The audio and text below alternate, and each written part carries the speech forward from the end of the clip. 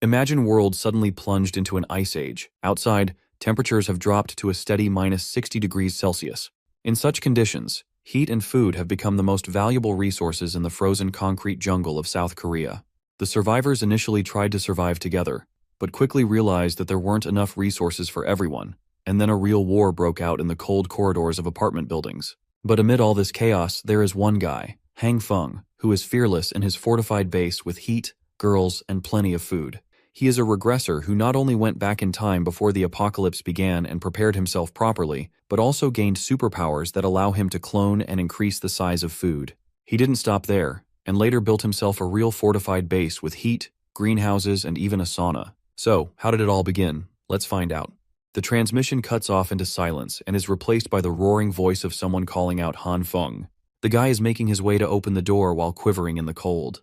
Peeping through the hole, he discovers that it's actually his crush Hyona, who can't stand being in the cold and can barely talk. He opens the door without hesitation to see if she's doing all right, and quickly invites her inside. In an unexpected turn of events, Hyona leaps up to kiss him, much to Han Feng's shock and amazement. She's out here putting in effort in the kiss, because by the end of it, bro is at a loss for words and can't describe what's gotten into her all of a sudden.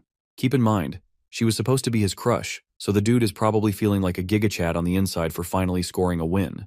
It's at this moment Hyona confesses her feelings, stating how she's always loved him. After descending balls deep into a terrifying apocalypse, she has begun to understand that someone like him truly cares about others.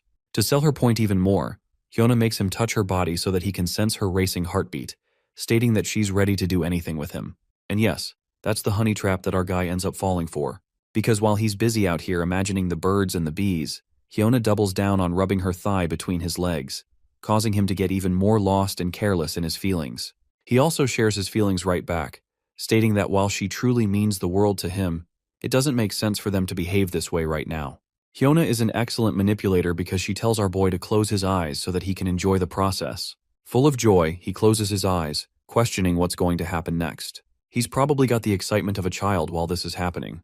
But then, well, dude's first kiss with his crush is followed up by his skull getting bashed by her bastard boyfriend. A heavy smash against his head leaves his body in a puddle of blood. Poor guy is quivering in pain while Hyona expresses her terror. She wasn't expecting them to actually murder someone in cold blood. But her boyfriend reminds the bitch that she can't play innocent, when from the beginning they both understood this guy had to go. They weren't going to spare Han Feng, not when everyone in this world is out for themselves in the apocalypse. Instead of caring about him, they express their happiness having discovered Han Feng's resources and loot. As for the nice guy who tried to show someone kindness, well, he's eating shit right now, drenched in his own blood and unable to move. The clinging of death succumbs to him, and the last thing he sees is Hyona getting excited with her man. His demise happened all because of one ruthless woman's planning, so in his final moment, he makes a vow.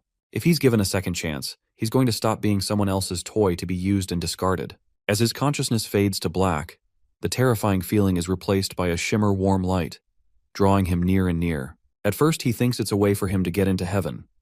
But then, his innocent expectations are tarnished as his spiritual body experiences a world of pain and bursts into 100 pieces.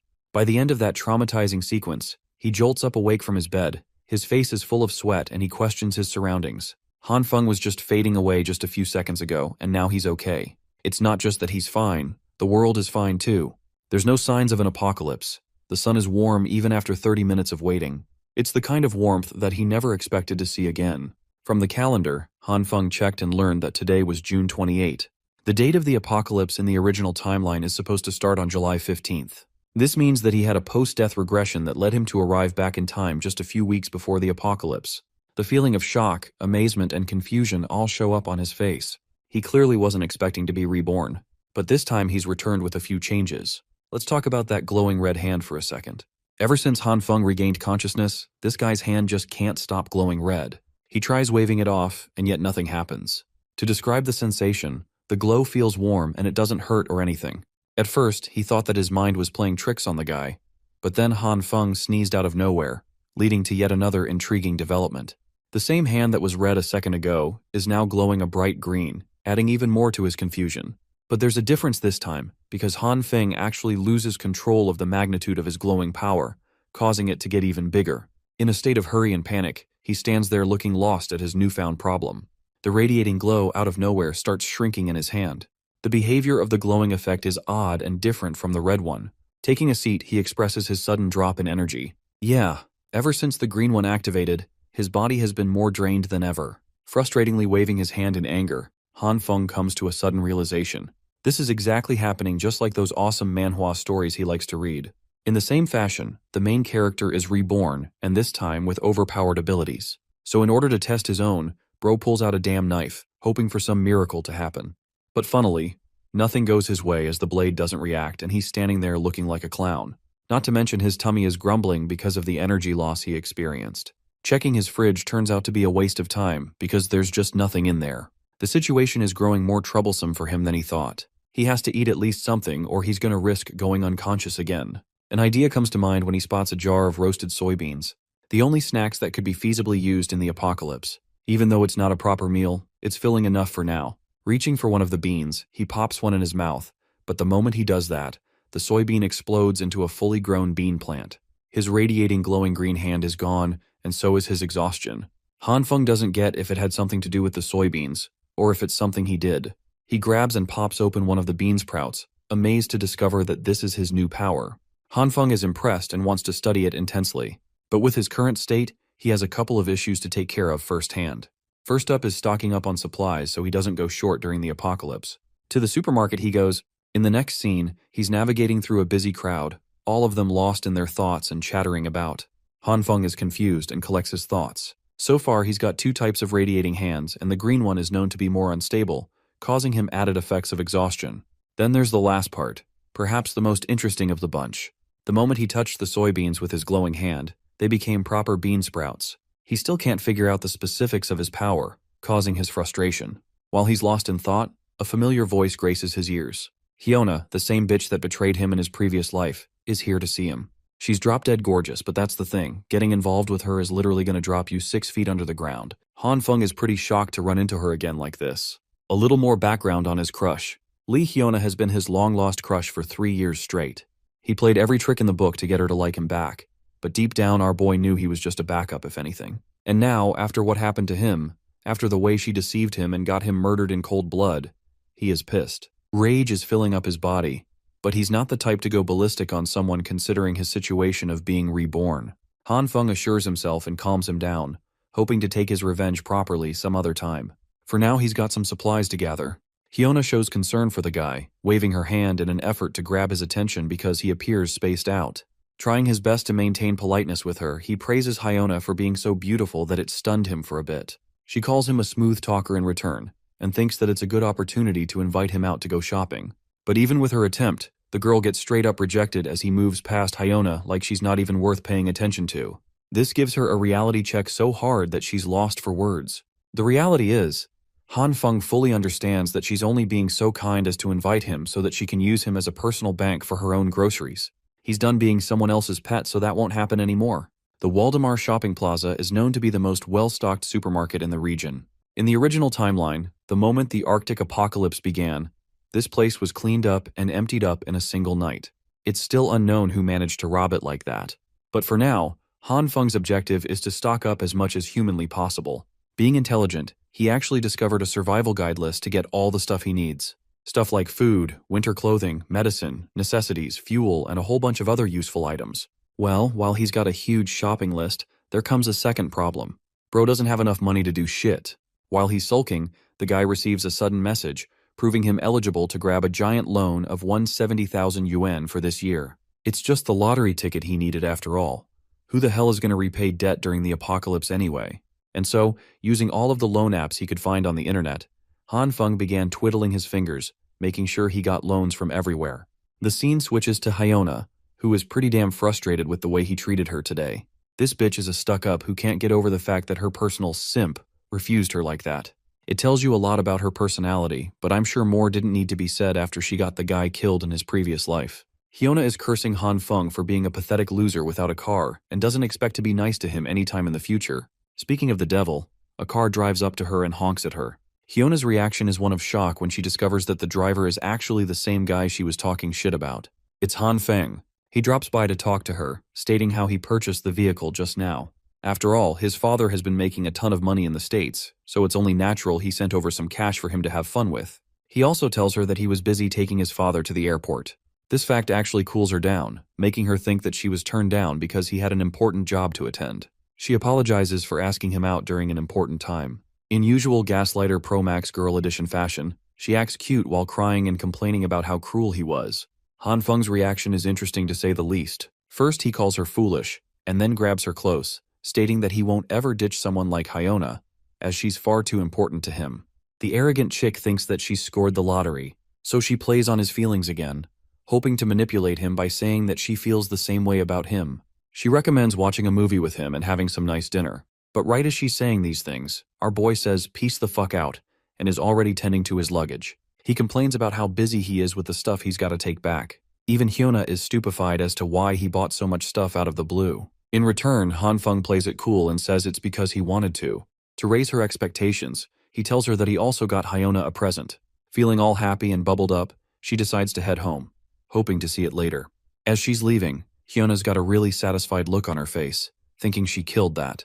But she doesn't know that our boy also shares the exact same look on his face. They're both manipulating the other, and it just so happens that he is never going to let out the secrets of his stockpile. It's the one ticket he's got of surviving this damned apocalypse. When that moment comes, when the world sinks into despair and destruction, Han Feng fully intends to take his revenge on the bastard who killed him as well as Hyuna. He also confesses that it's making him eager to enjoy the apocalypse this time. Yeah, something tells me Hyuna is about to eat shit, and it's going to be really damn satisfying when that happens. The day of the apocalypse is only 2 weeks far. That day, immense heavy snow will cover the planet, and the temperatures will drop close to -20 degrees Celsius. Over the course of the next month, all temperatures will experience a gradual drop, reaching the likes of -70 degrees, and the world will be fully covered in snow. Going outside will become physically impossible, and that's the reason food is so important. He's brought all the stuff back to his apartment, fully packing it with proper covering so that no one suspects him of hoarding supplies. For the most troublesome supplies, he's going to make sure to move them at night when no one's around. Speaking of the apocalypse, a secondary issue will come in the form of power supply. With its instability, fuel is going to be necessary. And it just so happens that Han Feng has purchased a year's worth of fuel to make sure nothing goes wrong. To combat his next problem, he knows that the heating systems cannot function anymore, so he brought a construction crew to alter his house properly, adjusting it so that everything is reinforced and resistant against the apocalypse to come. Finally, he's made up a dedicated room for supplies and inventory, so that nobody suspects him and that he can access anything whenever he wants. By the time he wrapped up all of his preparations, July 14th was already upon him. Now, there was only 1 day left before the temperature annihilated itself to an uncontrollable degree. With all of his preparations finished, the final item on his checklist is to study his superpower. In order to get out of this winter apocalypse without freezing to death, even Han Feng knows that relying on his supplies won't be enough for him to survive. And it's here when his plant-based powers will come into play as a beacon of hope. In front of him are the same soybeans that he actually managed to grow using his own powers. And now it's time for the taste test. The issue is, he's yet to figure out the main trigger for his ability. But anyway, Han Feng decides to take a spoonful, and despite his fears, hopes that this food is edible at the least. After finishing up half the plate, it's safe to conclude that these beans aren't producing any terrible effects. This means that he can safely produce and eat food using this power. But the tricky part is figuring out how or what makes his hand glow like that. Based on his experimentation, he's only tried his ability on soybeans, so he inspects his fridge, hoping to find some other veggies to try it on. Noon is quickly followed by the evening. A drowsy and weak Han Feng opens his eyes, questioning if he ended up passing out just now. He's holding broccoli in his hand, and the kitchen is splattered with vegetables. He can't even think properly because of the exhausting effects of his own power. That's the only drawback so far. Eating the same soybeans from earlier, he comments on how this way, he successfully managed to learn something new about his ability. Let's talk about what went down right before he went unconscious. He ordered a bunch of stuff down to test his power and used it on a different set of plants. Here's the strange part. Some of the plants were completely non-reactive. But as for others, seeds, for example, grew into proper plants, just like what he experimented with the soybeans.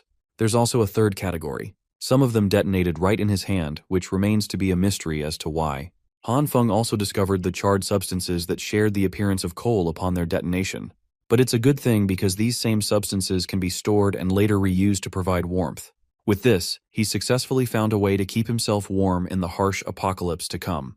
Excited, he concentrated on honing his powers and experimenting on a few more. While he was failing at first, when Han Feng tries focusing his power, the magical effects are prominent, giving him what he wants. The guy was deprived of energy and went down on the floor. Back to the present, he appears to be really confused about the logic of his own power. Some plants work, others don't.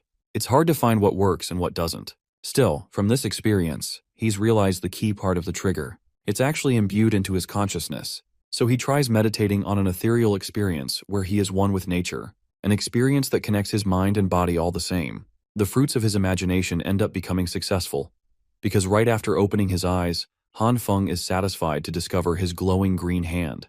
This confirms his suspicion that his ability is linked to his consciousness. To test it out even more, he tries his ability on a bunch of meat for good measure. Poor guy finds himself disappointed when it doesn't work on meat, because that would mean he's got to live off of plants for the rest of his life. Even after concentrating and begging his powers to work, nothing happens. This makes him question his thoughts again. Remember his meditation technique? When he does that, he experiences two unique colors, one being red and the other green. And so far, he's only experimented with green. So this time, he closes his eyes shut, hoping to connect his mind to his second ability. To his shock, his hand starts glowing red and affects the meat, turning it into a disgusting spiky blob that is barely recognizable anymore. Feeling so disgusted by the effects, he tosses the meat on the ground and approaches it slowly for another inspection. Han Feng pinches the meat and then grabs it again, questioning if the meat reacted to his red radiating light. It also seems like the meat was cooked properly, which begs the question if the red light is only responsible for heating stuff up. Inspecting his hand again, he starts to realize something. It's not that the meat was cooked, no. It's the opposite. This thing is actually reverting back to a process of disintegration. From this revelation, he's found a discovery. The green light speeds up the evolutionary process, and the red light slows it down immensely, reverting it into disintegration. In an effort to combine the two, he clasps his hands together with the meat. A burst of yellow forms and the same meat turns into a larger slab than ever before. But that makes him question what happened to the soybeans that he also had in his hand. They disappeared, which probably means they merged with the meat in some way. Han Feng is really amazed by the output of his own powers, as after further inspection, he comes to the conclusion that the meat is the freshest he's ever seen. He's excited and wants to try it out one more time. But his luck isn't so kind to him, because bro ends up failing so bad that everything turns to black. He's slamming his hands on the floor in frustration, but eventually settles with patience. There's lots of time for him to experiment with his powers. He's happy that he got to make a whole bunch of different discoveries in just one day. If only he can master this ability to its fullest. Bro thinks he's going to become Superman and stand at the top of the world. But then the idiot realizes that food isn't the only thing that's necessary to save his life. Right now, he needs a weapon to protect himself from other humans. Right as he's thinking of going out to buy a weapon, the realization dawns on him. The apocalypse has begun. Just like last time, the world is experiencing an absurd amount of snow in July. He goes out regardless, believing that it's necessary to find a gun before temperatures reach -45 degrees. At the same time, he can't exactly buy a gun when it's illegal in the country. As he's busy in thought, he sees a broccoli hairpunk ranting about how he's the younger brother of Lao Wang from the Shigang Lida group.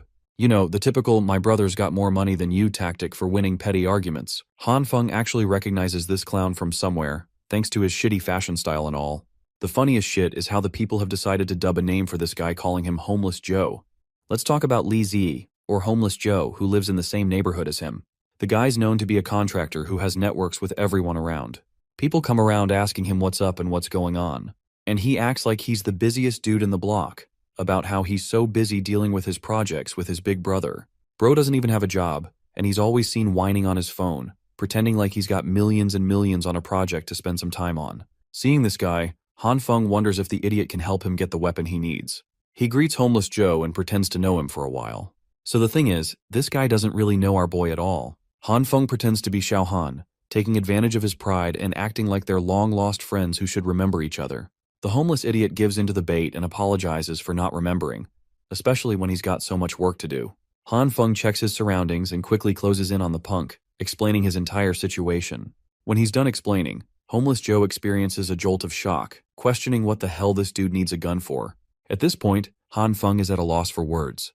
Before he can even whip out a proper excuse, the blonde punk warns him that guns aren't something to be taken lightly, because they're illegal. Even though he's got connections that can get him weapons, that doesn't mean Homeless Joe is in the mood to get into some kind of dangerous business. Han Feng clarifies his situation, stating that he needs it for self-defense because some people have a grudge against him. He talks about a made-up story of how he ran into a guy on his way to work. They were both on a bike, and that man carelessly spat in his face. Of course, it pissed him the heck off, so he confronted the clown and started beating the crap out of him for everyone to watch. After humiliating him, he left the man to his way. The man actually held a grudge and told him that he'd return with his buddies. And so the very next day, Bro got destroyed by the entire gang. They were clowning on him and roughened Han Feng top to bottom. After that beatdown, he's been wanting to have a self-defense weapon to protect himself.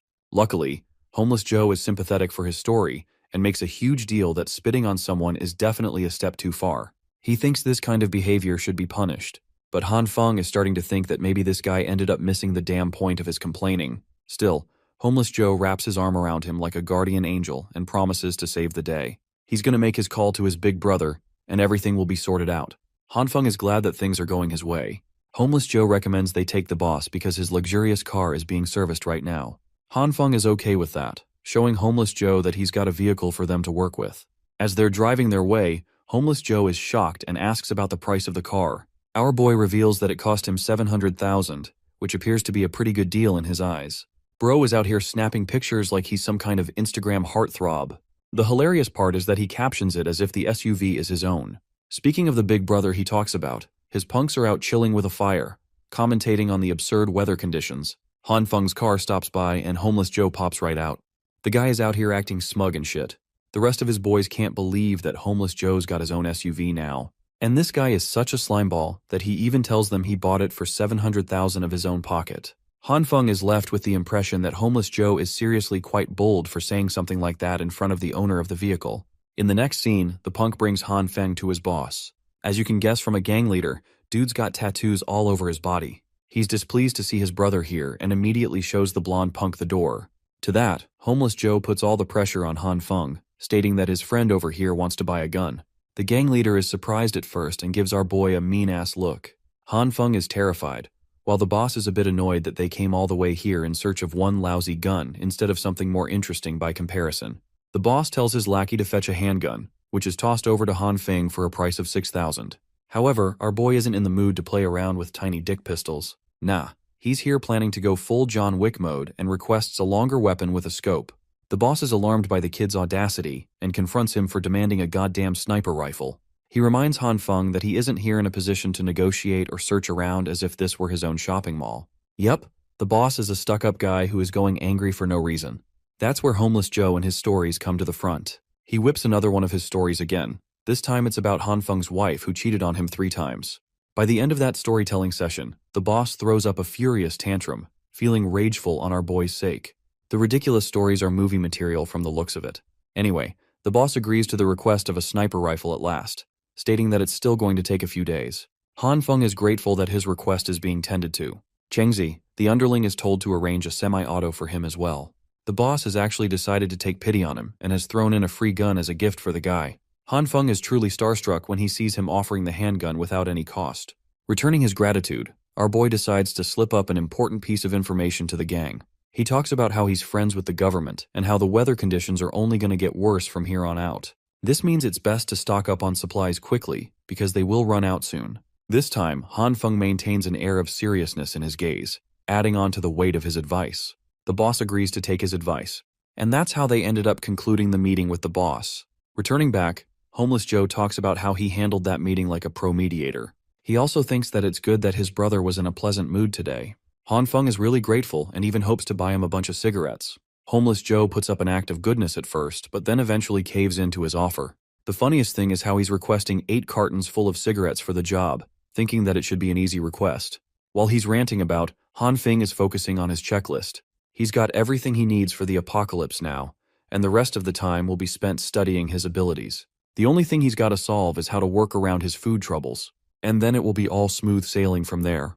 Right as he's confidently going about his plans, Bro slips right in front of Homeless Joe and takes a really bad fall. Han Feng's leg is in shambles as he quivers in pain. Homeless Joe doesn't even know what the hell happened so suddenly. Our boy has strong suspicions that he probably broke his leg. He hands Joe the keys to help drive them to the hospital. Staring at him in silence, the blonde punk shamefully reveals that he doesn't even have a driver's license. So instead, he's got to take the old-school approach. The punk tries to help our boy lean on his side, but the scene is so damn depressing that Han Feng orders a taxi to avoid the torture. In the next scene, we're at the hospital. In the receptionist area, Ji Yun, the head nurse, is working the night shift, and observes how the snow is only getting heavier with every hour. Suddenly, she receives an emergency call to come to the hall as they're short on staff. By the way, our boy really did end up breaking his damn leg. He's at the hospital, devastated to receive the report of his fracture. An hour of observation is necessary before he can leave with his meds. He planned for everything just for a random factor to knock everything out the window. Brother Lee bids him farewell, stating that he's got a bunch of deals to take care of because of his super busy schedule and all. Well, that brings Han Feng back to square one. He's all on his own, and this time he's got a bad leg to take care of too. The hospital is swarmed with people. There's a sudden uprise in patients because of the insane weather conditions and alarming temperatures. It only shows how bad the situation is going to get outside in a few weeks. Han Feng is busy waiting for his medicines, but the queue is just way too long. He spots the pretty head nurse in the distance, who is currently helping around by checking the patient's pulse. She's quite reliant in the hospital, so the doctors and other nurses are happy to make use of her. While she's doing her business, it knocks the wind out of our boy. Han Feng is swooned and fails to believe that someone can be a head nurse at such a young age. She's also extremely kind to every patient, not to mention her adorable looks from top to bottom. Yup, he's simping again, but this time for a different lady. While he's admiring her looks, an old man requests for her aid and she comes rushing to see him. He tells her that his back is suddenly hurting, but Jinyan can't help but remind him that they're already short-staffed, so it's going to take a while to take his request. The real goal of this sleazy old man is to take advantage of the head nurse. He slips a camera just below her legs to take a photo while she's clueless in tending to the request. She promises to get back to him with an X-ray when they're less overwhelmed. But the old geezer doesn't stop there. He goes on full PDF file mode and grabs a hold of her body. The naive head nurse still doesn't suspect anything and assures him that a proper physician will be here soon enough to examine the patient properly. But here's the issue. The old geezer doubles down and cops a feel of the hospital's finest bakery. Before he can pull more shit, our boy throws his damn crutch in his face, making him fall to the ground. The head nurse is alarmed and questions if the old man is okay, while Han Feng apologizes for not knowing how to use a crutch. Yes, because when you don't know about something, you throw it right at someone with full speed. Han Feng acts like he's checking on the old man's phone, right as the old geezer shouts at him to stop. Our boy spots the picture in his gallery and gets pissed. He can't believe that this bastard not only snapped a photo of the nurse but also had the gall to touch her like that. He confronts him at once, threatening to call the security on him to have the old geezer escorted to a cell. After all, it would make for one less annoying patient in the hospital, especially one who is there to take advantage of others. Also, Han Feng is in no mood to return the phone, promising to release the report on social media if he catches the creep pulling stuff like this ever again. Unable to do anything, the old man runs away in frustration. Yes, the same guy who was having back problems 1 second ago can suddenly sprint faster than light, right out of the hospital. Even the head nurse is at a loss for words with how fast he ran. Meanwhile, Han Feng is left with the impression that some people are truly at the height of naivete in their world. He shows her the photo and points out how the guy had ill intentions from the beginning. Han Feng is okay with her handling this situation, and even hands her the phone to report to the police. Jinyun is really happy and retrieves the device, but she's also got an alarming question. Wasn't Han Feng's ankle injured? And that reminds him he's just fractured his damn leg and acted purely out of adrenaline. So this realization is when the pain really sinks in as he shouts in pain. A while later, she quickly has him bandaged up properly. Han Feng luckily doesn't feel much pain anymore. The head nurse is really grateful to him and promises not to let any other people take advantage of her. But while she's saying that, our boy's foot is being driven up right into her two personalities. Han Feng is under the impression that this girl isn't going to learn anytime soon. Jinyun is called again for her duties, so she clumsily runs away, reminding our boy to return after a week for a proper checkup. Han Feng internalizes that, unfortunately, he will never be able to see her again because of what will happen in 1 week's time. He leaves with that depressing thought in his mind. The following day, the weather conditions take a turn for the worse. News reports of heavy drops in temperatures are being sprung all over the world. Even Dubai and Egypt are receiving heavy snowfalls, which is unheard of. The experts ranging from 46 countries have come to rush an immediate meeting to discuss what's truly going on. According to these experts, the severe cold is only temporary and will break after a few days. Still, the people are warned to stay inside and follow proper procedure to stay comfortable. By the way, Han Feng appears undisturbed in his modified room. He's got a heater with endless warmth, and he's got nothing to fear, honestly. The news keeps talking about how the disaster will pass, but he knows that it will never happen. It's just a lie to control the reactions of the public.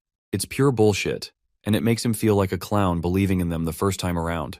But this time, things are different. He's ready, really ready. He's fully loaded out with stocks, and his heating system is up and running. For now, there's practically nothing left to bother him. The building group chat is actually going crazy, talking about how insane the cold is getting and how they can't manage to stay warm here. The interesting thing about this group chat is that one anonymous person flat out reveals that the Ice Age apocalypse is about to begin, and that the snowstorm is something caused within the Earth itself. The messages shock Han Feng because nobody is supposed to know about this information just yet. Han Feng's mind instantly registers this random mysterious dude as someone he should definitely be wary of. After all, being the protagonist of the story, Han Feng's supposed to be the only one who knows about the upcoming apocalypse. The once happy housing complex residents now look like a mob on a leash, tagging the property management to step up and fix the mess this snowstorm's been causing them lately. Since reading endless blind text messages is boring as hell, the group chat turns into a metaphorical theme park where all the residents show up as chibi cat avatars. The angry residents are not thrilled with how things are going. If the snow keeps piling up in front of the exit, they won't even be able to go grocery shopping. They paid a fat chunk of money just to get lousy service. If anything, they want to have a talk with the property agent if management can't make their money worth it. On the other side, the property management team is in a state of panic too, apologizing nonstop for the inconvenience. But a few half-hearted apologies won't ease the frustration weighing on the residents because of the poor management. Honestly, they want refunds. This shit ain't not worth it. Amid all this chaos is our guy, Han Feng, who's clearly annoyed watching these residents drain their energy arguing over nonsense. It's not like the complex owner has some magic powers to undo the snowstorm. But not everyone in the complex has given up hope. One resident, Jian Zhuiyu, is mature enough to admit they can't fight a blizzard. His better idea? They should help each other instead of making things harder. Natural disasters are totally out of the property management's control, so blowing off steam on them is pointless. Well, not everyone in the lobby agrees with Jian's chill attitude. These people are so untamed and short-sighted that instead of working together, they start trashing Jian for dick-riding the property management. Jian tries to explain he's not taking anyone's sides, he's just being realistic and objective. It's completely pointless to back property management into a corner when arguing won't get them anywhere. But once again, the crowd refuses to calm down unless the snow outside is cleared so they can shop for groceries. Starving to death isn't exactly their vibe. Jian does his best to talk sense into this dullard mob. He points out that even if the snow is cleared outside, that doesn't guarantee the roads will be clear too. For what it's worth, he suggests walking to the grocery store on foot, especially since clearing footpaths is way more doable than clearing the roads. Meanwhile, Han Feng is making this sour face after recognizing the dude who's been preaching left and right like a bootleg guru. The way our boy looks at him, it's clear their history isn't exactly pleasant. Suddenly, a BS repellents guy with an annoyed face jumps into the chat. No formalities, he just lays it out. If anyone wants to eat, they need to head outside and start clearing the roads. Otherwise, all the gossip won't melt the snow. Then he logs off. Another guy steps up, ready to head down and help clean the mess outside. This blunt-tongued thug seems to be another figure Han Feng is familiar with. Slowly but surely, the residents start joining the crew to clear the roads. Even the delicate cuties are willing to get their hands dirty for this noble cause.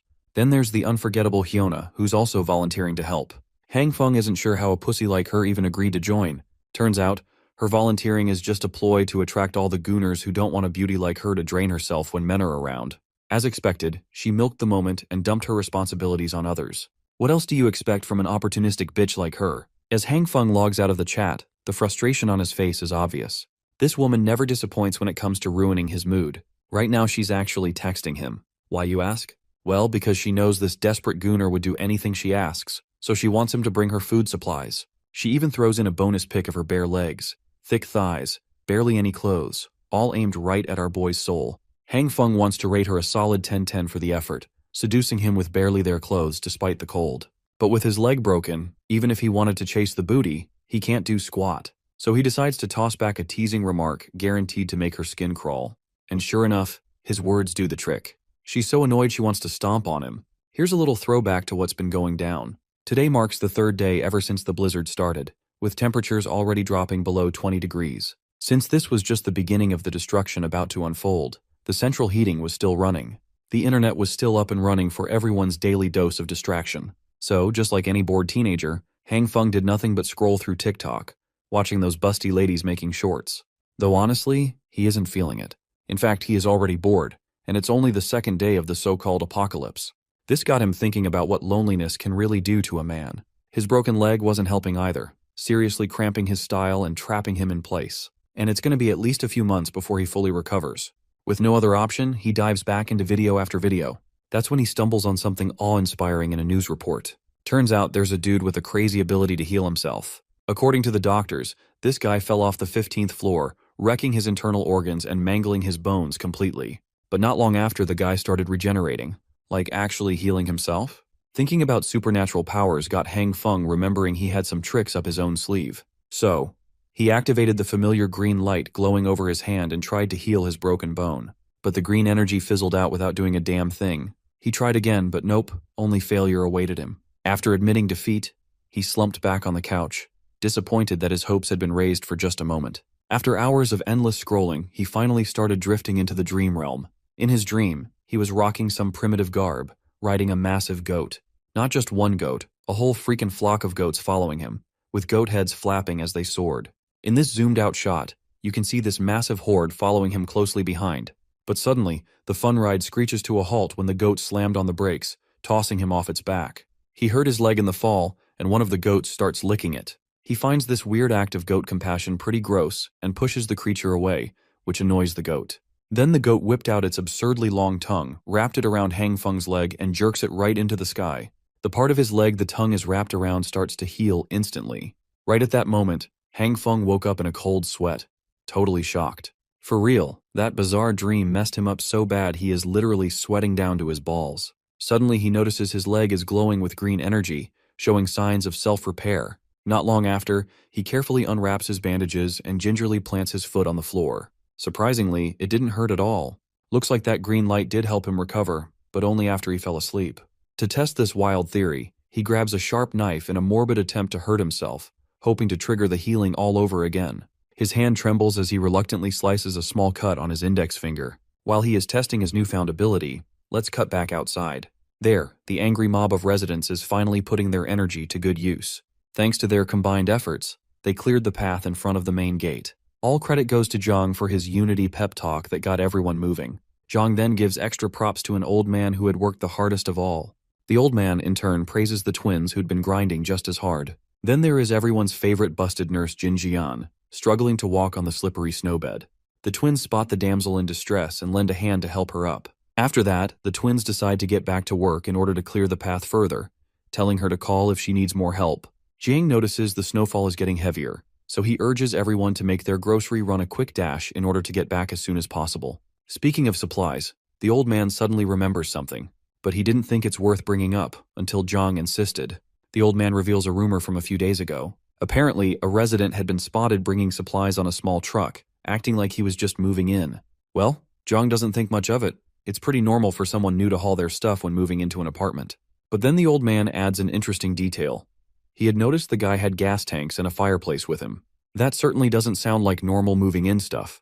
It seemed like this person was prepping hardcore to survive the winter. Before they can mull it over any further, the twins return with a progress report. Suddenly, a guy appears out of nowhere, clearly eavesdropping on the old man's story and eager to learn more about this person who was prepping to survive the winter in advance. But this curious guy quickly gets smacked with a snowball from Liu Yan, who wants him to stop slacking and get back to work. Zhang then steps in to stop the arguing and tells everyone to move out since the main path is clear. Nurse Jin is also hyped to go shopping. Meanwhile, the old man asks Jiang for his opinion, wondering if this new resident already knew about the blizzard coming. Jiang thinks for a second, then dodges the question carefully. He claims that the blizzard will blow over soon, so no need to worry. Worst case, if the storm doesn't stop, they're lucky to have a neighbor stocked with supplies to help everyone survive it.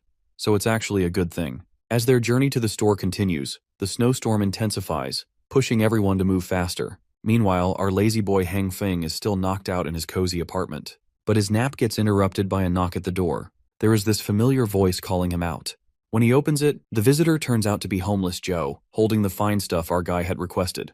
This was the promised gift from Boss Liu. Brother Lee had agreed to bring it because he had stocked up on supplies beforehand and could now afford not to run around the city like crazy looking for supplies like most of the other citizens. But even so, Han Feng was grateful to him for coming in this weather. Brother Lee also had some very interesting information that various rumors had already started to spread about. Last night, some unknown person had cleaned out the shelves of a supermarket in the Eastern District. And when the Boss Liu gang cleared their way out of the snow yesterday, they were met with nothing but emptiness in the supermarket. To Han Feng, something like this seemed unbelievable, to completely clean out a huge supermarket in one night. Who could be capable of such a thing? However, there was no doubt in Brother Lee's words, and it had definitely happened. Han Feng was now beginning to realize that something even stranger than in his previous life was happening around him. It looked like he wasn't the only one who had gained superpowers. For a second, his thoughts were interrupted by Brother Li. He advised Han Feng to wear more warm clothes and be careful. After that, he said goodbye and left. Finally, our hero could be alone and think things over. He kept trying to think of a logical explanation for what had happened last night. How could someone clean out a supermarket in one night? The only explanation he could think of was the theory that it could have been done by someone with superpowers from novels and comic books. Someone capable of hiding unlimited amounts of supplies in his personal subspace.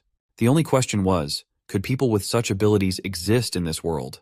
And the answer to that question was quite simple. Since he himself had superpowers, someone else could too.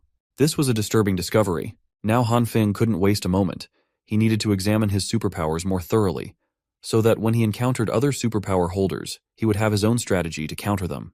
He simply had to know his strengths and weaknesses, as well as the limit of his superpowers. To do so, he opened his diary, and began to study the already known facts about his powers.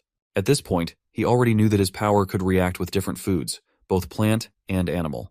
With its help, he could quickly grow them, increase their volume, and also fry them, though with a terrible taste. But still. Unfortunately, there were limitations, which he learned about later. The likelihood of success of power application is not that great and differs for different products. For example, for soybeans, the chance of growing a plant is 10%. For meat, it's even less. Han Feng kept failing to understand why things worked the way they did. Suddenly, the soybean under the influence of the force exploded in his hand with an unpleasant green cloud. And instead of a normal plant, our hero had a rock in his hand. Just a stinky rock. This was starting to annoy him. The failure rate was too high. Han Feng had to learn how to use his power more effectively. And he was determined to start practicing hard. After all, nothing helps you learn any skill faster than practice. For this purpose, he spared no time and worked hard until late in the evening. Finally, he succeeded. In his hands, Han Feng had a fresh and alive soybean plant with pods. Such an achievement did not come easy to him. He was sweating profusely and was already quite a good heater for his apartment. But that was the price he had to pay to figure out a few rules to increase the success rate. He found out that green light energy is not constant. And for different products, it is worth applying this green light for different lengths of time, depending on the nutritional value of the product. If you do not guess the duration of application, you will end up with a failure and get a burnt, stinky stone. That is, you need to know exactly the ideal cooking interval for each product. This brings to mind Han Feng. Something familiar. One popular music and dance online game that came out a decade ago, where you had to press the right buttons in rhythm at the right interval. It was also conceivable that the value of energy could be compared to the directions, up, down, right, and left. And the value of the energy input to the object had to be correct every second. And eventually a critical point had to be caught, and the process had to be stopped.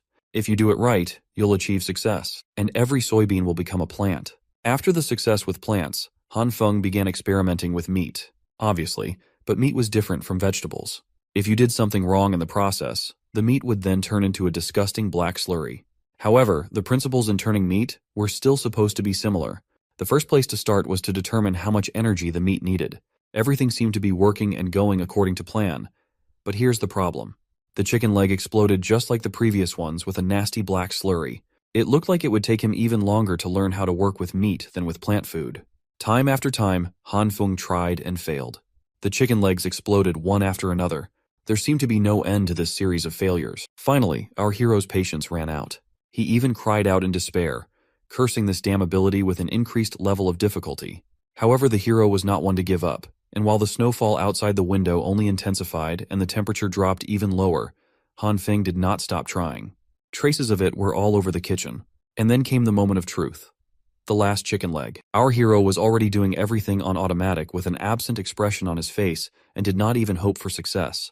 Up and down, left and right, red and green energy. It felt like an overly complicated mini-scale game to him. It was repeated one after another, and as soon as he made a mistake, he had to start all over again. The tension was at an all-time high. And this time Han Feng succeeded. He managed to grow the chicken leg to a gigantic size.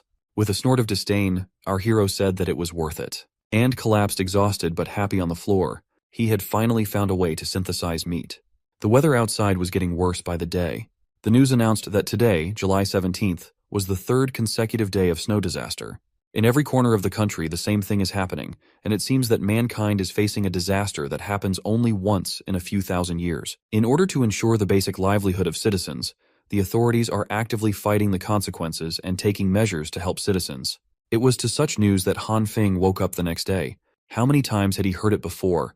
Empty warnings and promises about how the heavy snowfall had paralyzed transportation, electricity, and internet. But everything would be repaired soon, and all they needed to do was wait a little longer. Soon, humanitarian supplies should arrive in the disaster areas. Finally, the news anchor advised everyone to stay indoors and not to go outside unnecessarily.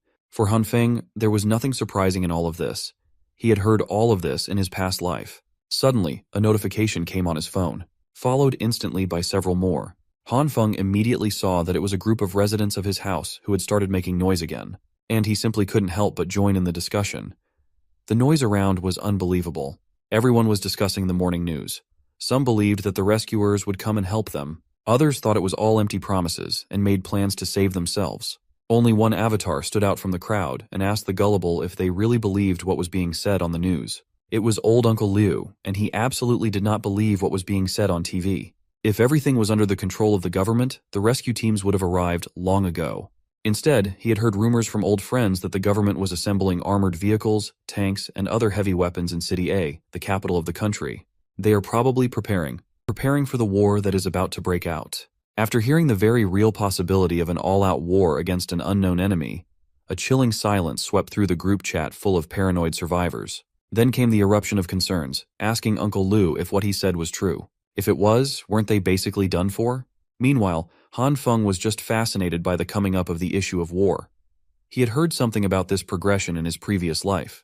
Mr. Zhang interjected to quiet all the noise. He asserted that if what Uncle Liu said was true, then they had to start taking survival measures to save everyone. Some owners in the neighborhood had already run out of supplies. With support resources from the government still uncertain, he proposed organizing for those who were facing difficulties. He passionately suggested that those with ample supplies donate some of their stash.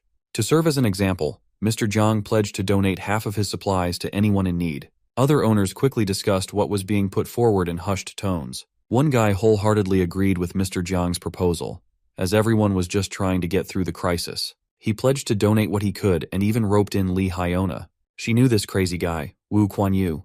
That man was trying to humiliate her in front of everyone just because she rejected him before. So, Li Hyona had to play some defense, bringing out her meek girl persona while apologizing as she didn't have any spare supplies left. Most of her simps immediately jumped to defend the witch. This little commotion almost made the plan to organize impossible, as they couldn't even unite themselves with selfless acts. But donations eventually started pouring in. A lot of people must have been moved by Mr. Zhang's impassioned speech. Food, clothing, medicine, all the necessities were put forth.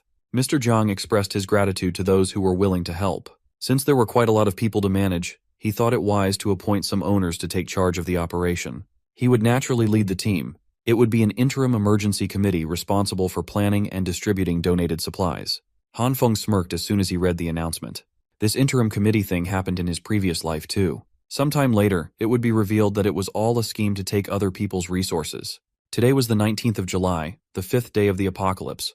Temperatures outside had already dropped to -40 degrees. Now was finally the day when the building's central heating system was no longer running due to the extreme frost. Everyone was desperately thinking and trying ways to keep their bodies warm without the convenience of heaters. Some managed to make a tiny fire inside their homes. It was the same as the previous timeline. It was terrible now, but the situation would only continue to get worse. The exception to this was our MC, of course. Han Feng was set with all his failed experimental charcoals, perfect for fueling his fireplace. On the table was a fizzy iced cola and a scrumptious slice of strawberry cake. As for Han Feng himself, he was doing what most of us would do in his situation, playing single-player video games while not giving a damn about the outside world. But his peace would be interrupted by a sudden phone call. Taking a break from gaming, he picked up the call while sipping on Coke. On the line was the person in charge of Block 8. They planned to clear the roads in 20 minutes and were in need of manpower in the basement car park. Han Feng resisted cursing this random guy out. These people still didn't get it yet. The snow wouldn't stop piling up. Against his will, Han Feng still chooses to leave the comfort of his home and go down to the main lobby. He reckoned falling out with the neighbors would be troublesome now. He must lower the possibility of his secret being discovered after all. From the first look at the gate, everyone could see the snow had already trapped them in the building. Other volunteers were pissed that the paths they had cleared before had been erased with the highest snow pile they'd ever seen. Deciding to at least get the door open, the volunteers saw Han Feng and called him over to help with opening the entrance. They placed their whole body weights into the door and pushed at the count of 3. Much to everyone's surprise, opening the entrance let in copious amounts of snow and opened the lobby up to the frigidity of a raging snowstorm. The storm was too extreme, and none of them could take the cold. When you get close enough to the storm, even opening your eyes could become a possible injury. Han Feng regretted leaving his cozy couch to subject himself to manual labor and frostbite. If people went out in that weather, death wouldn't be far-fetched. Thankfully, the rest of the volunteers also came to the same realization. Only an idiot would try to go out in that temperature. Speaking of idiots, he was finally here. A voice that sounded all too familiar in Han Feng's ear. It was none other than Homeless Joe, also known as Brother Lee. He was roasting everyone for acting like cowards when they needed to be imposing at tough times like this. The volunteers shivered in their boots while trying to talk Brother Lee out of his stupidity. No one should go out in the harshness of that snowstorm. Brother Lee was built different, though. First, he finished the cigarette he was smoking in one puff. Pumped to go in like the madman that he was, Brother Lee plowed through the snow, trapping everyone in with his hands. The dumbass started chanting like an anime character while literally punching the snow, scattering the pile all over the place. He continued doing this for a while. He even managed to dig a Homeless Joe-sized hole in the middle of the human-length pile of snow. Then came the silence. After a few moments, all the volunteers could hear were garbled pleadings for help coming from under the snow pile. The others had to drag Homeless Joe out of the snow. His face looked purple from the cold and being trapped under the heavy snow. Volunteers finally decided that venturing outside was impossible and closed the gate. Han Feng ran up to Brother Lee, trying to make sure that the stupid gangster was all right. He asked everyone to go to the car park first so they could look for the person in charge of attendance. They could always decide what to do next when the snow stopped. With such a severe blizzard rampaging throughout the world, people were no longer in a situation where the problem could be solved with manpower. In the building's car park, it seemed like the atmosphere was a little more comfortable on account of it being underground. Mr. Jiang, the de facto leader, was surrounded by the owners as always. Upon receiving reports from the lobby, he concurred that the clearing operation should take a pause. Also, from now on, the basement car park will be the designated donation and collection point. Han Feng stayed low-key in the background. This was the first time he had met that guy with the surname Jiang from the group chat. This meant that this was the guy who had spearheaded the establishment of that eventual scam committee. With his kind and well-spoken demeanor, Mr. Jiang would manipulate everyone with politeness and the illusion of support and unity. Mr. Jiang commented about the overwhelming downpour of donations from so many owners. These generous donations would help those who were struggling, and for that, he was grateful. The general vibe in the car park was quite positive. People were feeling good about their selfless acts. It gave them a false sense of unity as they worked on the same goal of survival. Han Feng knew something they didn't, though. They just had to wait and see as the disaster continued to go on for an eternity. They would soon regret giving up their resources. Brother Lee, still shivering from the stunt he tried to pull earlier, decided to head up first and say goodbye to Han Feng. Looking around the car park, Han Feng noticed someone eye-catching. It was that airhead nurse that he had met in the hospital when he broke his leg. She was wearing some type of cute winter onesie while clumsily carrying a stack of boxes. She was clearly struggling to navigate her way through the crowd of people standing around the committee. Given her awkwardness, she eventually bumped into some of the guys standing around. She would have slipped straight to the floor if it hadn't been for Han Feng swooping in to save the day once again. While holding her in her box, he asked if the blushing nurse was okay. When she finally opened her eyes, she expressed her thanks for the save and eventually recognized Han Feng from the hospital. Then she remembered that his leg was supposed to be severely injured. He shouldn't be in the condition to catch falling maidens. Realizing that he acted before thinking about the current situation, Han Feng struggled to think of a way out. He stumbled over his words before getting out that his speed of recovery had always been great since he was young. It was very unconvincing with all the nervous gestures. Fortunately, the nurse was too dense to gather any kind of untruthfulness from his words and actions. She just found his recovery speed to be fantastic. Han Feng offered to help lift her boxes. She declined at first, saying that they were heavy, but our boy insisted. It took a little bit of convincing, but she eventually entrusted the boxes to him. As soon as he got both hands on the supplies, he was flabbergasted by how heavy they actually were. They were unnaturally weighty. Curious, he asked her what was inside. She explained that these were mainly medical supplies that she was donating to those in need. She also acknowledged that it might be a little too heavy, and that she would be fine carrying them to the donation point.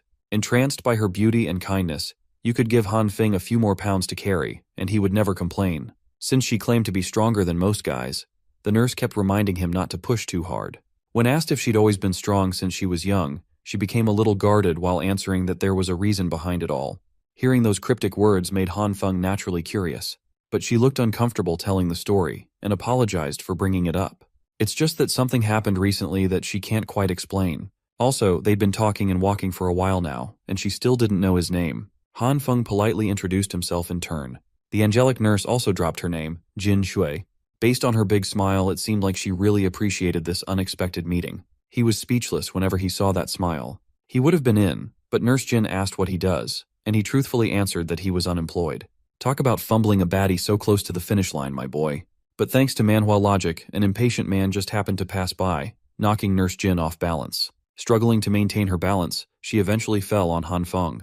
He was the only one she could grab to stabilize.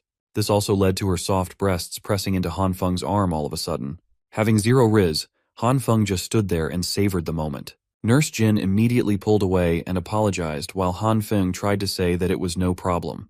This would have been a perfect first meeting if it hadn't been for Li Hyona rearing her ugly head to approach Han Feng like a sleepless zombie. You could see the effects of hunger and cold taking a toll on her. Like the parasite that she is, the witch immediately pounced on Han Feng, deliberately rubbing her chest against his arm. Grabbing him slowly, she asked who the pink-haired lady was and if she was a friend. Nurse Jin immediately felt awkward and grabbed the boxed supplies away from Han Feng's hands. She just wanted to get her donations logged and not interrupt two friends chatting. Han Feng asked why Hyona was down here while he regrettably watched Nurse Jin scurry her way to the donation point.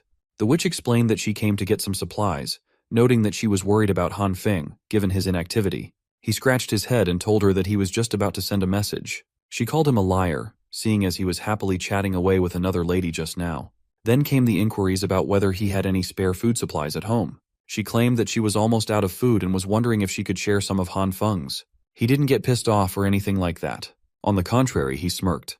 Continuing his simp act, Han Feng claimed that he didn't have much food left either, but could spare some to share. But he'd only share food with people who reply to messages. Acting forward, he grabbed the witch by the waist and asked if she would be willing to accompany him to his place for a few days. Not used to the more confident version of her supposed simp, the witch lost her composure for a second.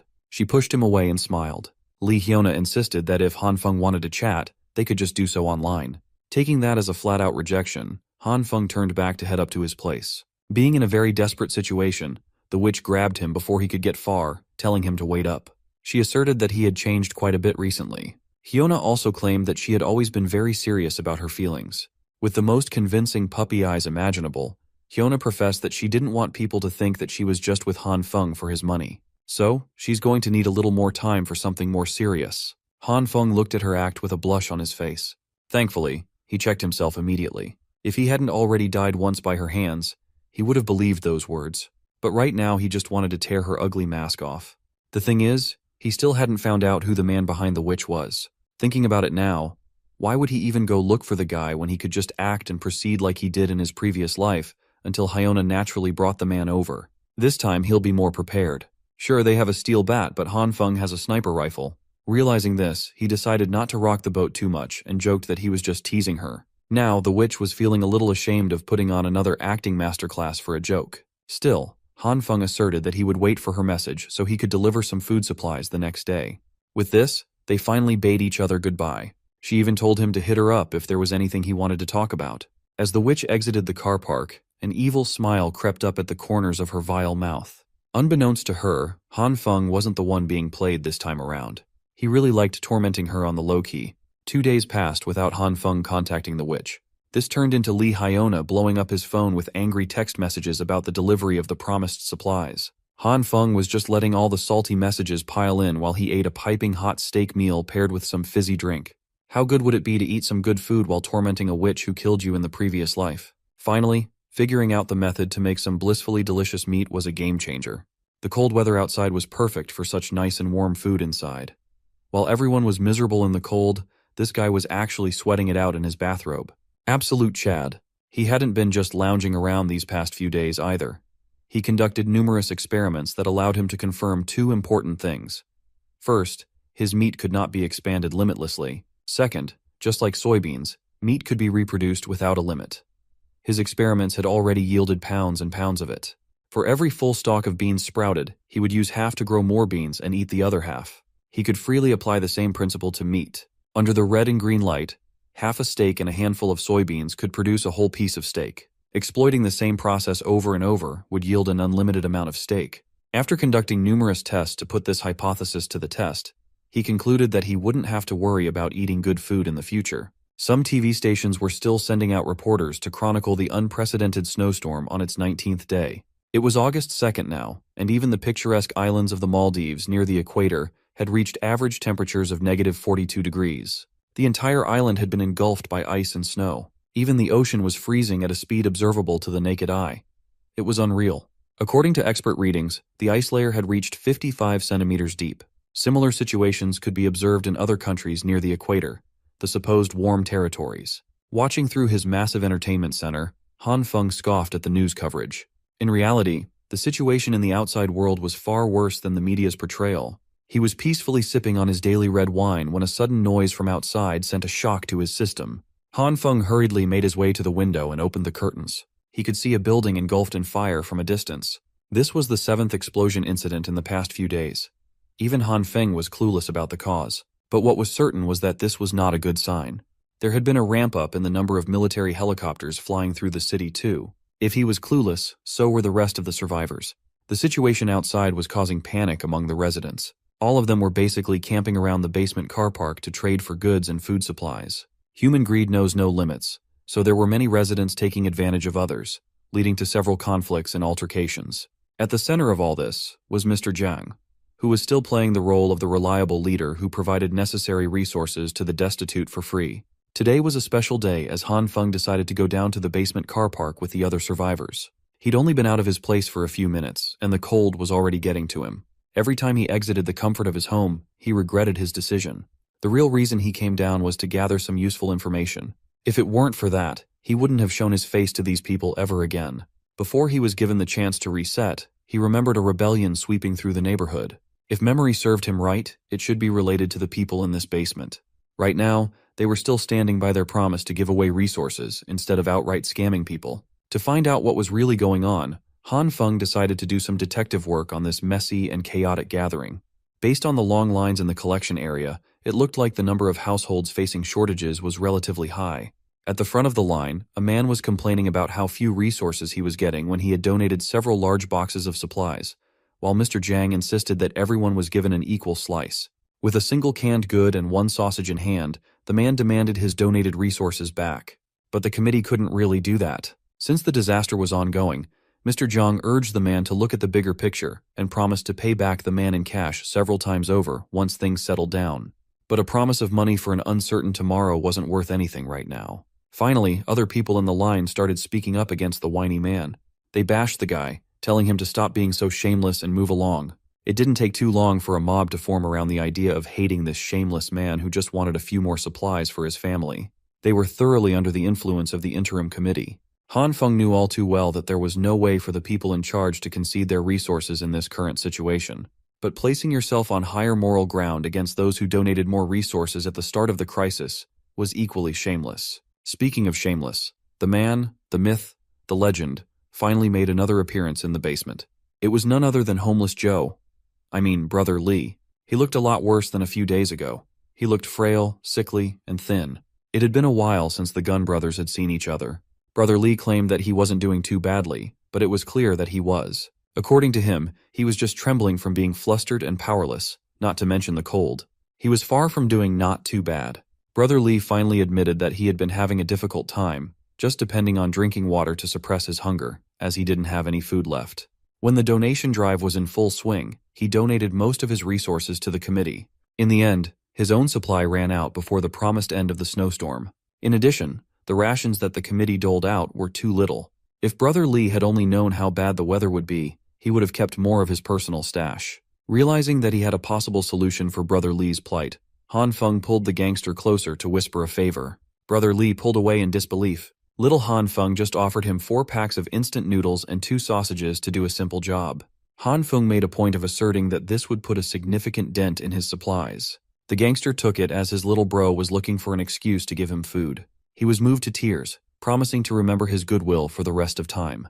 Brother Lee grabbed Han Feng with sincere intensity and assured him that this small matter would be settled without a fuss. As for the food, he could just swing by Han Feng's house later. But first, Brother Lee really needed something to fill his stomach, so he lined up to get some rations. Han Feng was just pleased with the perfect deal he cooked up. With just a few packs of noodles and sausages, he wouldn't have to come down here personally to gather information in the future. He felt a little sorry for Brother Lee, but sticking his nose into other people's business wasn't as important as comfortably lazing on his sofa, eating delicious food, and playing games. Han Feng would have had a perfect journey in the basement car park if he hadn't been spotted by yet another familiar face. After hearing his name, the next thing he saw was a palm heading for his face. Lee Hyona's version of hello for today was a crisp slap across Han Feng's cheek. Not expecting to get assaulted so early in the day, he didn't know how to react to this absurd scenario. With anger in her eyes, Hyuna told Han Feng that he had been a disappointment. The broke bitch proceeded to yell at him for not responding to her messages asking for food. She made sure to raise her voice so everyone in the car park could hear. Han Feng was stun-locked. He just stood there trying to process what was happening. The witch he had been messing with just slapped him across the face in front of everyone. He hadn't even settled her previous life debts yet. Now she's coming into his space and slapping him for no reason? This was blasphemous at this point. With his anger rising at an alarming rate, he reckoned that Lee Hyona still saw him as that pathetic wimp, easy to bully. He remained silent for a few moments as she berated him for not responding. She called him deaf and mute, and demanded an answer to her questions. Han Feng took a deep breath, the cold smoking up the air. Then he proceeded to put on another act, sincerely apologizing to Hyuna. He explained that his supplies were stolen. He had placed the food he was about to deliver outside his door for a quick second to get his keys, but the boxes of supplies were gone by the time he returned. Han Feng claimed that he tried to look for the culprit, but hadn't found any clues at all. At this point, she looked like a crackhead desperate for her next hit as she asked him if he still had some resources left tucked away. He answered that he didn't have much, only enough to last him a few days if rationed to 1 meal a day. Hearing that he still had some food left, Hyona's unhinged face lit up with a blushing smile. She was back to her sweet girl act, and the transition was flawless. But when she asked Han Feng to split half of his food and just eat 1 meal every 2 days so they could both get through the disaster together, she looked unhinged. Han Feng could barely stand how shameless this woman could be. To be capable of saying such selfish words without batting an eye was terrifying. Well, in her eyes, this man was still just a tool to use when needed and nothing more. Letting her continue thinking that way, Han Feng smiled and lovingly concurred with the plan. He acted like a man who would stand by his promises and split his supplies equally with some girl. She even demanded to get the food now, but he scheduled the delivery for the night, insisting that he had some packing to do. She teased him that she'd be waiting for the message tonight. Heading back first, Hyuna wished him well and hoped he wouldn't catch the flu going around. Han Feng bade her farewell as well, a sinister plan already brewing in his petty mind. As early as 8 in the evening, Lee Hyuna was already badgering Han Feng for the food. She grew so impatient that she even went to the lobby near his room at around 9:30. She was shivering in the halls, alone, cold, and miserable. Han Feng was back to his favorite hobby, hooking Hyuna with bait, then completely ghosting her with texts and calls. The elevator was busted after weeks of cold without maintenance, so if she really wanted to cause a scene, she'd have to take the stairs up to Han Feng's unit. Seeing no other choice, Lee Hyuna swallowed her pride and took the creepy staircase. Halfway through the climb, she was already exhausted, with the cold making her shiver. It was a hellish ordeal. If it weren't for the supplies, she wouldn't be doing all this. The exhaustion kept piling on as she had been starving for a few days now. Each step up the stairs took all the strength she had left. You've got to give it to her. There are very few people who would climb more than 16 floors just to leech off someone's food. Coincidentally, even the emergency lights on the higher floors were also busted. This just made her climb darker and spookier. Upon hearing what she perceived as some kind of eerie sound, Lee Hyuna anxiously asked who was there. To answer her inquiry, a black plastic bag came directly from the higher floors, on track to land on her pretty little head. Shocked and unable to move, Hyuna was forced to just stand there and wait for the black bag to hit her. As soon as the bag landed with a loud bang, the emergency lights kicked back on, and white dust filled the staircase. The always cheerful and smiling Lee Hyuna was blasted with flour all over her head and body. In front of her was Han Feng. He claimed that he fell asleep and immediately came running down with the supplies when he saw her messages. When the light turned off, he accidentally dropped the bag of flour, leading to this situation. Wiping off the flour and plastic from her hair and coat, Hyuna felt disgusting as hints of her real nasty personality peeked through the mask. Han Feng was quite pleased with this sight. He had specially prepared this mean-spirited prank for her, and it wasn't done yet. He lifted another plastic bag, telling the witch that he packed up his remaining resources for her. Upon inspection, she noticed that most of the food and produce were already moldy. It looked more like trash than edible food. Playing the fool, Han Feng scratched the back of his head and claimed that he worked extra hard to keep these leftovers in stock. There was even rotting meat mixed in there. Then he expertly pivoted to acting offended, grabbing the plastic bag and telling her to give it back if she didn't like it. Afraid of starving for another day, the witch hurriedly grabbed the bag away, claiming that she wanted it. Han Feng looked at her carefully from head to toe. He scoffed at himself. In front of him was the so-called goddess he had been pursuing with all his might before. Right now she looked like a homeless crackhead stuck outside on a winter night. She was rummaging through the trash bag and trying to find something edible in the moldy pile. She even greedily grabbed the remaining bag of flour from Han Feng's hand. Li Hyona was celebrating even half a bag of flour, not minding that she got blasted by the white stuff just minutes ago. She then took off without saying thank you or goodbye, but Han Feng didn't mind. Giving her his literal garbage to eat should be enough to give the witch some stomach problems for a few days. Showering in this weather was also impossible, so she would have to walk around with all that flour sticking to her body for a while. As Han Feng cheerfully headed back to his place, he started feeling something weird. He played it off as if he hadn't noticed, but there was something moving in the background. Keeping his wits about him, Han Feng acted naturally, heading to his unit. He exited the stairwell and walked like everything was normal. A shadow of a figure followed his footsteps a few seconds later. It was definitely a person, judging from the snow boots they were wearing. Taking advantage of the surprise factor, Han Feng actually hid behind the door and pounced on the unknown figure tailing him. He made sure to grab the mysterious person firmly and aggressively, taking them down to the ground. Just as he was about to punch the bastard trying to spy on him, something made Han Feng pause, his hostility dying down. The one tailing him turned out to be a girl with messy hair, sleepy eyes, and ultra-thick glasses. What the hell is going on, bro? Han Feng could think of only one reason why she could be here at this late hour. She must have been spying on him, and our hero wanted to find out her intentions. But all he got in response was silence and a blank stare from under her glasses. The girl was obviously not a chatty one. She didn't say a word, and Han Feng, surprised by this behavior, decided to use more weighty arguments to make her talk. He threatened to take off her coat right here in the cold if she didn't talk. Even that wasn't enough to loosen her tongue. Han Feng got tired of messing with her and decided to let her go this time.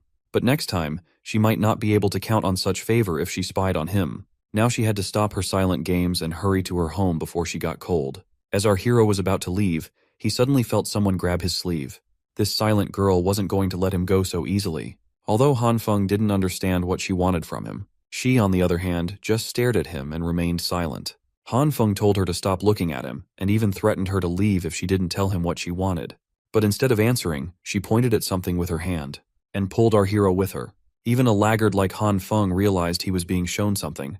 They came to her room. It was surprisingly warm and bright inside. Our hero was even speechless. Looking around, he noticed piles of boxes of supplies. Of course, some of them were empty and the room was full of trash. But the fact that this girl had so many supplies weeks after the apocalypse began was incredible. Had she also prepared in advance? Han Feng directly asked her if she knew in advance that the ice apocalypse would begin, and surprisingly enough, she finally spoke. Although she said some strange things, it turned out that she had done the calculations herself and got the result that predicted a future ice age. She turned out to be the strange person who had been posting in the community chat about the coming of the ice age apocalypse before it happened. Han Feng, of course, didn't understand what she was talking about. It was hard for such a dumbass to realize that by doing research and calculations, one could sometimes know the future without even being a reborn regressor. But Han Feng knew that she probably didn't bring him here to talk about her research. And he was right. She had clearly shown him the real reason. The girl had a lot of screens in her room with CCTV footage on them, and on all of them was our hero.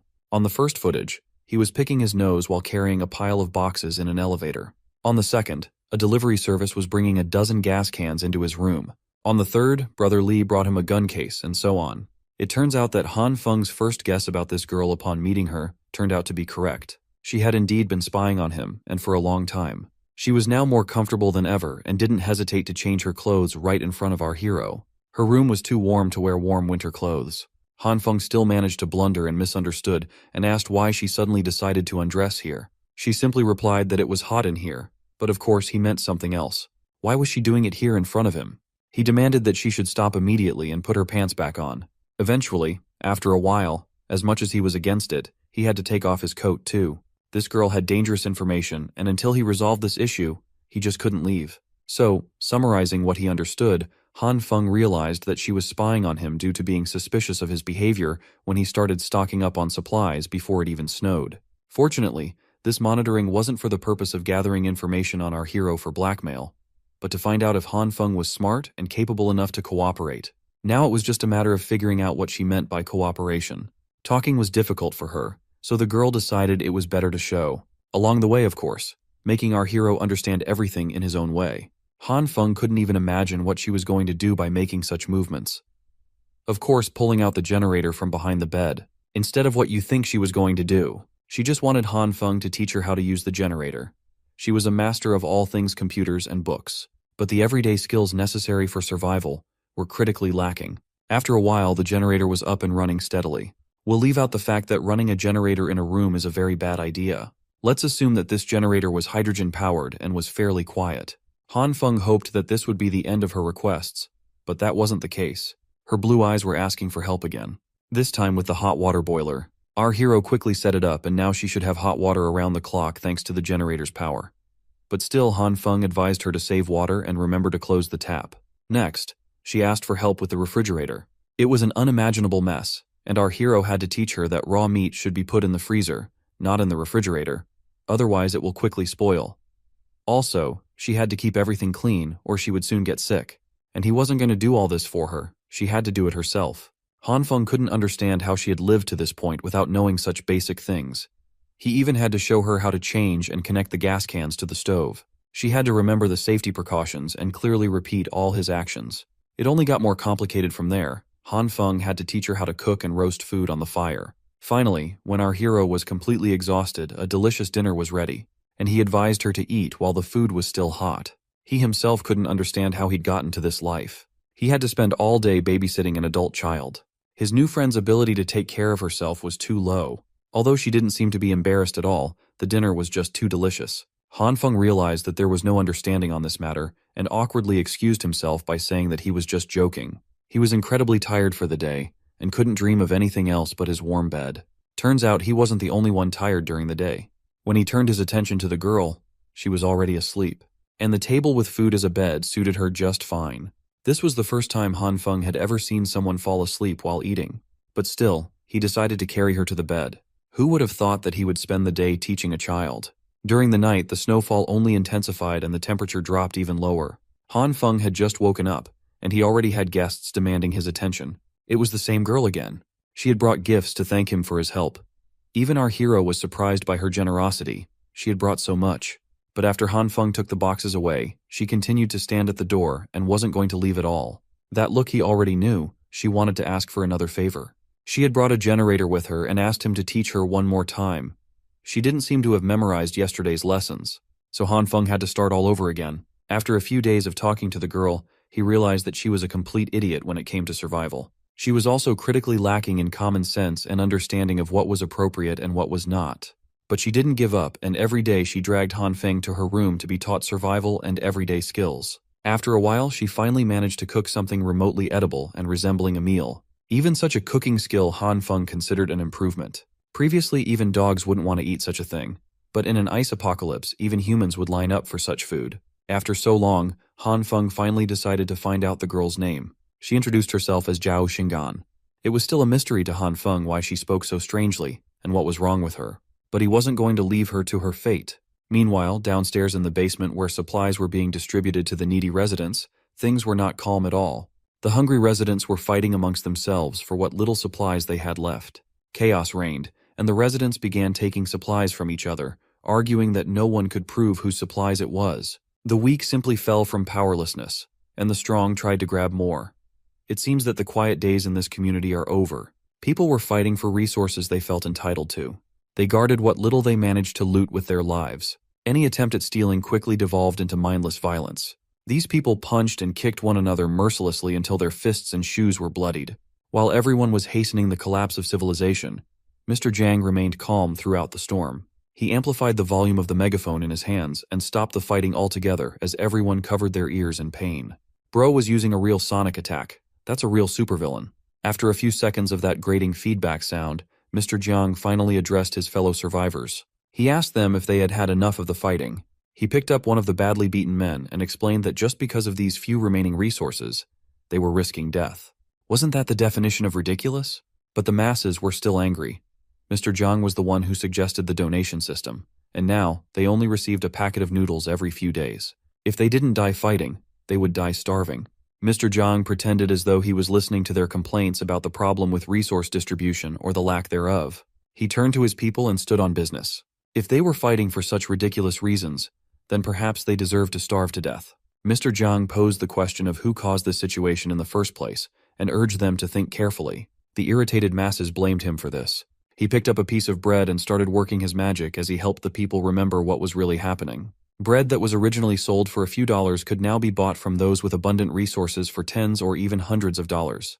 The elite squeezed the unfortunate dry. It came to the point of splitting a piece of bread into 5 or 10 pieces to be auctioned. They used the disaster to get rich. As for those down in the dumps in the basement car park, they had long since run out of cash and resources. But here they were, having an internal strife due to the system that used to work. They were killing one another while the elites, who had plenty of supplies, hoarded their treasures without donating to the common good. They were the ones who raised the prices with malice. And yet here were the poor, starving and fighting to the death.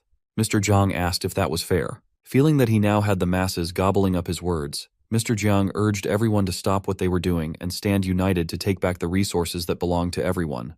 These hungry and angry citizens started rationalizing what they had just heard, convinced that they were being treated unfairly. Why were the rich the only ones getting all the benefits while the rest of them had to struggle just to stave off starvation and death?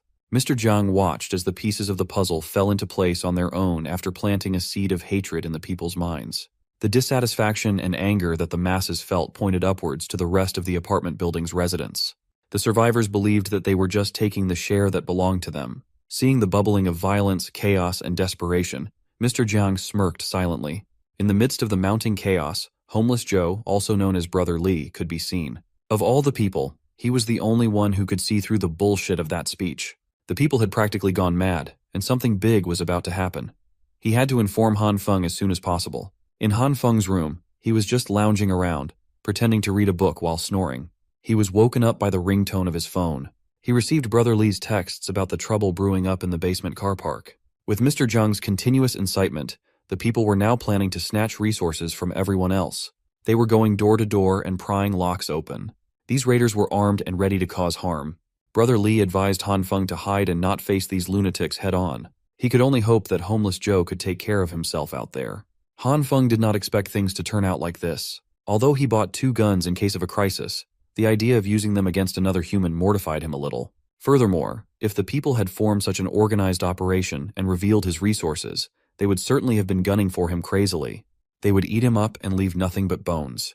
And for that, he needed to be prepared for all kinds of scenarios. For now, he retrieved a bunch of wires, tools, and a couple of fire extinguishers from the stockroom. Using this stuff, he tried to rig his door by crudely strapping live wires on the doorknob for security reasons.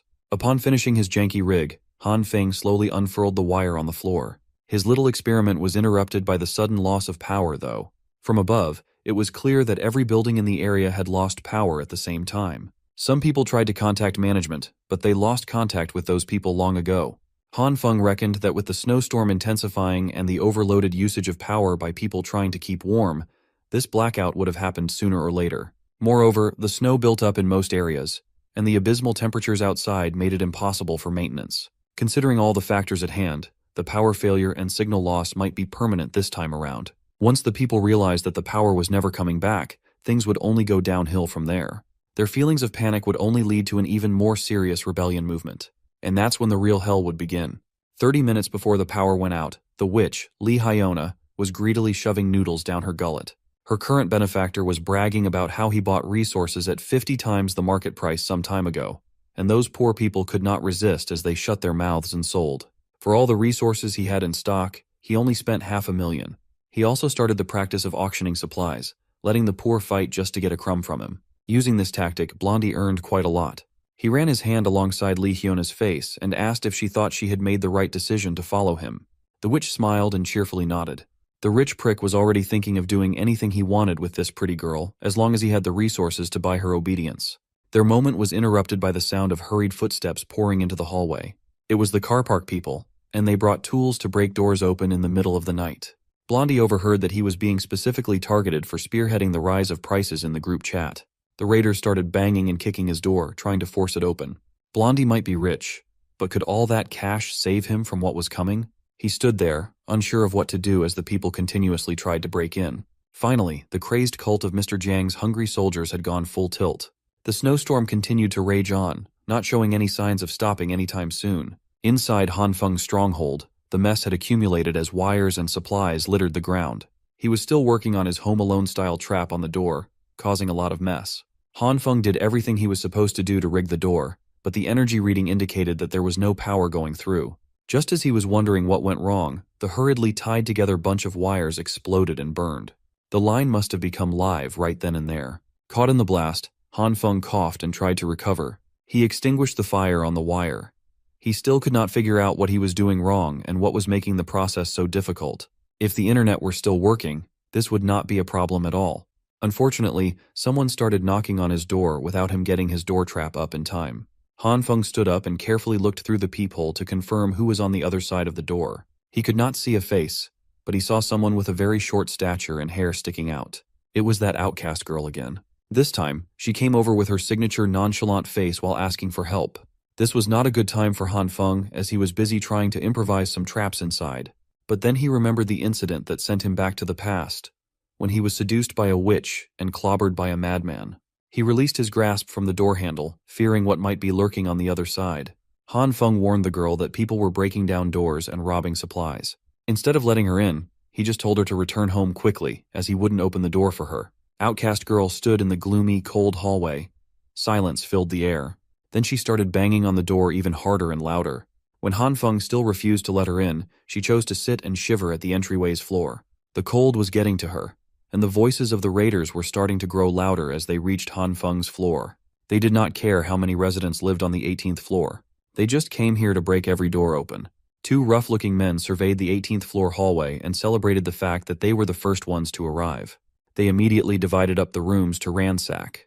Coincidentally, Han Feng's room was the nearest one. One of the raiders took a crowbar to start working on the door. They introduced themselves as people who delivered resources first to see if anyone was home. Inside, Han Feng had taken the girl and covered her mouth to prevent any noise. When the raiders did not hear any response from the inside, they proceeded to try and force their way into the room using a single crowbar. Han Feng quietly assured the outcast girl that those bastards wouldn't be able to make a dent in his reinforced door. Hearing his reassuring words, she visibly calmed down. The door handle flipped up and down multiple times, but the raiders could not figure out a way in. With the sturdy door getting them nowhere, the raiders decided to mark Han Feng's place and proceed to the next door first. It was a good thing that the reinforced door and handle were installed. With 5-centimeter thick iron plates reinforcing the frame, even the contractor who installed it was shocked. Han Feng was so busy feeling good about his decisions that he forgot to let go of the girl's mouth. He was too afraid to make a noise and attract attention. Still, Outcast Girl thanked him for taking her in before the raiders saw her sitting outside. They opted to wait a few more minutes just to be sure, but it sounded like those raiders were gone now. Han Feng immediately got back to fixing his trap. If he could do this right, those who dared to touch his door again would get electrocuted to death. The girl curiously asked what he was doing, and he introduced it as his electrocution defense measure. He even condescendingly told her that she wouldn't understand even if he explained. Well, he didn't even understand the thing himself, and installing this electrocution device was proving impossible. Little did he know, she was an expert when it came to anti-theft devices and voltage differences. These were very simple concepts for her. So, Outcast Girl coached Han Feng from the side, instructing him to cut the power supply while wrapping the bare wire around the door handle carefully. From there, they connected the next wire from the circuit box to the handle and, for the finale, turned on the power supply. When he measured the live current in the handle, the tester indicated a high level of electricity. When asked how she knew about this complicated stuff, she answered that the true eye of the evil king possessed the ability to see the truth of everything in the world. Since his trap was done with the help of Outcast Girl, he asked what she needed help with. She did not bother telling a story or anything like that. She just emptied out the contents of her backpack on the couch, ignoring Han Feng. Then, the girl boldly declared that the true eye of the evil king would be staying in this place from now on. It took Han Feng a second to process what he had just heard. He was obviously very opposed to having this girl living in his private space, and desperately urged her to go back to her house quickly. Han Feng was so flustered by the idea that he tripped on the wires coiled around the floor, his body launching forward. After wobbling for a few seconds, he fell on the solid ground, making a mess in the process. On his hands was a bright purple color emanating a bizarre energy. Tripping on his feet and falling on the ground should have hurt quite a lot, but it didn't. That was when he noticed where he fell. His coffee table, which was solid just a second ago, had turned into some sort of moldable and clay-like form. Could it be that he unconsciously made the coffee table turn soft? Hanfeng finally noticed the purple light dancing around his hands and immediately connected it to the bizarre soft property of the table. Even the toolbox and the tools nearby had turned wonky upon being touched by the light. He grabbed a hammer, and the metal head bent on itself. Hanfeng waved the hammer around, and it started losing its shape. In simple terms, the purple light could cause items to turn soft somehow. Outcast Girl witnessed this bizarre incident with her own 2 eyes and did not make a peep. She was so quiet that he forgot there was someone else in the room, and got too carried away figuring out his new ability. Outcast Girl just looked at him with the same blank stare. Then she lit up and labeled him as an emissary chosen by the true eye of the evil king, whatever that might mean. Hanfeng chose to play along, assuming the role of a subordinate selected by the evil king instead of revealing his power. This girl's thinking seemed peculiar, so he might get away with it. As fellow emissaries, she proposed that they help each other, meaning Hanfeng's apartment, where he rested, should be shared. Just as he was about to outrightly reject her again, Outcast Girl was already heading toward one of the rooms as if she owned it. He hadn't even agreed to the proposal yet, and that lady already thought they were building a lair for the evil king. It wasn't too big of a problem, so he just let her be. What was more important right now was to figure out what exactly that purple light was. At a cursory glance, it seemed to have the ability to turn things soft, which meant he possessed more than just 2 kinds of lights. Maybe there were many more that he just hadn't discovered yet. The inciting incident was him tripping over the cables and almost crashing into the coffee table that had turned soft. It would be logical to try to recreate the feeling of that moment to reproduce the power. After concentrating on that image for a while, Hanfeng managed to summon the purple lights again. He was getting the hang of calling his powers automatically now. The first thing he tried it out on was the cables that triggered the discovery in the first place. Then, he branched out to other things, namely, a sharp kitchen knife. Curious, he activated the purple light, and its grimy essence quickly swallowed the whole blade. He was shocked to see that the softening effect had no problem working on steel as well. It got so soft that the once sharp knife felt like jelly wrapping around his skin. After that, he went on a spree and tried this softening touch on many other materials too. Every household material he could think of was susceptible to the power. The longer he used the purple light, the softer they became. Other than altering an object's softness, there were no other changes. By itself, the purple light's effect was pretty useless and impractical. Then, another idea struck Hanfeng, a concept that he was already familiar with. What if he combined 2 different kinds of light? What if he mixed purple and green and applied them to a softened object at the same time? It did not take him long to get good at merging 2 lights into one. He grabbed the softened and melted-looking kitchen knife, applied purple and green lights all over it, and screamed, "Bankai," as if he was from Bleach. Much to his surprise, it really worked. The melted and softened kitchen knife returned to its solid state, tough and sharp as ever. Hell, he could even use the blade as a mirror, considering how polished it looked after applying the combined lights. He surveyed the room and found a box of tissues lying around. Curious, Hanfeng did the same thing to a piece of tissue paper and tried to bend it out of shape. He had a very hard time doing so, which meant that he could change the toughness of an item when 2 different lights were combined. Moreover, the toughness that green and purple lights imbued in these objects was quite extreme. Speaking of toughness, doesn't he have a very important and practical use for this ability? Meanwhile, the owners who had raided other people's supplies were starting to act selfishly as they refused to hand over the resources they stole, choosing to keep them for themselves in fear of running out. They argued that they didn't want to split their hard-earned haul with the women and elderly, but they still had to keep it a secret, or they could get screwed if it leaked. While the raiders were plotting their shameless crime, one of them noticed something odd happening on the walls. Much to their disbelief, the wall of the 18th floor appeared to be wriggling around. Shining a light on its surface, a face started emerging from the supposedly solid concrete wall. It moved and grimaced as if it were trying to break free of the wall's clutches. The raiders might be tough criminals when they pillaged for resources, but this was something unexplainable and downright horrifying. As soon as the face's arms joined in, as though it were a ghostly apparition trying to break through the mortal realm, it was lights out. Anyone would have thought that they were witnessing paranormal activity in real life. The raiders hurriedly ran back to the floor below, afraid of what the 18th floor might have in store for them. Meanwhile, Hanfeng was struggling as breathing while stretching the soft walls with his face was quite a hard thing to do. He had to get out of that soft and clay-like mess before he ran out of oxygen for the sake of experimentation. He picked one of his walls as a testing ground for his combined purple and green light powers, but applying these lights to an entire wall was too strenuous. After a while, he managed to get enormous amounts of light to join and blend with one another. It was an extremely exhausting process, but it gave him an even tougher and sturdier wall than he already had. To test it out, he brought out a sledgehammer for verification. He stood in front of the enhanced wall and lifted the sledgehammer up, determined to check if he had succeeded. With a look of anticipation, he began. Han Feng swung the hammer as hard as he could, and it made solid contact with the wall's surface. He did this multiple times, so many times that he could barely hold the heavy sledgehammer properly. Nevertheless, the exhaustion was worth it, as his enhanced wall proved to be extremely tough. He couldn't even scrape its surface with all his strength. Back in the basement car park, most of the raiders had come back to surrender a few bags of their loot. One man scratched his head as he apologized for only managing to seize a little bit of food while being audited. He seemed on edge, and when someone tapped him on the shoulder, his nerves flared. The guy who tapped him on the shoulder proceeded to take him down to the floor, securing his arms behind his back.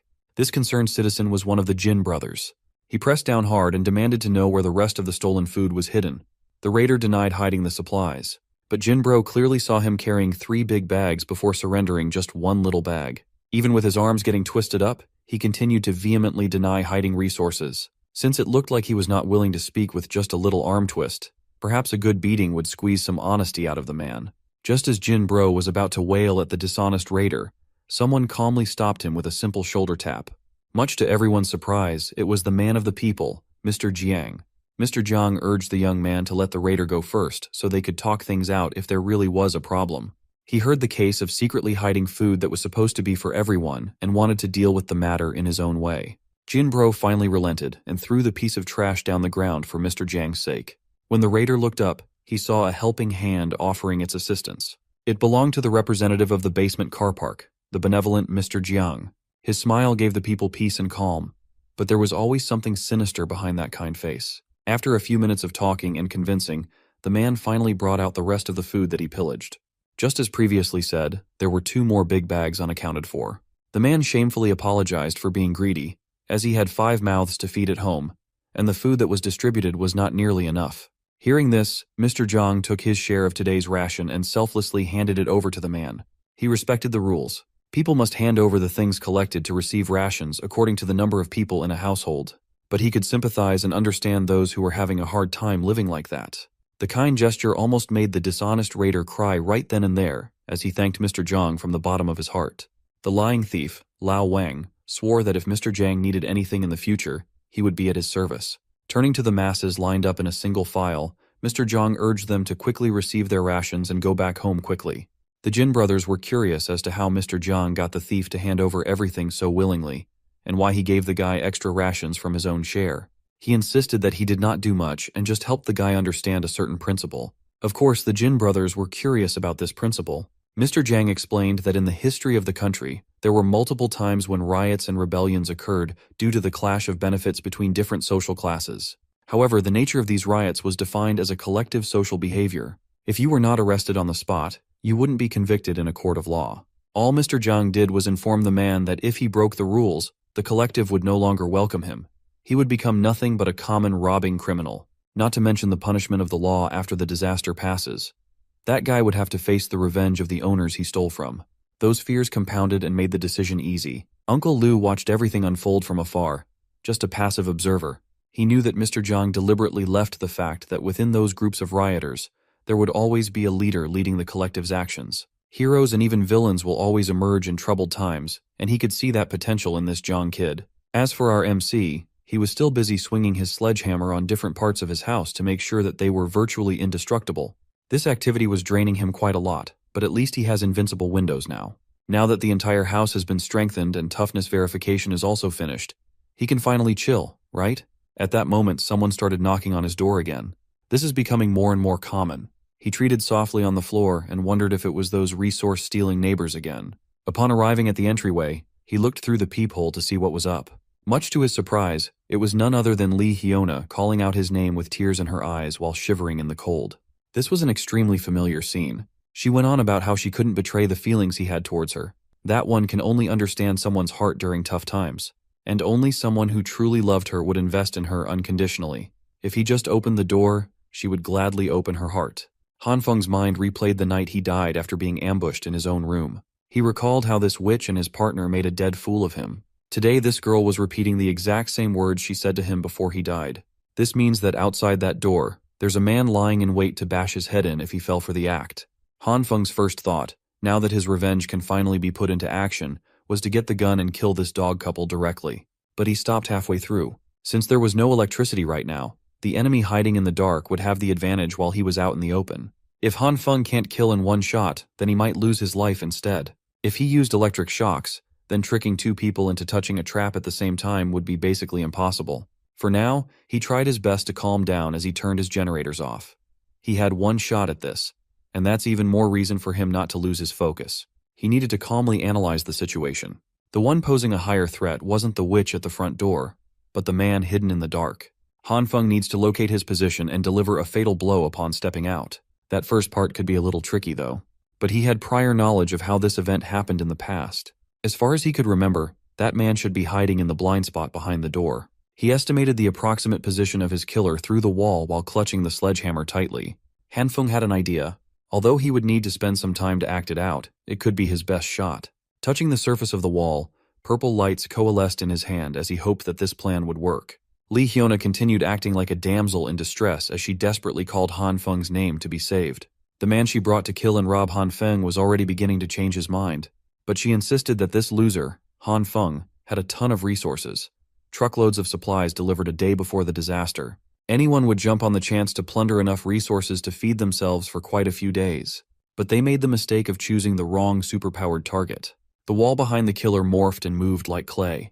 A sledgehammer-shaped protrusion came out, seemingly trying to break through the soft wall. The killer was starting to hear some weird noises nearby, but Lee Hyuna was too focused on performing the scam. When the killer identified that the noise was coming from behind, he was too late to turn around.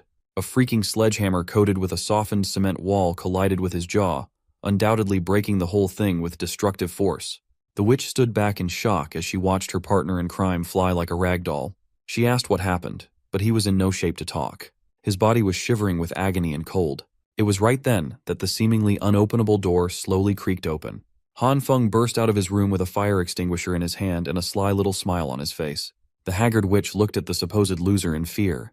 Before she could even speak another word, Han Feng let that fire extinguisher rip, covering the thought with that white stuff as she screamed in pain. Lee Hyuna was a good actress. She managed to keep her soft cadence as she begged Han Feng to stop spraying her with the white substance. She even ingested some of it, which you weren't supposed to do. The witch coughed and coughed as her body began breaking down from the cold brought on by the extinguishing agent. When she opened her eyes, she saw the rich blonde prick she had brought as muscle to rob Han Feng lying on the floor, convulsing uncontrollably and desperately asking for help. Unfortunately for him, Lee Hyuna wasn't in the best position to provide assistance either. Han Feng's hand emerged from the extinguishing agent fog as he reached for the witch. She reacted quickly, but he managed to grab her hair and scarf simultaneously. It must have been the adrenaline pumping through her system, but Lee Hyuna managed to break free, though she lost a handful of hair in the process. She was one slippery son of a gun. She managed to stand and run out of the way while screaming for help. Han Feng clicked his tongue as the witch escaped far too quickly. The same couldn't be said for the man he had clocked with a sledgehammer, though. He was still struggling to even stand. Fueled by anger and frustration, Han Feng kicked the rich prick in the stomach. Just as he was about to stomp on the man who had killed him in his past life, the blonde prick pleaded for him to wait just a second. This fool started bringing up his dad's name and all that nonsense. He promised that if Han Feng touched him again, bad things would happen. Han Feng responded by delivering another solid punch to the face, goading the spoiled brat about what he was going to do next. Han Feng didn't give a damn who this prick's daddy was. He intended to inflict as much pain as possible and beat the hell out of this brat to his heart's content. Seeing that threats wouldn't work, Blondie tried a more respectful approach. He called Han Feng a brother, asserting that they didn't even have beef with each other, so the beating was totally unjustified. Infuriated by memories of his past life, Han Feng punched the bastard's head to the ground once more. Han Feng mounted his chest and continued raining blows while voicing everything in his heart. This man had treated his life as if it were worthless. He was killed when he was just minding his own business. With his gloves painted with blood and his eyes filled with malice, Han Feng urged the prick to say something. Blondie might have wanted to, but his jaws and mouth were too messed up to form another sentence. Han Feng stood up and grabbed the modified baseball bat lying on the floor. Holding the weapon that had ended his life and started a new one, he looked at the defenseless culprit lying helpless on the ground. The rich prick cried and coughed up blood as he demanded to know why he was being treated this way. Han Feng's temper flared. The man who had killed him without any valid reason now dared to demand one from him. He raised the steel bat, customized with nails, and swung it down on Blondie's face with full force. The sound of skull cracking and blood splattering filled the hallway of the 18th floor. He had finally gotten his revenge. He had killed the man who killed him, Han Feng's blood was pumping, his adrenaline was spent, and he looked at the gruesome sight before him. Realizing the gravity of what he had done, he almost threw up at the gory mess. Luckily, he managed to turn his head to the side and vomit on the ground. Han Feng tried his best to recover his composure when a familiar voice cleared her throat. He turned around and saw Outcast Girl sitting by the door, quietly playing with the man's blood. She must have seen everything transpire and offered to help him with the mess. They took care of the crime scene quickly. She wasn't even fazed by the gore and blood. Han Feng reckoned there was something off about this girl, and it wasn't a good idea to let her stay in his place. He used the excuse of being targeted by more criminals seeking revenge at any moment to convince her to go back home lest she get caught in the crossfire. Sipping her orange juice, she didn't seem bothered by the threat of more intruders at all. Han Feng just really wanted to get her out of there for her own good. But she was adamant about staying in the apartment, and it seemed like nothing could convince her otherwise. He emphasized that the following days would be dangerous, and both of them could die in the process. She resolutely placed her glass of orange juice on the table as if making a stand. Outcast Girl assured him that the evil king's true eye would protect them no matter what. But for now, the evil king's power is depleted, and she needs some sleep. Han Feng was done with this shtick, so he grabbed her arm before she could lock herself in the room. He demanded she stop trying to brush him off with her wannabe edgy nonsense and listen as they were about to face something very serious. She simply glanced at his tight grip on her shoulder, then looked up. She told him to go on and opened the door to the room. Confused, Han Feng chose to follow her lead and peeked through the door. I don't know what he saw, but it shocked him to his core. Han Feng was speechless. Meanwhile, the basement parking lot was bustling with activity. Some people were loitering around, blocking the way for others who hadn't received their rations yet. Nevertheless, the system worked once more. They were still short on supplies to accommodate everyone, but it seemed peaceful for the most part. Lee Hyona, who had just escaped Han Feng's grasp, lined up with the plebeians to get her share now that she had nowhere else to go and no one to suck up to. She stated her name and apartment number and was given a piece of bread. The witch was still bitter about how everything had gone down the night before. Her wealthy sugar daddy hadn't returned after inexplicably collapsing so suddenly. The only logical explanation was that Han Feng had set a trap in advance, but that only made her more curious about what he had hidden behind that door. Before the commotion, she had seen a light flicker and felt a warm breeze coming from inside. That meant he had some kind of power source. Maybe he hadn't just stockpiled supplies. Maybe he had been prepared for the whole snowstorm in advance. All she felt was bitterness. The sneaky bastard hadn't said a word to her about this impending disaster. He enjoyed the good stuff while she accepted his trash. She wanted to find a way to get a closer look inside Han Feng's place. While she was busy daydreaming and seething, she bumped into another man lined up for rations. The man recognized her, and a mysterious bright light flared right in Lee Hyona's direction. The man with the flashlight cheerfully invited Lee Hyona to Block 5's lobby, where some survivors lit a brazier for warmth. Not interested, she insisted on keeping herself warm at home. But the man was being way too pushy. He bragged about how much food he had, alleging that he had enough food for a few days if shared by two at his house. The creep had always liked girls with her style, so this was his chance to score. Lee Hyona might be an insufferable witch, but even she felt her skin crawl at the creep's proposal. Seeing as his attempts to lure her with supplies failed, the creep started making a scene, accusing her of falsely claiming resources for other households. Which was true. Hearing the commotion, the other survivors were starting to pay attention. Lee Hyona shoved the creep out of the way, slapping him with the food she had just scammed. Humiliated in front of everyone, the creep raised his hand, motioning to bash her with his flashlight. Before he could assault the witch, Nurse Jin intervened. She slapped the creep with so much force it sent the bastard flying to a nearby wall. Seeing how the situation had escalated, the other survivors opted to call their almighty Mr. Jiang to handle the situation. Lee Hyona was stunned by the nurse's strength. In case she's injured or feeling unwell, the angelic nurse handed her a name card and an invitation for a checkup. Not wanting to draw any more attention, Hyona thanked Nurse Jin and tried to get out of there as fast as possible. But the creep was persistent. He stood back up, charged at Nurse Jin, and pinned her to the ground while calling perhaps the kindest person in the building a stinky hoe. Just when he was about to wail on her, someone grabbed the creep off the nurse with a forceful yank. With one swift motion, our favorite gangster, Brother Lee, neutralized the raging creep.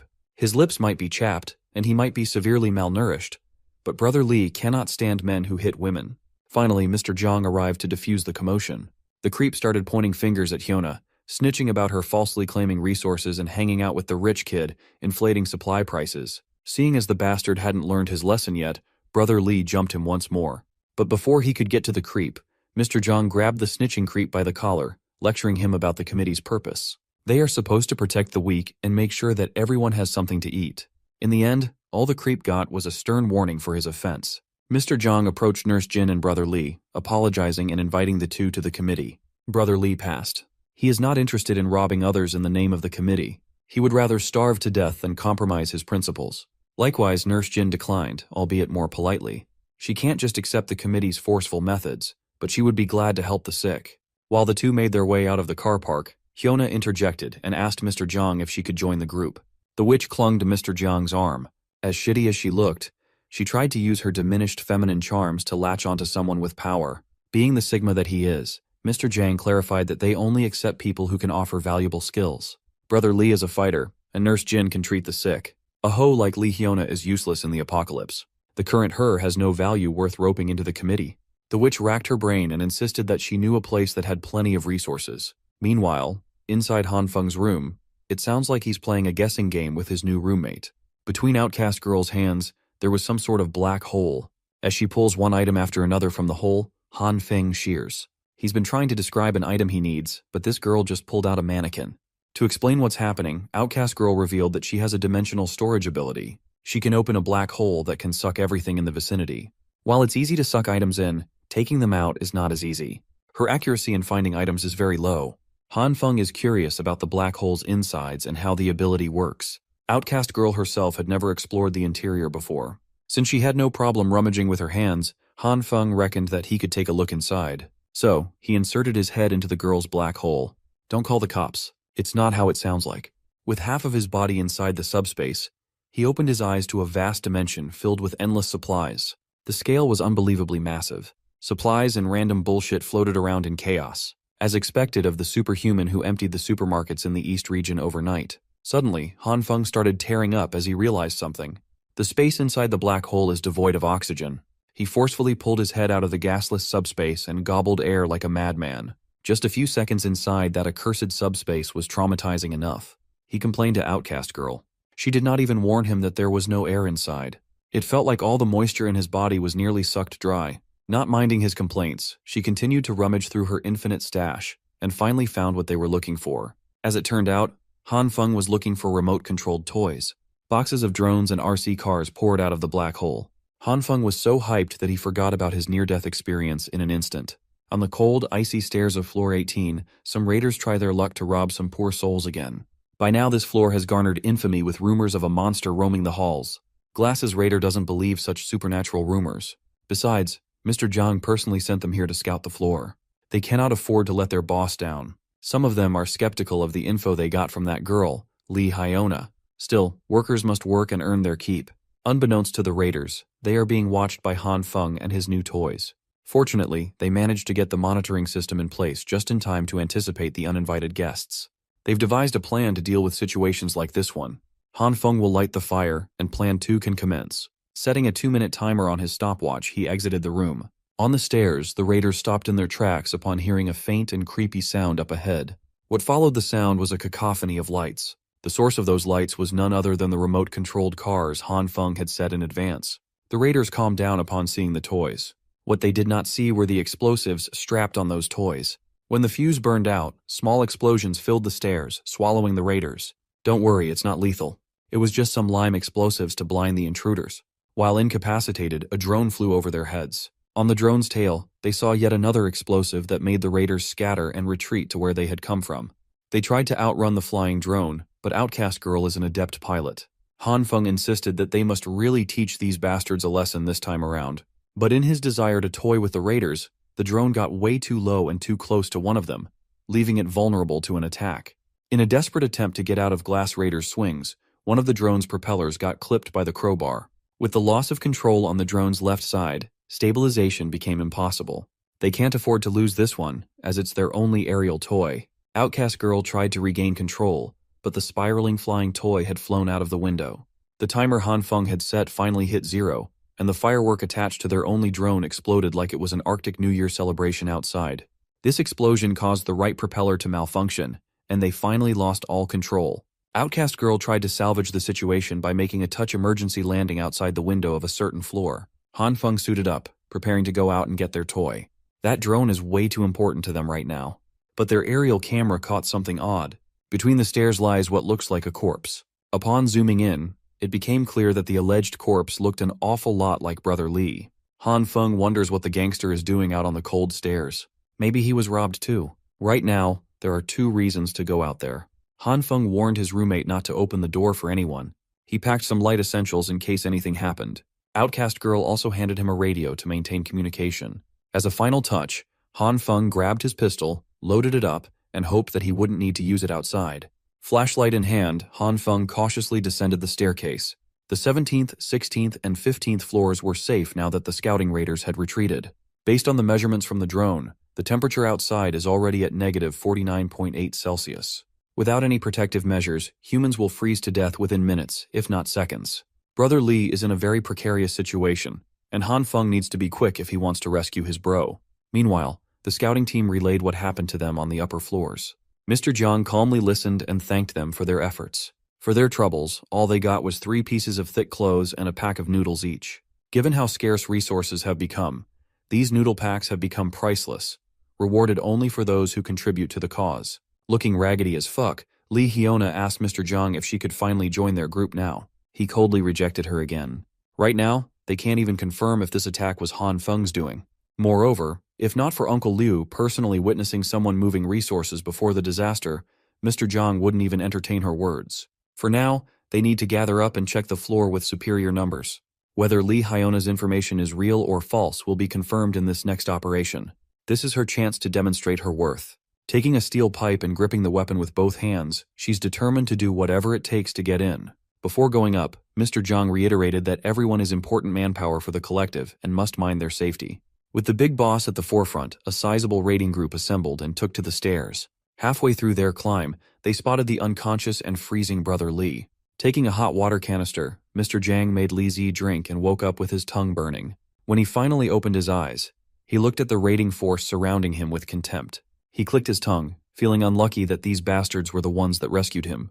Mr. Jiang's lapdog jumped into action and demanded that he thank Mr. Jiang for saving his life.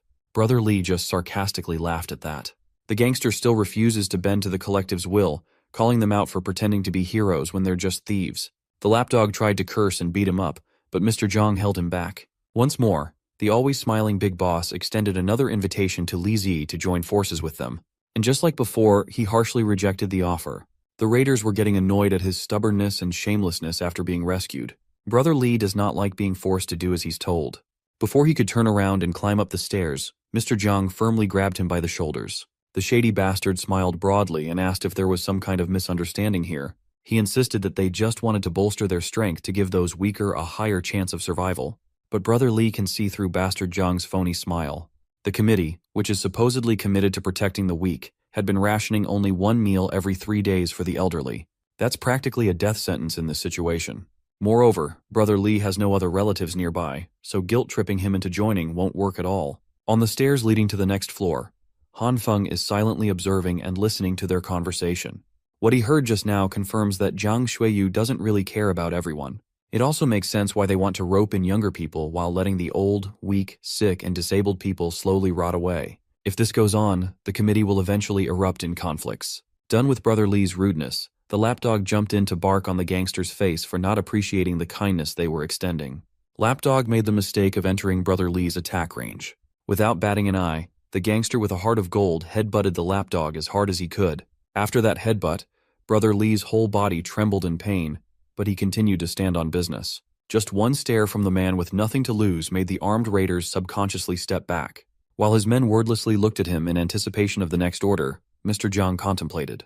Slowly, the armed raiders got over their fear and slowly started closing in on Lee. While trembling and swaying, struggling to even stay upright, he challenged these thieving bastards to come at him. Still monitoring the situation from 1 floor above, Han Feng noticed that his bro was about to fall at any moment, and he needed help. As much as he wants to, there are way too many raiders down there. If he intervenes, he might fall victim to their numbers. But Brother Lee had helped him out so many times before. Han Feng can't just watch his benefactor throw his life away in a miserable last stand. Suddenly, an idea struck the young man's mind. He pulled out his pistol and aimed downwards. He calmly watched the commotion unravel with a blicky in his hand and a finger in the trigger. No one has even swung at him, and Brother Lee's already swaying like he's about to collapse again. Han Feng finally had enough of the raiders ganging up on his boy and fired a warning shot. The bullet nearly hit Mr. Jiang's lapdog in his crotch, freaking everybody out. Hearing the sound of a gunshot cut through their confidence, they could not believe that someone had a firearm in the building. Han Feng slowly descended the stairs while his gun was raised, demanding that nobody move. It was quite effective in getting the raiders off their backs. Nervously looking around, Brother Lee saw the familiar gun and immediately identified his little bro. While the robbing raiders were shitting their pants, Mr. Jiang remained unnaturally composed. In the crowd, Li Hyona's eyes widened at the sight of the gun-toting Han Feng.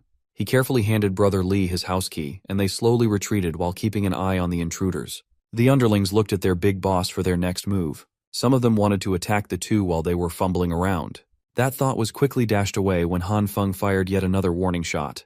He had already warned them not to move, and they were still trying his patience. He then ordered them to throw their weapons away and kneel. Slowly, the raiders followed the order while maintaining their fearful vigilance.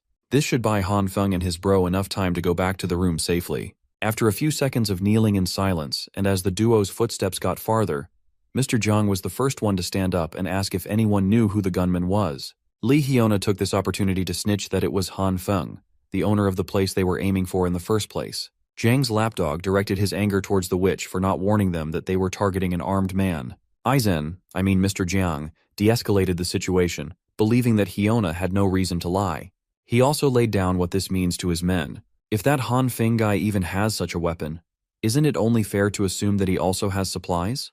The thought of stealing more supplies lit a fire under the brainwashed crowd's asses. Mr. Jiang is pretty much convinced that the deliveries Uncle Liu saw before the catastrophe are the real deal. While they have renewed hope of securing more supplies, it might be tough to proceed with their original plan, given that any one of them could get shot. But Mr. Jiang believes that Han Feng is a wuss incapable of murder, or he would have capped a few of them by now. Furthermore, no one can hide in their house forever and not come out, right? Still, the big boss gave his men the rundown for a change of plans. For now, they will return and prepare some safety measures before coming back. They must take down room 1804 as soon as possible. Speaking of room 1804, the duo had finally arrived outside the room. Until now, Brother Lee's hands are still trembling, making it hard to unlock the door, while Han Feng keeps his eyes peeled and fingers ready for any retaliation. As soon as Brother Lee successfully unlocked the door, he felt pleasant, warm air wafting from inside, a sensation he had been craving for. When they got in, Brother Lee was surprised to see a fully functional radiator and a running generator. Behind one of the glass doors was a sea of supplies that would make anyone's mouth water. Brother Lee turned to his little bro and curiously asked what was the deal with this heavenly house. While the gangster was reveling at the luxurious setup, Outcast Girl popped out of her room to ask if Han Feng retrieved the drone. He was so caught up in rescuing his bro that he forgot what he came down there for in the first place. 2 hours and several hefty meals later, Brother Lee has finally been caught up with a portion of the true story. Han Feng simply told the gullible gangster that he had predicted the disaster and had prepared as much as possible. The young man also apologized to his bro for not looping him in. He was just worried about the information about his supplies being leaked, so he limited the number of people who knew. After finishing his meal, Brother Lee stood up and bowed with utmost gratitude. If not for his little bro, he would have starved and frozen to death. The fact that he can enjoy a warm meal again is already an extreme kindness. When the gangster lifted his head, tears of appreciation were streaming down his face. Han Feng insisted that he was just returning the favor for all the help Brother Lee had given him. Feeling moved to the core, Brother Lee praised Han Feng for being such a good guy and brother. Now that he's here, Lee also shared the overall situation in the building complex as of now. Things have become very different now. The last time he updated Han Feng about current events was before the power supply was cut off. Since that day, that Zhang bastard has been going around stealing supplies from everyone in the name of collectivism. He amassed a lot of followers but also made some formidable enemies who disapproved of his methods. Some people could not live off the minuscule rations and left the group, but the big boss seemed not too concerned about the dwindling of their numbers. He might look unbothered, but behind everyone's back, he regularly sends Jin Qinwu, his lapdog, to take care of deserters under the guise of reducing the threat against the collective. Han Feng was surprised. Jin Qinwu and Jin Qinwen used to be a sweet, smart, and caring pair of twins. Basically, this collective committee expanded its influence and size quickly through underhanded tricks. But Brother Lee firmly believes in the saying that evil has its retribution. Zhang and his goons made their biggest mistake when they tried to rob a man named Li Zhenghao. You see, that guy was a boxer who was once the country's middleweight champion. If that was the case, it is natural that the twerps in the committee got beaten up badly, but that Zhang bastards refused to admit defeat, lose face, and lose the respect of his cult. Under his direct orders, raiders kept going to Li Zhenghao to fight. Of course, all of them got pummeled to a bloody pulp. Because of this incident, the boxer amassed a following of his own. Among them, there are two standouts who are starting to make a name for themselves. One is Jung Yang Yu, a boxing fan. He used to participate in underground boxing matches for a few years. He is notorious for his speed. The other is called Jin Zhongzai, another diehard fan of Zheng Hao. He is blessed with overwhelming strength, and he is built like a monster. With these two on the boxer's corner, the birth of a new faction in the neighborhood was imminent. And they hate the hypocrisy of Jiang Shuiyu with passion. Brother Li added that bastard Jiang was desperate to resolve this conflict and finally decided to target Han Feng's supplies. He tried to warn his little bro, but he passed out on the stairs. This is good, as it means that Mr. Jiang's empire is slowly crumbling from the inside. While the trio were discussing their next move, skittering noises could be heard from outside. Outcast Girl pulled out the live camera feed outside the door and saw the raiders gathering right outside. Han Feng stood up to set up his electric door handle trap. Outcast Girl stopped him from rushing and warned him about the smell of sulfur coming from the hallway. Without warning, the whole room shook. Something just exploded outside. Mr. Jiang and the raiders are actually crazy enough to use bombs. By the sound of it, they should be using localized demolition explosives, and they shouldn't be too powerful. Looking at the live feed, it finally makes sense why they're lugging heavy riot shields. It's also apparent that Li Hyona was the one who tipped off these bastards. While the raiders set up their next load, Han Feng hurriedly plugged in his electric trap. A second later, an anguished scream can be heard outside. It looks like the trap worked, and it took down some poor schmuck. The raiders stepped back in fear, but Mr. Jiang ordered them to continue placing explosives. This time, they need to target the borders of the door and double the packets. Blindly following his orders, the raiders armed the walls and blew it up once more. The boom cracked the walls but failed to blow open the entrance. Mr. Jiang is certain that their explosives are not the problem. The doors are just equipped with ample defensive measures. Refusing to give up, Mr. Jiang upped the packets to 3 this time around. If nothing happens, then they'll just continue increasing the load. He is determined to take this house down today. Inside, Han Feng and Brother Li barricaded the entrance as best as they could. The third explosion shook the barricade out of place and nearly shattered their eardrums. After that loud-ass explosion, an odd cracking sound can be heard. It seems like the demolition explosives are doing their job and weakening the walls. If this goes on, the cracks will only get bigger and bigger until they give in. Blocking and barricading the entrance is useless, but Han Feng has another idea he wants to try out. They just need to remove the random stuff they lifted and crammed in the entrance. Outcast Girl stepped in to help. Brother Li was skeptical that the little doll could help much until she raised her hands and produced her black hole. Brother Li stepped back in shock and confusion. When she started sucking in the heavy stuff barricading the entrance, Brother Li nearly passed out at the incredulous sight. The work that should have taken them minutes was done in just a second. Brother Li felt a newfound fear for the little girl and her ability. Without any time to explain, Han Feng activated his purple light, coated his hands, and ran for the walls. He spread the purple light all over its surface, softening it like last time to see if he could reshape the cracks on the spot. He has to stay focused and in control, or the hardening process would take a long time. After making sure that all the cracks were accounted for, he activated the green light for the next part. Thankfully, his idea worked. Combining purple and green lights can repair and strengthen the targeted area. Brother Li just saw his 2 new roommates perform tricks outside the realm of possibility. He is tweaking right now. Outcast Girl popped out and nonchalantly warned them to get down. Just in time for the third explosion, the trio squatted down and covered their ears. Han Feng had just finished strengthening his walls, but new cracks were quickly forming again. This time, the raiders have switched their focus and are now bombing the floor. If that's the case, then it will be useless no matter how much Han Feng repairs the affected area. He had to devise yet another plan, but what he came up with might be a bit dangerous and require absolute trust between the 3 of them. Outcast Girl is down with whatever, and Brother Li is a real ride or die no matter what the move is. All they have to do is proceed according to what Han Feng says down to the letter. After a few more rounds of bombing, the door to room 1804 finally gave in.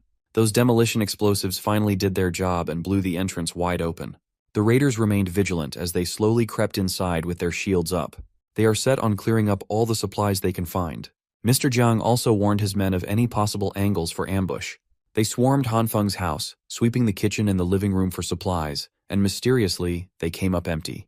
All they could find was some rubbish and a box of seeds in the kitchen. Seeing as they wasted so many explosives for trash and seeds, the raiders turned to Li Hyona for answers. She insisted that she did not lie and directed the raiders to the bedroom. As soon as they tried opening the door to the last unchecked room, Brother Li came out, kicking the shield into the raiders' faces. Behind him was Han Feng, who had his pistol in his hand. He raised the gun and pointed it at Mr. Jiang. Without hesitation, Han Feng pulled the trigger, but the bullet was stopped by the heavy-duty shield. Han Feng warned the fools to get out, or he won't be so polite anymore. Behind the shields, Mr. Jiang confronted him about hiding supplies and neglecting the needs of the collective, making so many residents suffer and starve. He asserted that they came here to demand justice for such a grave offense. The bastard was shameless enough to tell Han Feng to cough up his resources to clear his conscience, spouting some bullshit about working together to triumph over the apocalypse. Han Feng cannot stand this man's unreasonably righteous, awe-inspiring but ultimately insane words when all they're doing is moral kidnapping. But his men have completely bought into the insanity. They are hanging on to their leader's words while looking like a pack of starving wolves looking to vent. Instead of despairing, Han Feng sees this as a chance to manipulate the narrative. Putting on his award-winning offended face, he asked them what and where the supplies they were yapping about. Li Hyona interjected, insisting that they must have hidden everything somewhere. She reiterated that she saw the light and even felt heat coming inside the last time she was there. Tired of her annoying ass voice, Han Feng fired another shot that made the witch buckle in fear. Unfortunately, the shield protected her from a clean headshot. Han Feng called her shameless for spouting lies. He added that if this witch had not scammed him into exchanging his food and necessities for useless seeds, he would not have been in such a poor state today. Slowly but surely, the raiders started turning on Hyona. Unfortunately, Mr. Jiang was level-headed enough to stop the internal strife from developing and proposed a simple method to see who was lying. All they have to do is go into the bedroom to check if Han Feng's home is really empty. Han Feng acted tough, but he permitted them to do a thorough check, his finger still on the trigger. After a few minutes of tossing the bedroom, all the raiders found there was some more rubbish and a little girl inside. Outcast girl then played her part. Calling Han Feng her brother, she hugged him and cried that she was hungry and afraid. Now the raiders are pissed that they worked so hard to break the door for half a day just to get nothing. Evidently incensed, Mr. Jiang demanded an explanation from the witch. Now that things have developed this way, and they've wasted so much time and resources on this raid, she must give a plausible explanation, or the raiders would gladly tear her apart. Slowly losing her mind, all she could do was insist that she was not a liar. While that may be true, no one's buying her words anymore. The only logical explanation she can think of is that Han Feng is playing tricks on everyone. As always, she blamed Han Feng for putting her in a tough spot. Li Hyona finally snapped and ran out of the shield's cover, charging at Han Feng. He was blinded by her flashlight and got his gun taken away. In a careless twist of fate, the witch managed to grab the pistol. She aimed it at Han Feng's chest and demanded to know where the supplies were hidden. The raiders looked at her like she was utterly insane while she threatened to shoot Han Feng.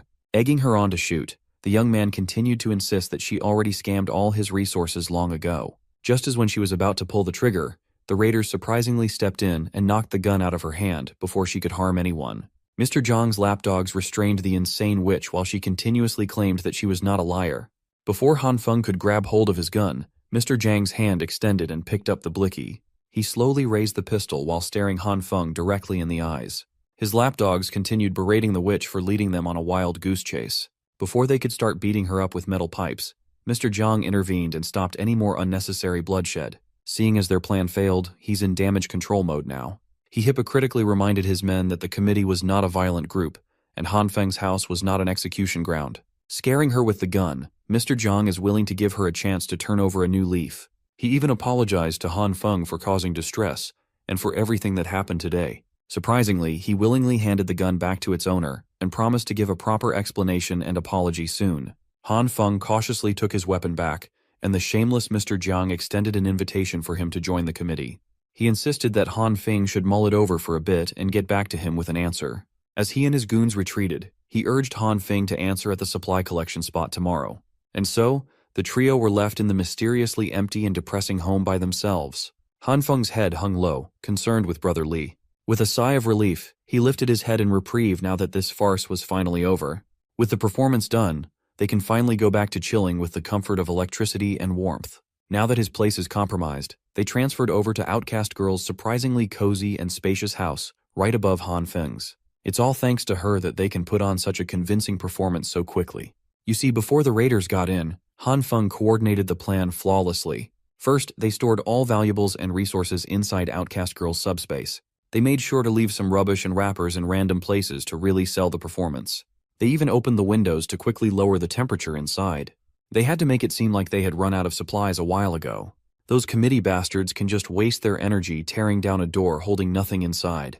While sharing a lavish meal, The trio celebrated the fact that Jiang Shuiyu's failed mission, which yielded nothing, would surely stir up anger within the group. In that situation, those greedy raiders will start pointing fingers at the weak links. Since Han Feng has a gun, the unarmed and hateful Li Hyona will definitely get the worst of it. The plan worked wonderfully, but it did not go down without a hitch. Han Feng's gun was even taken. But the young man had already accounted for that as the worst-case scenario. He was mostly certain that when Jiang Shuiyu gets his hands on the gun, he will most likely opt to resolve the situation peacefully to maintain his righteous image. If it did not go down that way, and the madman decided to pull the trigger instead, Han Feng had already emptied the mag with the 2 shots he fired. That way, letting the raiders take the gun on purpose only enhanced the reality of the performance. Brother Li finally relaxed.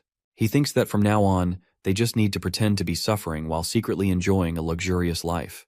But Han Feng corrected him. Their main mission from now on is to bring the committee down.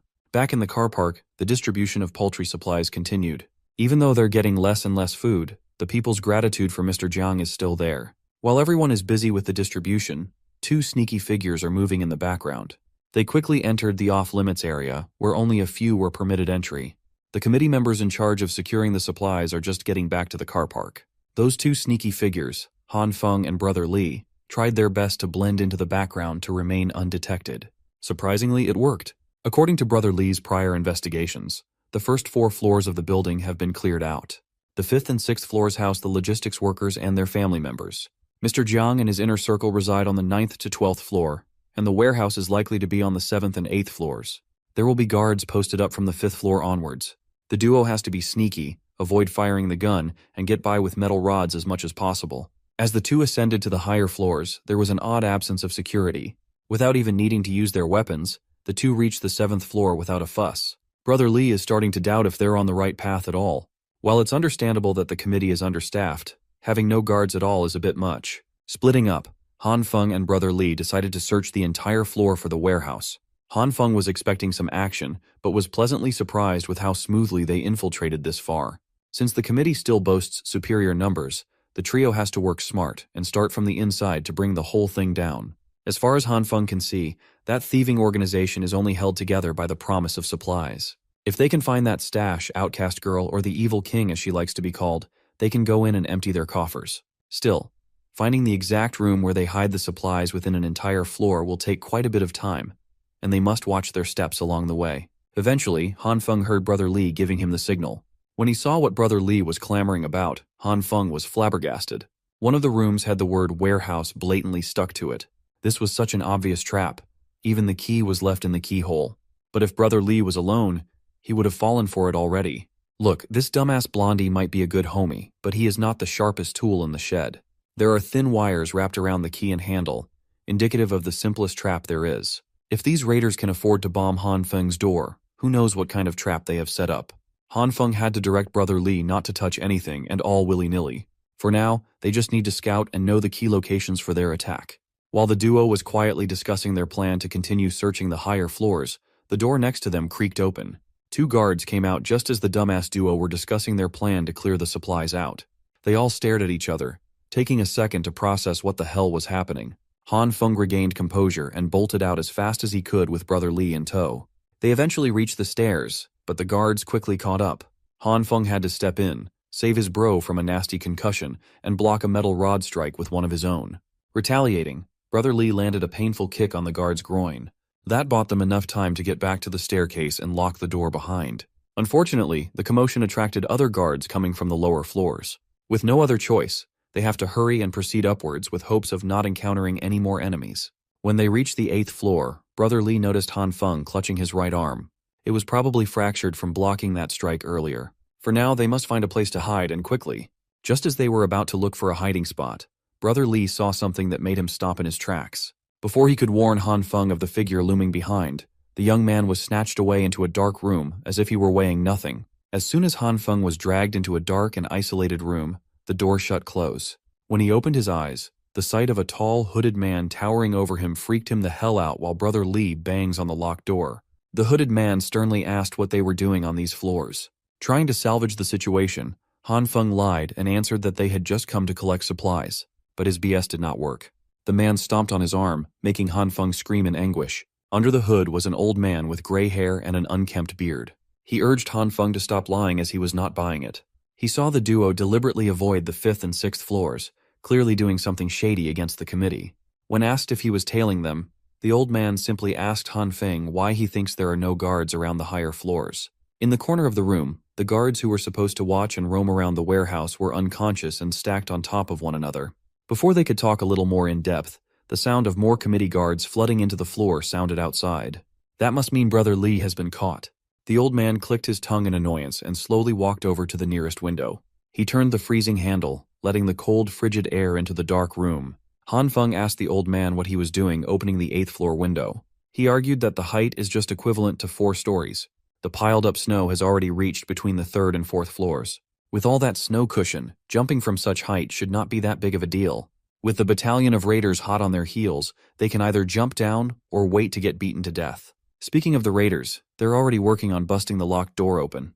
Han Feng is starting to consider the old man's words. The mad lad had already jumped down without hesitation.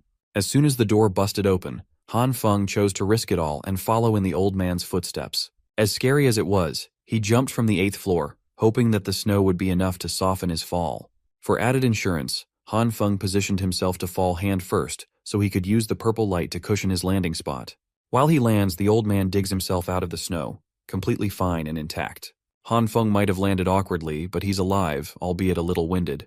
The raiders up in the window looked at the two like they were absolutely insane. Moving quickly, the old man ran for the nearest window and elbowed the brittle glass open. Even Han Feng was impressed with the old man's relentless survival skills. He followed him into the room, successfully escaping the clutches of angry committee raiders. Mr. Jiang's men did not have the balls to jump and make chase. They had to take the stairs like normies. Eventually, the old man led Han Feng to one of the rooms and lit a fire for a little bit of warmth. Han Feng admitted that he would have been caught if it hadn't been for this bearded old man.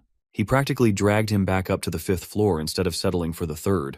Those goons chasing them would naturally think they'd hide out in the lower levels and are now swarming the place and placing traps. Seeing the uneasy look on the young man's face, Beardy asked if he was scared, which was only natural considering they were chilling on a bonfire next to a dead man.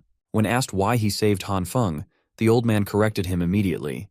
Given the chance, he'd like to off Han Feng himself. He then praised the young man for at least having enough brain cells to not fall for the lame trap in that fake warehouse. For now, he wants Han Feng to spill the beans on anything he knows about the committee. If he clams up or lies, Beardy would gladly beat the truth out of him. Considering that he had taken all those guards down, Han Feng reckoned that the old man was lurking on the higher floors, either to steal supplies or to settle some enmity against the committee. Either way, Han Feng and Brother Lee's appearance must have disrupted his plans. When asked if he has some sort of vendetta against Mr. Jiang and his goons, the old man admitted that he did. He's also aware of a secret that Jiang Shuiyu is hiding. Han Feng perked up and asked what sort of secret that was. The old man stood up, confirming that this kid must be connected to Jiang Shuiyu somehow. Prodding further, Beardy demanded that Han Feng spit out everything he knew about the committee unless he wanted to be the second corpse in this room. The choice is solely up to him. Afraid of being beaten to death, Han Feng started trauma dumping about his unpleasant encounters with that Eisen-looking bastard. To summarize, Jiang blew up his house, stole his girl, and ransacked his supplies. He even pulled out all the stops and threatened them with a gun for the sake of revenge. But a paltry pistol wouldn't cut it. Han Feng mixed in a little bit of truth with a few lies and threw in the pistol bit, hoping that the old man would buy his story. It looks like Beardy did. He sighed and confirmed that a junky pistol is nothing for those big shots in the committee to worry about. The fact that Jiang set Han Feng free without taking the gun proves that. When asked why, the old man presented two theories. First, the bastard is just putting on a show to maintain his position as the righteous leader. The second and the more terrifying theory is that he has an arsenal of even more powerful weapons stashed away. Han Feng added that he brought his brother with him to finish Jiang Shuiyu off, hoping that the committee would slowly die without the head of the snake. While the original intention of the committee was good, they managed to help some people survive. Jiang Shuiyu's increasingly pragmatic philosophy got everyone thinking that doing bad is the only way to live comfortably. Even if the apocalypse subsides, the people who've lost their conscience and fallen to depravity won't ever fit back into society. That's precisely why they must put a stop to the corrupt committee. The old man is on board, but he's worried about what would happen if they do succeed. In this world, the strong have always preyed on the weak. Killing Jiang Shuiyu would only plunge the whole neighborhood into lawless plunder and slaughter for the little resources available. If that's the case, they might as well ask for a third opinion. It just so happens that another person has been listening in on their conversation from the other side of the door. Whoever it was, they tried to throw a water canister at the old man's face and missed. Upon retaliating, Beardy was surprised that his fist was stopped by such a small body. He then noticed that the hands holding his fist back were trembling in fear. Beardy repositioned and motioned to bash the Snoop's head, but stopped as soon as he heard her familiar voice. With pink hair and an adorable coat, it was none other than the charming Nurse Jin. Seeing the man inside the room, she recognized him as Mr. Han from the hospital. When things calmed down, Nurse Jin treated Han Feng's fractured arm while she profusely apologized for eavesdropping on their private conversation. She just came by after receiving Grandpa Lee's supplies and for the re-examination. She came in and discovered the poor old man dead, and then she heard the door open. She got frightened and subconsciously hid in the other room. Beardy suspects that the little nurse must have been involved in the old man's death. He sees her selfless dedication as nothing but a joke. While he might be right in some respects, Nurse Jin does not regret her actions. People can say she's cruel or heartless, but only by surviving can she save more people in dire need. Furthermore, Zhang Zuiyu gave her a pass so she could freely walk anywhere she needed. She also benefits from the committee's supplies even if she doesn't directly work for them. But Mr. Zhang has been chasing out a lot of sick and old people recently. Grandpa Lee is one of them. It makes sense. With one less mouth to feed, the committee can hold on to their authority for longer. However, according to Brother Lee, a new faction has been rising in the neighborhood. With those boxers at odds with the committee, Jiang Shuiyu must be eager to eliminate the competition. That must be why he's ramping up the abandonment of the old and sick. He wants to keep the young and healthy, fed and happy. With increasingly desperate measures, there's a good chance that a faction war will erupt sooner rather than later. If that's the case, it would be wise to try and find Zhang's alleged weapon arsenal. Beardy asked the young man what he could even do by himself if he did find the stash. Han Feng asserted that he'll figure something out when he gets there, but he refuses to sit around and die with everyone else. Beardy thinks they're fucked either way, so he won't stop Han Feng from digging his own grave. He then warned the young'uns that Jiang Shuiyu and the committee were just small fish in a big pond. There will be more bloodshed and slaughter for survival down the road. In a dog-eat-dog world, the one that survives till the end wins. With that being said, Beardy opened the window and made his exit. This dude is actually allergic to using doors normally. With only Han Feng and Nurse Jin left in the room, the nurse with super strength eagerly asked if there was anything she could do to help. Han Feng politely declined her offer to help, as he did not want to drag another person down with him. But Nurse Jin is persistent. She heard the whole story, and she can't just stand by while the neighborhood is in danger. She even got furious at that Zhang bastard for everything he did to Han Feng. Seeing the determined and genuine look in her eyes, Han Feng could not reject her. Now that she's on board, there is actually something that Han Feng needs help with. Back in the car park, the guards were reporting their encounter with Han Feng and the old man. Speaking of the devil, the man who they thought would hide like a rat appeared before everyone out in the open. Outing himself in the open got him dragged into the lion's den. In an isolated room away from everyone else, Han Feng got beaten until he was coughing and throwing up. Mr. Zhang's lapdog tied him up, kicked him repeatedly, and warned him of the dangers of stealing supplies from the committee. The brainwashed twin threatened to cripple his other arm if he ever dared to step foot in their territory again. He would have wailed at Han Feng even more if Mr. Zhang hadn't needed all hands on deck to deal with some sort of emergency that had just cropped up. After making sure that the goons had left, Han Feng's body emanated a green light, healing his injuries. He paid the price in the form of bruises and wounds, but he finally made his way back to the committee's area. Han Feng intends to look for the armory once he finishes healing his injuries. He can't afford to waste any more time. Every second counts. After bathing his body with the green light, he softened the rope using his purple light. He even fixed his fractured arm, but using the green light drains way too much energy that he almost fainted in the middle of doing so. He really needs to figure out how to heal specific parts instead of blindly coating his whole body. Right after recovering and freeing himself, Han Feng heard footsteps coming from outside. The door creaked open, and the goons tossed the tied-up Brother Lee in. Fortunately, Han Feng moved fast enough to wrap the rope back onto his body. Seemingly in a hurry, the goons exited soon after, giving Han Feng a chance to check on his bro. Brother Lee's face was unrecognizable. Look, he's not the best-looking guy in his normal state, but his bruised-up mug is even worse. Han Feng added even more injury by slapping Brother Lee awake. At least it was an effective way to wake him up. Brother Lee just wished that little bro slapped the less swollen side. Now he can't even feel anything on the left side of his face. He then recounted how he was dragged through a different room. Before he got caught, he managed to get into the power distribution room and hid inside. In there, he found a big out-of-place hole connected downwards to an unnaturally deep location. Thinking that they would eventually check on the power distribution room, Brother Lee risked it for the biscuit, grabbed the wires, and climbed down to the unknown. He initially thought he would come out of the basement car park one, but the line extended all the way to basement 2. Oddly enough, there wasn't even a single person in there. All he saw was a lot of boxes neatly arranged, lying on the ground.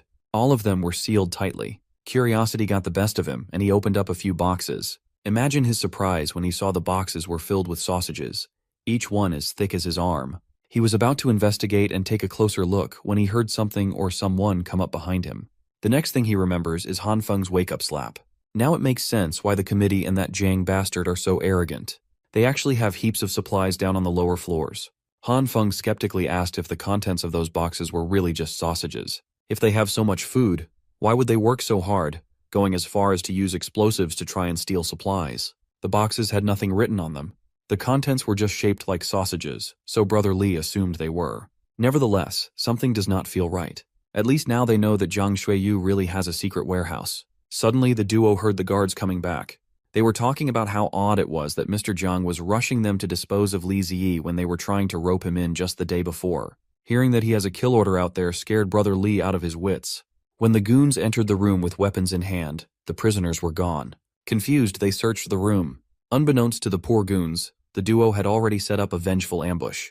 And so, they turned the tables, jumped their captors, knocked them out, and tied them up. Since Jiang Shuiyu is going as far as to issue a kill order with his secret stash discovered, whatever's down there is definitely worth investigating. Still, there are tens of boxes in there. Brother Li wonders what they can even do once they manage to get back into the second basement. Han Feng assured him that it wouldn't be a problem once they got together with the evil king. Retrieving and reactivating his earpiece, Han Feng contacted the evil king and asked if the big sister he had sent had arrived. Oddly enough, the little girl asked if it would really be okay to let the girl who snatched Han Feng's gun inside the house. This is bad. Instead of Nurse Jin knocking on the door, it is that witch, Li Hyona. Han Feng hurriedly warned the evil king to keep the door shut and avoid the crazy witch at all costs. But it might just be too late. The transmission was cut, and Han Feng is in the dark about what's happening upstairs. They have to go back up and check on the evil king's status first. For the second time today, the duo sneakily traversed the frigid halls of the lower floors, making sure that they didn't get caught once more. While they were mindful of not making any noticeable noise, loud crashes could be heard from up ahead. The survivors reliant on the committee are evacuating to the higher floors. The injured, elderly, and women, or at least what's left of them, must proceed up the stairs, while the able-bodied are ordered to bring their weapons and gather in the basement. It was pandemonium. They are panicking and trying their hardest to prevent the enemies from coming up and reaching their supply stash. The only logical explanation for the chaos Han Feng can think of is that the war with Li Jinghao's faction has finally started. Whatever the case may be, this hectic situation is beneficial for them. All they have to do is cover up, wear their masks, and try to blend into the crowd until they reach the evil king. The stairs were crowded with distressed survivors, and the duo fit right in. Unfortunately, their plan to stay low-key might not be feasible anymore. Mr. Jiang's lapdog coordinating the evacuation just fell on his ass. Li Jinghao's number 1 and number 2 had intercepted the evacuees and were hungry for violence. Brother Li subconsciously pulled his little bro aside, protecting him from the shit show that was about to unfold. Meanwhile, on the upper floors, the evil king is observing Li Hyona through the door's peephole. The witch carefully moved and stuck her ear on the door's surface, trying her best to suss out if Han Feng was inside, but she couldn't hear anything. She looked highly suspicious in every sense of the word. It was at that moment that Nurse Jin finally pulled up with her med kit. When asked what she was doing snooping around Han Feng's door, Hyona was stun-locked as she tried her best to formulate an excuse. The best she could come up with was that she came over to search for food. Of course, Nurse Jin was not buying such flimsy bullshit. You see, Li Hyona was not alone. Behind her was a whole battalion of emaciated good-for-nothings equipped with weapons. Li Hyona and her goons confronted Nurse Jin, and she stood her ground by saying that she'd been called to treat someone in the room. Unfortunately, the Mad Witch is too sharp to buy that excuse. She had seen the nurse and Han Feng talking before. So, she turned to her miserable goons, desperate for supplies, and whispered poison into their ears. One by one, the creeps approached Nurse Jin as she slowly retreated and threatened to report the disruption to Jiang Shuiyu. Hyona thinks using the nurse as a hostage would lure Han Feng out.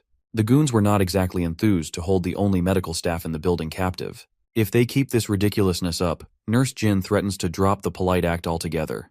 When they chose to ignore her warnings and kept on restraining her arms, the dainty nurse lifted the goons and smacked them together like they weighed nothing. Hyona and the rest of the creeps subconsciously retreated in terror. Nurse Jin took a deep breath and warned them one more time that interfering with her work carries consequences. The witch has gone absolutely cuckoo. She pulled out a hidden knife from her pocket and swung it at the lovely nurse. She had no regard for the well-being of others. If Nurse Jin was not wearing a thick enough coat, the blade could have cut her skin. Hyuna warned her goons to stand by and be careful of the freak's inhuman strength. While everyone was distracted, the apartment door slowly creaked open.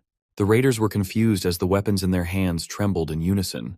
The trembling became so strong that it turned into an irresistible suction force. Standing at the door was the self-proclaimed Demon King with her hidden ability in full view. She even executed some useless ninjutsu hand signs to make it more dramatic. Knives, bats, pipes, and all sorts of improvised weapons were confiscated by her domain. She went at it so hard that even Lee Hyona's dilapidated clothes started getting sucked in. The sketchy raiders tried to run away, but the suction was too strong. They thought a ghost was playing with them. Back in the lower floors, the war between factions continued, becoming more violent by the second. Fists were thrown and skulls were bashed in. In the midst of the chaos, Han Feng and Brother Lee are running from a hulking man. Han Feng threw a punch at the wrong guy, and now they're in a cartoon chase scene. Who would not be fuming if a single punch made your cheeks swell to the size and color of an apple? Han Feng threw a shot in the dark. He combined his green and purple lights to form a reinforced glove and got a powerful result in a desperate situation. To make matters worse, Mr. Zhang's lackeys recognized them in the middle of the riot. If they get caught again, those sadists will never give them another chance to escape. So Han Feng thought of a quick plan, separating from Brother Lee. While the gangster picks up their little roommate, Han Feng will serve as the distraction. It's going to be hard to pull it off alone, but he's confident in his chances. Han Feng made a show of running around the basement parking lot, drawing as many eyeballs to himself as possible. He vaulted on top of a car and screamed at the top of his lungs, turning heads from every direction. Han Feng raised his middle finger to everyone in the room and falsely confessed that he was the one who raised the prices of supplies so all the peasants would starve to death. What followed was dead silence. Every raider, no matter which side they represent, gnashed their teeth in anger. It was as though everyone forgot their differences. Now they are united with the same goal, to catch and kill Han Feng first. The first part of his plan was a smashing success. Han Feng vaguely recalls seeing the entrance of the basement car park closed off by a metal gate. Right now, tons of snow are bearing pressure on that gate, and it is waiting to be released. He single-mindedly ran for the gate and failed to notice one of the infamous twins hot in his heels. He got socked off his feet, tumbling all the way to his intended destination. With the metal gate on his back, the angry mob closed into the corner of Han Feng. He touched the cold metal, focusing on stirring his ability. With immense concentration, he covered the entirety of the gate with his bizarre purple light. In fear of the light, the mob stopped their advances. When the light was snuffed out, their anger rose once more. The final push was Han Feng screaming at the bastards to come at him. While the angry mob rushes forward, the once solid metal gate has turned soft and malleable. The material is not nearly strong enough to hold back tons and tons of snow from rushing into the floor. Seeing the incoming indoor avalanche, the mob quickly forgot their beef with the young man. Now it's a run for survival. The avalanche was brutal. It had enough force to wash away the cars neatly parked in the basement. The warring factions were swallowed by the great white coldness, burying them in frost. Those who were fast and lucky enough were able to run towards the exit on time, saving themselves from the incoming disaster. When the avalanche settled, the entire basement floor had been rendered useless and inhospitable. Han Feng planned ahead and found himself a decent hidey hole. After confirming that the threats had been washed out, he dug himself out of the snow. Much to his surprise, turning a giant metal gate into jelly didn't cause him any fatigue at all. Maybe he's getting a lot better at using his abilities. While he was lost in thought, the old man that saved his ass before showed up in front of him. For some reason, he feels as though this weird boomer has been watching him all this time. After confirming that the avalanche had stopped, the mob re-entered the basement. Hearing the sound of footsteps getting closer, the old man forcefully dragged Han Feng away. The two found themselves in a certain remote corner on the first basement floor. Trying to catch his breath, Han Feng demanded to know just who this boomer really was and why he was trying to get all up in his business. Seeing that there is no sense in hiding any longer, the boomer introduced himself as Li Zhenghao, the man leading an all-out war against Mr. Jiang. He offered a handshake to the young man, but Han Feng felt hesitant about his reasons. Well, Zhenghao wants cooperation. He might have rejected teaming up with Han Feng before, but minds can change. Han Feng was reasonably skeptical. He doesn't want to get scammed into something horrible. The way Zhenghao sees things, they are just two parties trying to accomplish a common goal. Upon thinking about it, teaming up with someone capable like Li Zhenghao would drastically increase the chances of successfully dealing with Mr. Zhang. Although he doesn't fully trust the graying boomer, Han Feng is willing to enter into a temporary alliance. The two shook hands as their collaboration was officialized. On a lower floor, Mr. Jiang is doing final checks on all the vehicles he had stashed in the second basement car park. He's only now receiving news about the avalanche that swept through the floor above. The building's temperature is dropping fast, and their people have been scattered all over the place. In addition, their prisoners are nowhere to be found. Mr. Jiang remained calm. He believes that all of these side incidents won't mess with the bigger picture. Within earshot, Li Zhenghao and Han Feng were sneaking around. Zhenghao found this place filled with military jeeps a while ago. He also overheard plans about relocating some of the residents elsewhere. It's a mystery as to where anyone could relocate in the frozen wasteland outside. To find answers, Zhenghao wasted no time and charged in with just his trusty fists. Completely unaware of what was about to happen, Mr. Jiang continued ordering his men around. Their tight-knit operation was interrupted by the unmistakable sound of gunshots coming from nearby. Before they could calm down and assess the situation, the sneaky enemy had already infiltrated behind enemy lines. Zhenghao used his strength and technique to take down Mr. Jiang's inner circle one by one. Trembling in fear and caught off guard, Mr. Jiang's guards started firing everywhere. Zhenghao was not fazed by the sound of gunshots and the smell of gunpowder. The only weapon he trusts is his battle-worn hands. Of course, Mr. Jiang's best guards are stuck close to the boss. They did not account for multiple assailants. It was a big mistake. Han Feng managed to bypass the spotty defense. Now, he has a gun aimed at the back of the boss's head. Instead of panicking, Mr. Jiang smiled and thanked Han Feng for finally showing up. He claimed to know that this confrontation would come. It was only a matter of time. One of the twins turned around to see his boss in a checkmate, and Mr. Jiang urged his boys to stand down. He knows Han Feng as the man who stockpiled mountains of supplies before everything went to shit. He thought Han Feng was in contact with certain people, but that doesn't seem to be the case. When urged to look at his pistol's magazine, Han Feng found a recording device attached. Mr. Jiang secretly stuck that in when the apartment incident happened. Otherwise, he wouldn't have freely given a perfectly good weapon to the enemy. He knew every bit of the plan Han Feng had. If he wanted to end the young man, it would have been done already. In truth, Mr. Jiang still wants Han Feng to join his faction. That way, they can keep sending people to a certain group so the majority can survive. Being a pawn is not really Han Feng's thing anymore, so he passed. With that being said, Mr. Jiang gave a hidden signal, and a bunch of soldiers clad in complete gear entered the scene. Looking at the expert and precise movements, they must be special forces. There were 3 gunmen, each of them aiming to riddle Han Feng's body with bullet holes. He would have kept running like a headless chicken, hoping that he could dodge all the bullets if Zhenghao didn't grab him to take cover. Absolutely mortified, he turned to the old man for an escape plan. Zhenghao urged him to chill out. They're just against 3 special ops soldiers. It's no big deal. Li Zhenghao will play the part of decoy, and Han Feng must find and exploit an opening. The plan was ridiculous. How can you even play decoy when the enemies are equipped with automatic rifles? To prove that it was feasible, Zhenghao left the cover, kept his center of gravity lowered, and charged headfirst. He was moving so fast that it looked like he was dodging bullets without so much as getting grazed. When he finally enters his effective range, the guns in his fists are equally lethal. His close combat skills and reaction time cannot be those of a human. While the old man is dancing with bullets, Mr. Jiang is getting ready to board one of the vehicles to make his next delivery. Han Feng won't let him get away without interruptions, though. With his purple light, he coated the ground, turning the surface into mush. As the concrete softened, the tires sunk into the floor. This was enough to stop Mr. Jiang's vehicle from exiting the car park. Looking at the side mirror and seeing the soft ground eating up the tire, he thought his eyes were playing tricks on him. Han Feng was glad that he could mess with them from a safe distance. Just when he was about to do the next tire, a frag grenade flew in his direction. A hooded stranger found him messing with the Jeep, skipped every weapon there was, and jumped straight into throwing a grenade.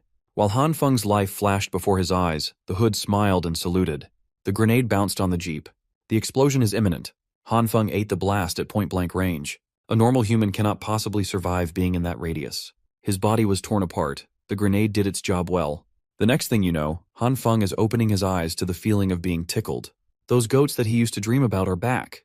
They are flocking all over him and licking his entire body. He closed his eyes and just enjoyed the ticklish process wholeheartedly, until he felt an oversized tongue joining in on the fun. Of course, the giant tongue belonged to a giant goat.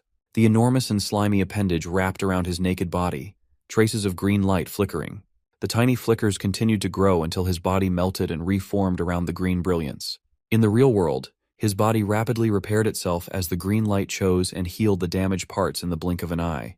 Han Feng died and was resurrected when his power kicked in automatically. His body might have been restored, but his mind seemed absent.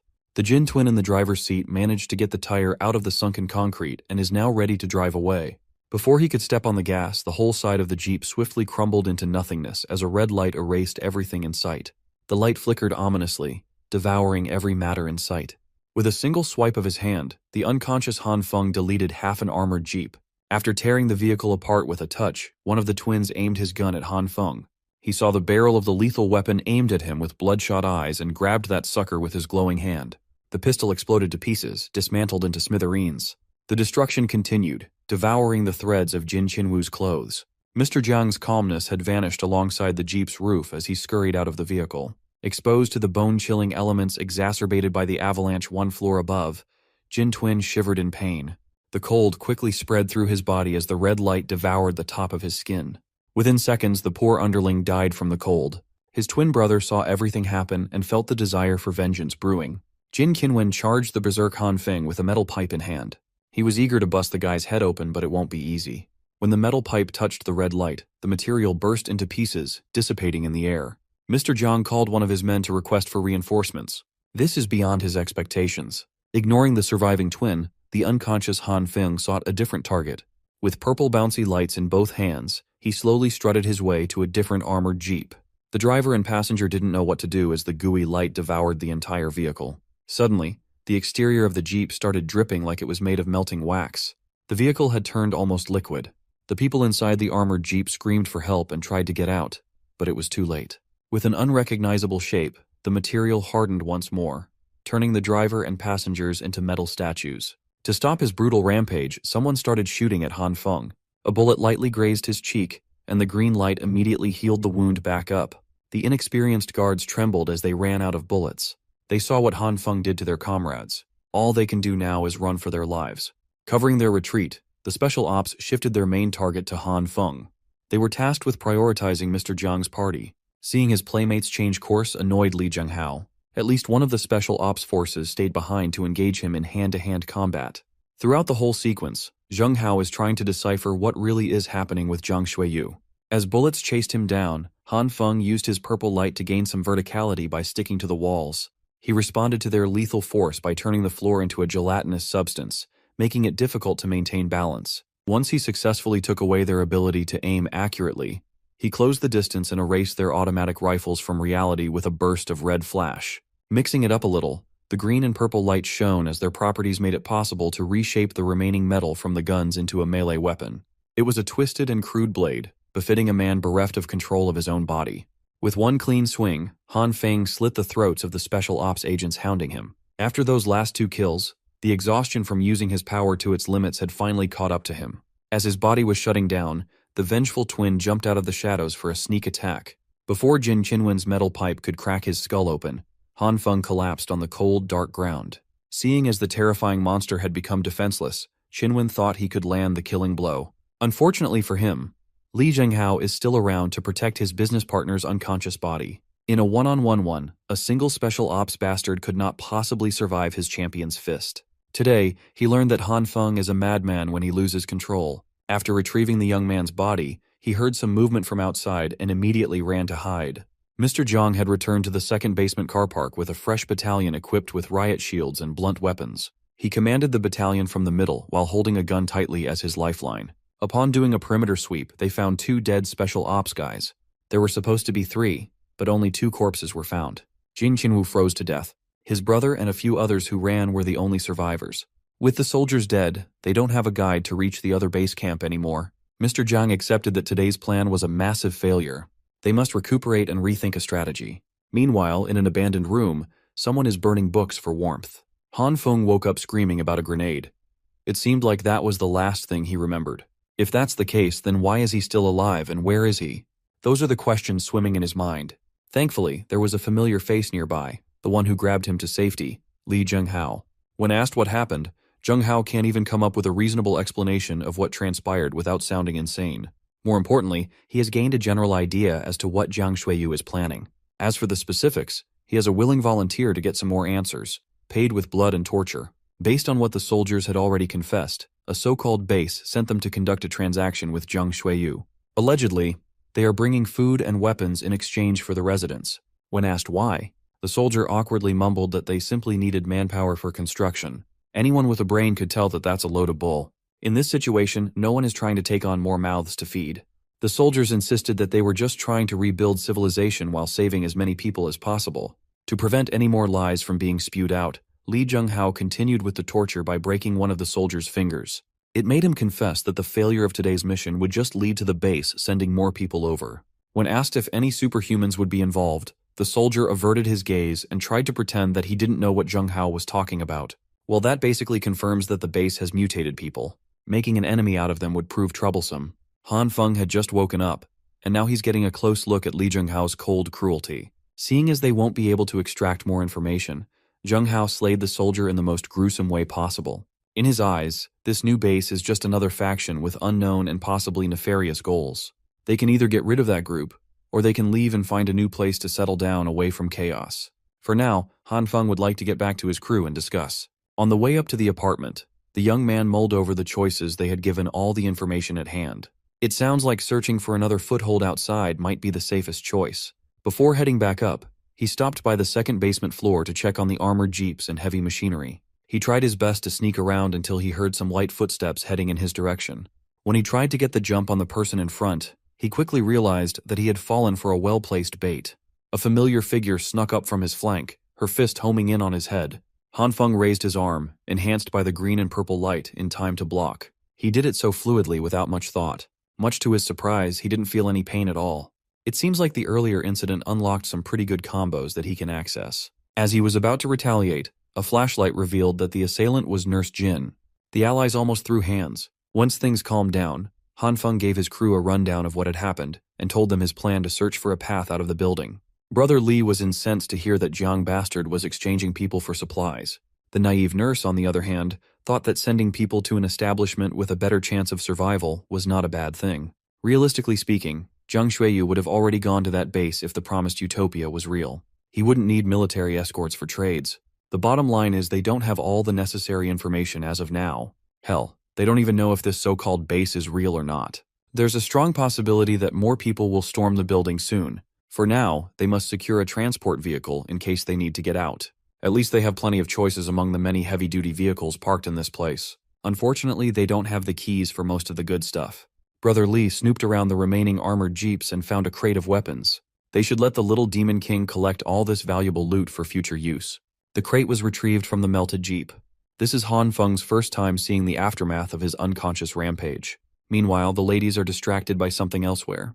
In the corner of the second basement car park, a massive curtain has been placed to cover something up. Nurse Jin swears she could hear noises behind the cover. Demon King retrieved the biggest flashlight in her storage, pointed the intense light forward, and the other three pulled the curtain down together. When the cover was dropped, everybody stared in disbelief and awe. There was a huge tunnel crudely dug up under a pile of cold snow leading to somewhere unknown.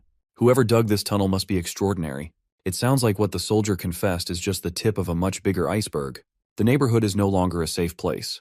Brother Lee looked around the sides and found the neighborhood's frozen drain pipes.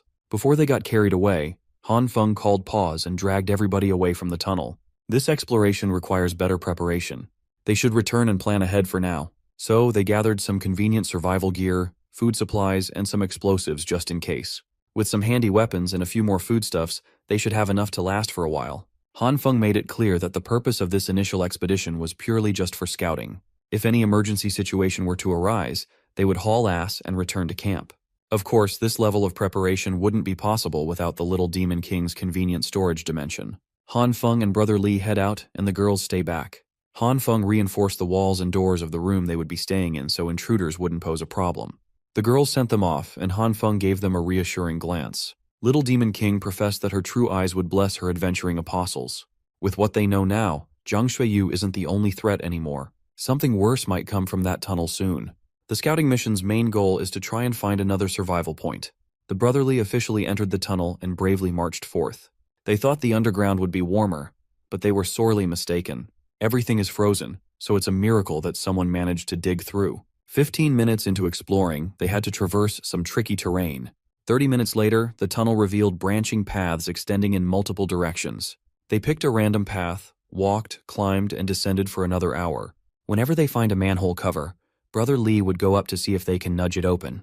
Everything is blocked by snow above. The duo has been walking around for so long that they can't even remember where they came from or which direction they should go. Thankfully, they saw another batch of distribution drain pipes and a sigh from a nearby residential area.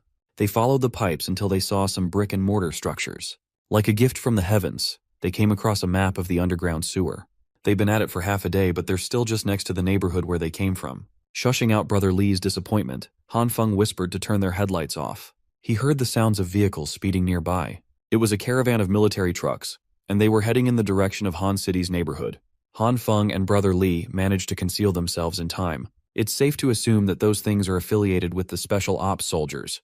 They must be using those vehicles and the sewage system to ferry people to allegedly construct the utopian base. Brother Lee had the brilliant idea of following the trail to tail the trucks. Funnily enough, he knows the back door to Han City. A year ago, an old lady from Han City fell into the sewers, and he swooped in to save the day. He swore that he could still remember the way to that spot, bragging about his memory that made him a straight-A student in high school. When they arrived at the place he was boasting about, the manhole cover was frozen shut. It might be a bit off from the location, but they might as well try the other manhole up front. Brother Lee climbed and tried to force his way up 3 more times, but every single one resulted in embarrassment. When they reached the 4th and farthest cover, Brother Lee almost cried tears of joy when it budged. Thankfully, they emerged in Han City's neighborhood basement car park. Man, this series loves parking lots. Han Feng urged Brother Lee to stop bragging about finding a way in and lower his voice now that they're in unfamiliar territory. The duo stayed low and slowly crawled their way around the lot, making use of the cars as cover. Along the way, they saw some frozen corpses and obvious signs of fighting. In the back wall, a few men are slaving away to tear down the concrete with sledgehammers. Supervising them was a pair of special ops soldiers who were dissatisfied with their assignment to guard people in a crappy neighborhood with shitty food. The assault squad has no control over their deployment. It looks like Han City is already under complete control of the militaristic faction. Suddenly, the ground started shaking vigorously. The soldiers yelled at the laborers to run away, as the real workforce was about to penetrate through from the other side. The wall they'd been toiling over started to crumble and crack. Before the laborers could run to safety, a massive explosion sent them flying alongside boulder-sized debris. Emerging from the other side was an overgrown baby with a shiny bald head and an unusual glimmer in his eyes. That thing was so massive it didn't even look human. It must be the one who dug the tunnel connecting to their neighborhood without anyone noticing. No matter how you look at it, Han City is a bad place to be. If the duo is discovered, they are finished. After digging a brand new tunnel, the big baby demanded his snacks, and the soldier overseeing the operation promised snacks after cleaning up the passageway. The big baby did not like the sound of that at all. With veins bulging along his neck, he struck the ground and shattered the flooring. The destruction reached all the way up to the duo's hiding spot. That's the biggest sign to get the hell out of this godforsaken place. They crawled away, careful not to attract any unwanted attention. Brother Lee was doing so well, sneaking away, until he breathed in the dust particles from the tremor. He could not hold it in and sneezed out loud. Hearing his partner jeopardize their clean escape mortified Han Feng. The soldiers took note of the bastards crawling towards the manhole and ordered the forces to give chase. Now that they're exposed, all they can do is run as fast as possible and not dwell on their mistakes. The big baby was fast. The duo had a decent head start, but the superhuman was hot on their heels. When he entered his effective range, the big baby slammed into the ground and made the sewer system fall apart. The terrain turned jagged, making it borderline impossible to continue running. With no other choice, Han Feng urged Brother Lee to just run while he stalls for time. Now should be a good time to test his abilities against another superhuman. Using the purple light, he blanketed the torn-up floors of the tunnel. The big baby marched forward and felt his boots sink into the jelly floor. He tried to lift himself out of the sinking ground, but his weight made the process super fast. He's now realizing that Han Feng is a superhuman too, someone worth capturing alive. That's going to be hard now that the young man is mixing in his green light to harden the floor that he softened. The restoration of the soil's original properties was quick and easy. The big baby was infuriated. Now he just wants to kill the dude trapping him with weird powers. Han Feng was sweating bullets. Even with his combined power, the big baby is about to break free through sheer strength and frustration. Brother Lee, who was making some decent headway in his escape, saw that his little bro was in danger. He saw some loose metal pipes strewn around the floor and was struck with an idea. With tenacious and consistent power activation, the big baby is slowly drained. Just a bit more, and Han Feng should be able to trap their sole pursuer completely. He would have won the battle of attrition if it wasn't for Brother Lee's overprotectiveness of his superhuman little bro. The boastful gangster abandoned the escape plan, grabbed the metal pipe, and burst in to contribute to the fight. With the big baby rooted on the ground, he was able to land a clean hit to that big bald head. Unfortunately, he didn't even deal damage with his full swing. All it did was anger the fat bastard even more. This is the second time Han Feng was screwed by Brother Li's blunders. The steadily weakening big baby hit his second wind, fueled by the desire to bury two pesky bugs underground. Brother Li quickly turned around and ran. Han Feng was forced to abandon his trap. The duo is back to square one. Brother Li had good intentions. He didn't want to leave his little bro alone, but it did more harm than good. After a few more minutes of endless running, they miraculously shook the oversized meatball off their trail. With the path behind them walled by loose boulders, they should be cleared from immediate danger for now. Now, they have a different set of problems to worry about. First is finding out exactly where they ended up running. Brother Li assured Han Feng that the map they had seen earlier had been firmly imprinted in his genius brain, so he'd lead the way to safety. The gangster merrily picked a path and confidently strutted forward. Han Feng was not in the least bit convinced. 10 minutes later, Brother Li yelled that he recognized the sewer layout on the left. 20 minutes after that, he continued following some random pipelines. By the 40-minute mark, he was starting to doubt his navigating skills. Thankfully, Han Feng felt a light whisper of wind coming from nearby. He finally wrestled control of where to go and followed the wind. They eventually reached a path going upwards, a literal light at the end of the tunnel. Brother Li jumped to the front and acted as though he was the one who found the exit.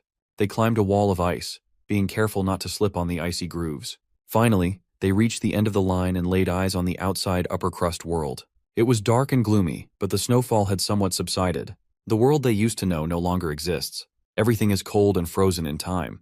Brother Li jumped out of the sewer tunnel and confirmed that the surface that used to be water had already hardened. Han Feng carefully observed his surroundings and identified a structure that looked like the Ding Feng building. The Ding Feng is supposed to be the tallest structure within 5 kilometers northward of their neighborhood. That means they wasted a lot of time heading in the wrong direction after running away from danger underground. To illustrate, Xingfu District is located within the southern third ring of Hanchuan City. Right now, they are in the northern fourth ring. With the tunnels compromised, their only option is to travel on land in hopes of returning to the district. To do that, they must first pass through Jingshan District. Under current conditions, it's practically impossible to get home within the day. Once again, Brother Li bragged that he has plenty of contacts in Jingshan. They could probably find a hookup for a good meal and a place to rest. While he was prancing around the snow-covered roads, his foot slipped. Thankfully, the snow cushioned his fall. That's a sign of moving slowly, given how slippery the roads have become. As the night deepens, the snowfall gets heavier. Perhaps they need to find a decent shelter for the night. So, the duo tried to cover as much ground as they could while keeping an eye out for a possible camping spot. They are about 3 kilometers out of Jingshan District, but the blizzard is getting worse. If they endured and powered through the cold for another hour, they should be able to enter a familiar territory. A few more minutes later, it became clear that they must either pick up the pace or freeze to death. To make matters worse, they saw a pair of dudes frozen to death in the middle of the road. Based on their packed bags, they seemed prepared for the excursion. But the cold trumps all. There was no food in the bag. Perhaps that's why they were trying to head out in search of supplies. This is just the new normal now. With the snowstorm continuously intensifying, perhaps it would be wiser to rest for now and continue the icy trek tomorrow. No one wants to suffer the same fate as these two frozen blokes. The duo managed to reach the Jingshan district as the snowstorm reached its peak. Interestingly, some of the villas in the area weren't buried under the snow. As they headed for one of the possible campsites, they spotted some silhouettes behind the heavy snowfall. Brother Li volunteered to go ahead first and try to talk to whoever was ahead of them. Before Han Feng could warn the gangster about the dangers of interacting with strangers, Brother Li was already gone. He was captured by 2 men. Now he has a gun pointed at his temple. With Brother Li held as a hostage, Han Feng was robbed. The young man tried to slyly grab his gun from his waist, but the robbers weren't messing around and fired a warning shot. The robbers yelled at him not to try anything funny. Then, the 2 muggers started quarreling about keeping their captives in one piece. They don't want to get stuck carrying dead weight up the hill. Han Feng was forced to surrender his firearm. A muzzle is tapping his forehead. If he fights back, he might be able to handle and heal one shot to the head with his ability. But going down that route would certainly end up in Brother Li's death. So, he surrendered peacefully, and they were escorted up to a hill. The robbers were patting themselves on the back for successfully apprehending some captives who had guns. Han Feng tried to act deferentially. They've already surrendered all the supplies and equipment. It should be safe to let them go now, right? But the robbers have different plans for the 2. Han Feng reckoned that they might be heading into a cannibalistic den as backup food supplies. Still, this is actually a pretty good spot to be in. From the top of the hill, one can basically observe the entirety of Hanchuan City. When they reached their destination, one of the robbers opened a villa gate with an automatic fob. That means this place still has power. Given that the inner city's electricity had long since been cut off, the villa must be powered by a generator. Even though everything is frozen and covered in snow, the quality of the villas in this place is obviously high. Much to Han Feng's surprise, defensive structures were even constructed around the house. At that moment, a devilish plan sprung into his mind. If they can get rid of these incompetent captors, he could turn this place into a fortress with the help of the little demon king. His sly giggle at the notion was noticed, and it earned him a crispy slap on the back of his head. Finally, the robbers ordered them to finish digging near the protective wall. If they did as they were tasked to do, the robbers promised to let them go and even return their supplies. All they have to do is keep their heads down and stop trying to pull any tricks. Kaozi, the bigger and dumber one, was assigned to the first shift of watching the new manual workers. Big Kaozi over here is actually starting to get annoyed at how bossy the smaller one is. He turned to the captives and threatened to fire at will if they didn't start getting to work. When asked to at least remove the cuffs, Kaozi snapped and pressed them to dig with the cuffs on. So, Brother Lee and Han Feng did as they were told. The superhuman and the gangster were reduced to simple laborers. It is uncertain whether the bastards would even keep their word and let them go after the job is done. Han Feng looked around the massive yard and saw a huge pile of snow near a truck. Upon closer inspection, he found a bunch of frozen legs, arms, and other body parts sticking out of the pile. This does not bode well for them. Han Feng quietly pointed out the pile of frozen corpses to Brother Lee. The hardcore gangster almost passed out when his brain finally comprehended that he was looking at dead people. It is possible that their captors were the ones who made that pile of death. One thing's for sure, they can't just sit and wait for their own deaths. Han Feng devised a quick plan and relayed it to Brother Lee for execution. After they went over the details, the plan kicked off with the two yelling and hurling insults at one another.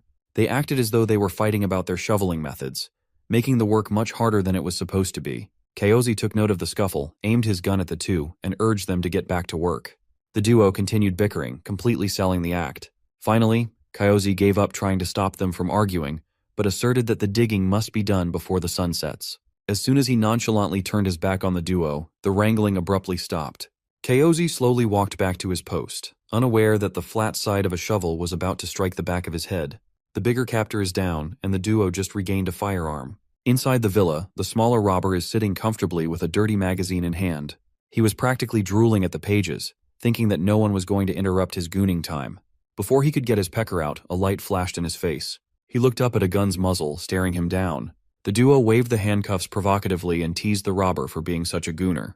Within just a few hours, the situation was completely reversed.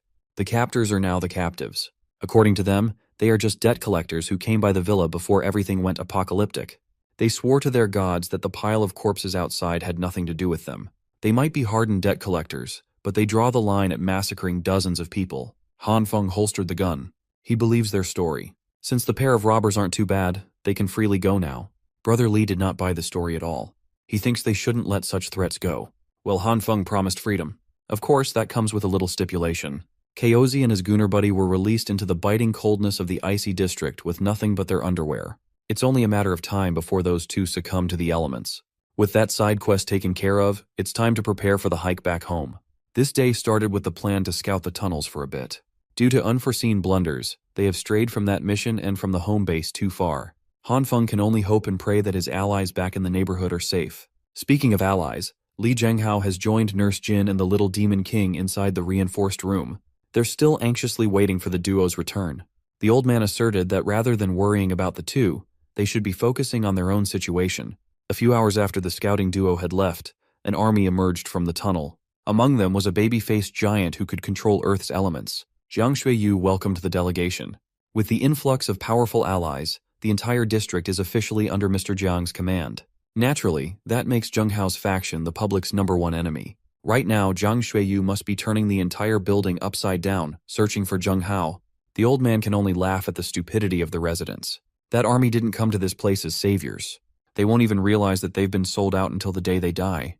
The little demon king spoke like a normal person for once. She believes that the residents are just choosing to obey for a higher chance of survival in this chaotic world. Humans are simple creatures like that. After dropping some philosophical truth, she dozed off, and Nurse Jin covered her with a blanket. Somehow, the idea of choosing to be obedient reminded Li Zhenghao of his life. He used to be a formidable boxer. He was a champion celebrated by many. Even so, losses are unavoidable. In the four corners of that ring, he is a warrior, a vulnerable one. In his corner was his trainer, who did nothing but hurl verbal abuse while he was getting pummeled black and blue. All that trainer cares about is getting that coveted victory. He molded Li Zhenghao into the man that he is, and he could easily take everything back just as fast. As an old man, memories of those days still haunt his mind. Zhenghao turned to the girls and urged them to get ready to move.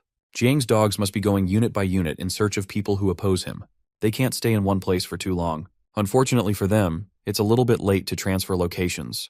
The unit's reinforced door was forcefully smashed open. Zhenghao, Nurse Jin, and the Little Demon King are completely exposed. It's a mystery how they have been discovered so quickly. Well, that's because the overgrown superhuman baby sniffed them out and is drooling at the sight of his targets. Down in the basement, the military people quickly got to work organizing the massive boxes of mystery sausages and loading them onto trucks. The man in charge of the faction received a headcount report. In total, they will be transporting 97 refugees and 126 boxes of food supplies. Delivering that many assets back to their base should not be a problem. The scarred faction captain smoked his cigar and asked about the 3 special ops soldiers he sent as an advanced party. Mr. Jiang fearfully confessed that the soldiers were killed by a man named Han Feng, washing his hands of any fault. Hearing that his boys died obviously ticked off the scar dude. Jiang Shuiyu elaborated that Han Feng is a superhuman. His men would corroborate the story about the dude using some sort of light-based power. To prove that he's a good partner, Mr. Jiang brought up the fact that he did the dirty work and made those sausages with mystery meat. Before his tongue could slip and say something that should be left unsaid, Captain Scar shut him up. Mr. Jiang is desperate to prove his worth for the sake of his personal safety. Captain Scar is actually very pleased with his contribution. He's done enough to be considered one of the boys, and Captain Scar doesn't touch his boys without a good reason. For now, he will send someone to find this Han Feng fella for a stern interrogation. You see, he hates liars. The sleuth he sent to track down the alleged superhuman was none other than the big baby. After busting the door open, the simple brute asked if Han Feng was around. Li Zhenghao grabbed the Little Demon King and shielded Nurse Jin with his body. Anyone who could destroy the door reinforced by Han Feng's power is bad news. More alarmingly, Li Zhenghao's instincts are telling him to flee. The overgrown baby in front of him is giving off the stench of a wild beast. His years of fighting experience is telling him that he won't stand a chance in a brawl. They need to get the hell out of this room. The old man tried to shatter the window using his elbow, but almost shattered his bone upon impact. Unfortunately, the glass was included in Han Feng's strengthening project. Since they can't find a convenient escape route, Zhenghao urges the girls to run away while he tries to hold off the beast. Before things get crazy, Nurse Jin calmly approaches the big baby and insists that they don't know anyone called Han Feng, so there must be some sort of mistake here. Surprisingly, the beast bought her innocent act and even apologized for making a fuss. Nurse Jin breathed in relief while Li Zhenghao was speechless. On the way out, the big baby double-checked the unit number posted outside and read number 1804. He was on the right floor after all. That girl just lied to his face. Big baby slammed his palms into the ground and made the entire floor tremble and shake. Li Zhenghao grabbed onto the window and found that it could slide open. He hurriedly grabbed the girls and tossed them outside the snowy view. Before falling, Nurse Jin saw the beast inches away from trampling the old man. If there's one thing the big baby hates, it is dishonest people. From the 18th floor, the girls made a free fall down to the snowy ground. While the neighborhood is in chaos, Han Feng and Brother Li have just discovered a fun way to get back home. Freaking snowboards! Every blunder Brother Li had committed since they left had been forgiven because of this sick snowboarding idea. Of course, he couldn't resist bragging about how he used to negotiate billion-dollar deals with clients in ski and snowboarding resorts. The boards made the travel back to Xingfu District quick, fun, and easy. They finally arrived outside the neighborhood and are now trying to find a window to sneak back into. At that moment, the eruption from the 18th floor and the subsequent fall of the girls happened. Keeping her calm, the Little Demon King opened her storage in midair and dropped every soft and pillowy mat she had on their landing spot. In addition to the 4-story deep pile of snow below, the girls made quite a bang with their landing. They almost fell on the duo below. Thankfully, the mats and the snow were enough to absorb the shock from their fall. Han Feng jumped into the crater they made to help them up, confused as to what was happening. Nurse Jin detailed how a monster suddenly broke into the unit, muttering Han Feng's name. Speaking of that monster, it looks like he's not patient enough to take the stairs himself. Running purely on adrenaline, Nurse Jin grabbed Han Feng and their chibi mascot out of the snow crater. The beast doesn't like being called a monster. He is a good baby. Just when Han Feng thought he was safe from the tunneling beast, he encountered the same big baby on the surface so soon. Straining over her limit, Nurse Jin yelled at the deadweights to try running by themselves. While the group runs, they all turn to Han Feng for a quick plan to ditch the monstrous pursuer. They are on the brink of a very painful fate. The big baby is hungry, and he wants to snack on human flesh. Finally, Han Feng was struck with an idea. He stopped running, urged the other 3 to continue ahead, and fished something inside his pocket. He found a bag and wound up before doing a baseball throw enhanced by his green light. He threw the bag for the big baby to snack on. The contents of the bag quickly reacted with the green light, visibly growing at a stupendous rate. The big baby welcomed the bag with his mouth open.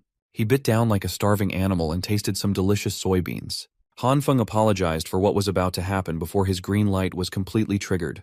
The hundreds of seeds inside the big baby's mouth and throat expanded and grew into full-grown plants. Wild vines and leaves exploded out of the monster's orifices in a vicious fashion. As expected, the big baby started choking on those beanstalks, making it hard to breathe.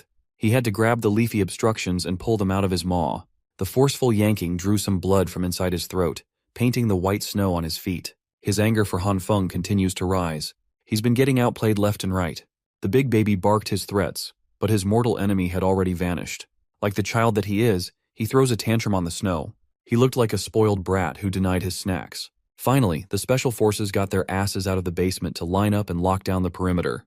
Captain Scar gave his men a brief pep talk. In a world filled with deadly ice and nowhere to hide, they should be able to smoke some rats out.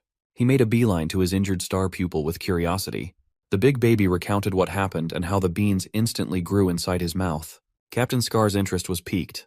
With Han Feng's ability, the food shortage problem can be easily solved. He radioed his men who had captured the old man from upstairs, his mind working on a plan to lure the superhuman out. The group managed to run away and put some decent distance between them and the pursuers. Nurse Jin recounted everything that happened while Han Feng and Brother Li were out on their scouting mission. She warned Han Feng about being specifically targeted by that anomalous monster. Someone who can easily destroy reinforced doors and walls is someone to be wary of. After all, Han Feng's strengthening managed to endure even against explosives. Nurse Jin's tears almost fell when she recalled how Li Zhenghao sacrificed his safety just to save the girls. Han Feng coldly accepted that it was highly likely that Zhenghao was dead. All they can do is move forward so his sacrifice won't go to waste. Both Nurse Jin and the Little Demon King refused to buy into his pessimism. They want to rescue the old man. Even Brother Li agreed that they should repay Li Zhenghao. Well, it's not that Han Feng doesn't want to go back. It's just hard to jump in and risk their life with a minimal chance of survival. The girls were right. Li Zhenghao is still alive, albeit beaten within an inch of his life. They paraded the injured old man around the snow while Captain Scar spoke through a megaphone. He's certain that Han Feng and his group are hiding nearby. Captain Scar assured the group that what happened earlier was just a big misunderstanding. Seeing Li Zhenghao being paraded in the snowy streets, Nurse Jin nearly jumped out of their hiding spot. Captain Scar wants Han Feng to join his organization. As long as he's willing to team up, his wife, kid, and brother will all receive proper treatment for an official. That announcement confused the group. It sounds like the enemies have some inaccurate info. Seeing no response at all, Captain Scar turned to the old man and asked if Han Feng was the heartless kind who wouldn't care whether his brother lived or died. Li Zhenghao chuckled and revealed that he had just met the kid a few days ago. That earned him a rough smacking. Captain Scar couldn't believe that this fool risked his life to protect some girls he barely knew. Zhenghao added that Han Feng had also just met those girls a few days ago. They're not his wife and daughter. Captain Scar couldn't believe that he was working with some faulty intel, so he changed his strategy. He tried convincing Han Feng to stop risking his life for strangers. If he's interested in girls, he can just pick as many as he wants from the base camp. For a second, Han Feng almost jumped at that golden opportunity. Brother Li and Nurse Jin had to calm him down. Since the grown-ups are so unreliable, the Little Demon King stepped forward with a plan to help Uncle Zhenghao. Down in the streets, Captain Scar is stepping on the old man's broken arm, torturing him for more information.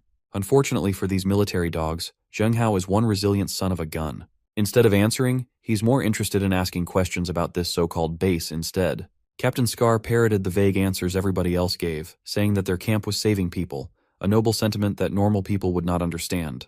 Zhenghao laughed. That cookie-cutter answer was obviously a rehearsed lie. Well, since he's dying soon anyway, Captain Scar sat closer to his ear and whispered the real answer. In the frozen urban areas, what living creature is still thriving and is plenty in number? A population so huge that they can be hunted and eaten freely. Zhenghao already suspected the worst, but hearing it from the culprits was still bone-chilling. These monsters are gathering residents as cattle for slaughter. The living consumes food, and the dead become food. Just as Captain Scar was about to blow Zhenghao's brains out, a bunch of random stuff, big and small, started falling from the sky. Upon closer inspection, the soldiers marveled at the rain of cigarettes, alcohol, and food. There were fresh vegetables and meat mixed in there, too. The big baby led the charge as the soldiers ran up to the snow to grab whatever they could get their hands on. Captain Scar tried to stop his men from going crazy. He fired his pistol in the air to regain control of his boys, but it was ineffective.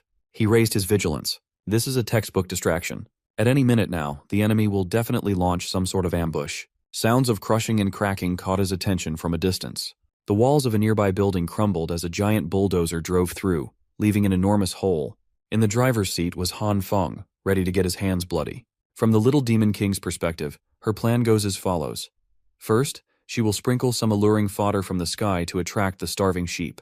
That means she's going to throw a bunch of random shit to create chaos amongst the soldiers. Han Feng will then attack the flock of sheep with his metal beast form, rescuing their injured comrade. That means they will break through using a bulldozer to save Li Zhenghao. Unfortunately, Han Feng is the only one in the group who can decipher her delusions of grandeur. With the plan established, the four moved according to the evil eye's enlightenment. Disregarding how simple and crude the plan was, they're not even sure if the soldiers would take the bait. As for that metal beast, she already has one store in the storage dimension. Han Feng never would have thought that his evening would be spent driving a big-ass construction machinery. Driving such a powerful thing felt good, though. The dozer made a clean landing, plowing through the thick snow like it was nothing. He swiftly turned in the direction of the soldiers and neatly pushed them away using the front blade. The soldiers were way too busy with scrounging loot to care about being swept away. Captain Scar turned to his big baby. He's their only hope to deter that dozer. As ordered, the baby-faced superhuman jumped in front of the barreling vehicle. With the belief that there's no one stronger than himself, Big Baby pushed against the dozer. Han Feng knows how strong the Big Baby is, but trying to have a contest of strength against heavy-duty machinery is just insanity. Using the front blade, he caught Superhuman off guard, flipping him into the air in one lift. After what must have been a dozen spins, his head dug into the snow. Captain Scar demanded that Han Feng stop, or he would blow Li Zhenghao's head off. Inside the dozer's cab, Han Feng couldn't hear anything from outside. So he drove forward, unafraid of Captain Scar's empty threats. It was a game of chicken, and Captain Scar lost. He dived away from the collision course while praising the young man's ruthlessness. All that's left to do is pick up the old man and get the hell out of here. The rescue operation was a massive success. Next up is the getaway scheme. From inside the cab, Han Feng used his purple light to soften the surface where Zhenghao was lying down for a more comfortable ride. With comfort taken care of, they sped up into one of the other skyscrapers nearby. Han Feng gave the signal to the others, and they picked up. Brother Li, Nurse Jin, and the little mastermind broke through one of the building's windows and boarded the bulldozer's roof. As they sped off to the distance, the soldiers finally recovered, picked up their guns, and rained down on the metallic beast.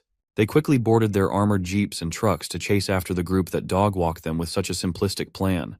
They were firing with vengeance, but their aim could use a lot of work. Captain Scar is practically screaming at his driver's ears to speed up. Unfortunately for them, the snow pile-up on the roads had become too thick. Their tires are losing grip, and increasing speed is impossible. They are up against a giant bulldozer that can just barrel through any sort of obstacle in its way. It's a massive mismatch. Even their camp only has a few of those valuable things. Actually, by the looks of it, the bulldozer is their property. It was the one used by the advanced party. That only served to infuriate the captain even harder.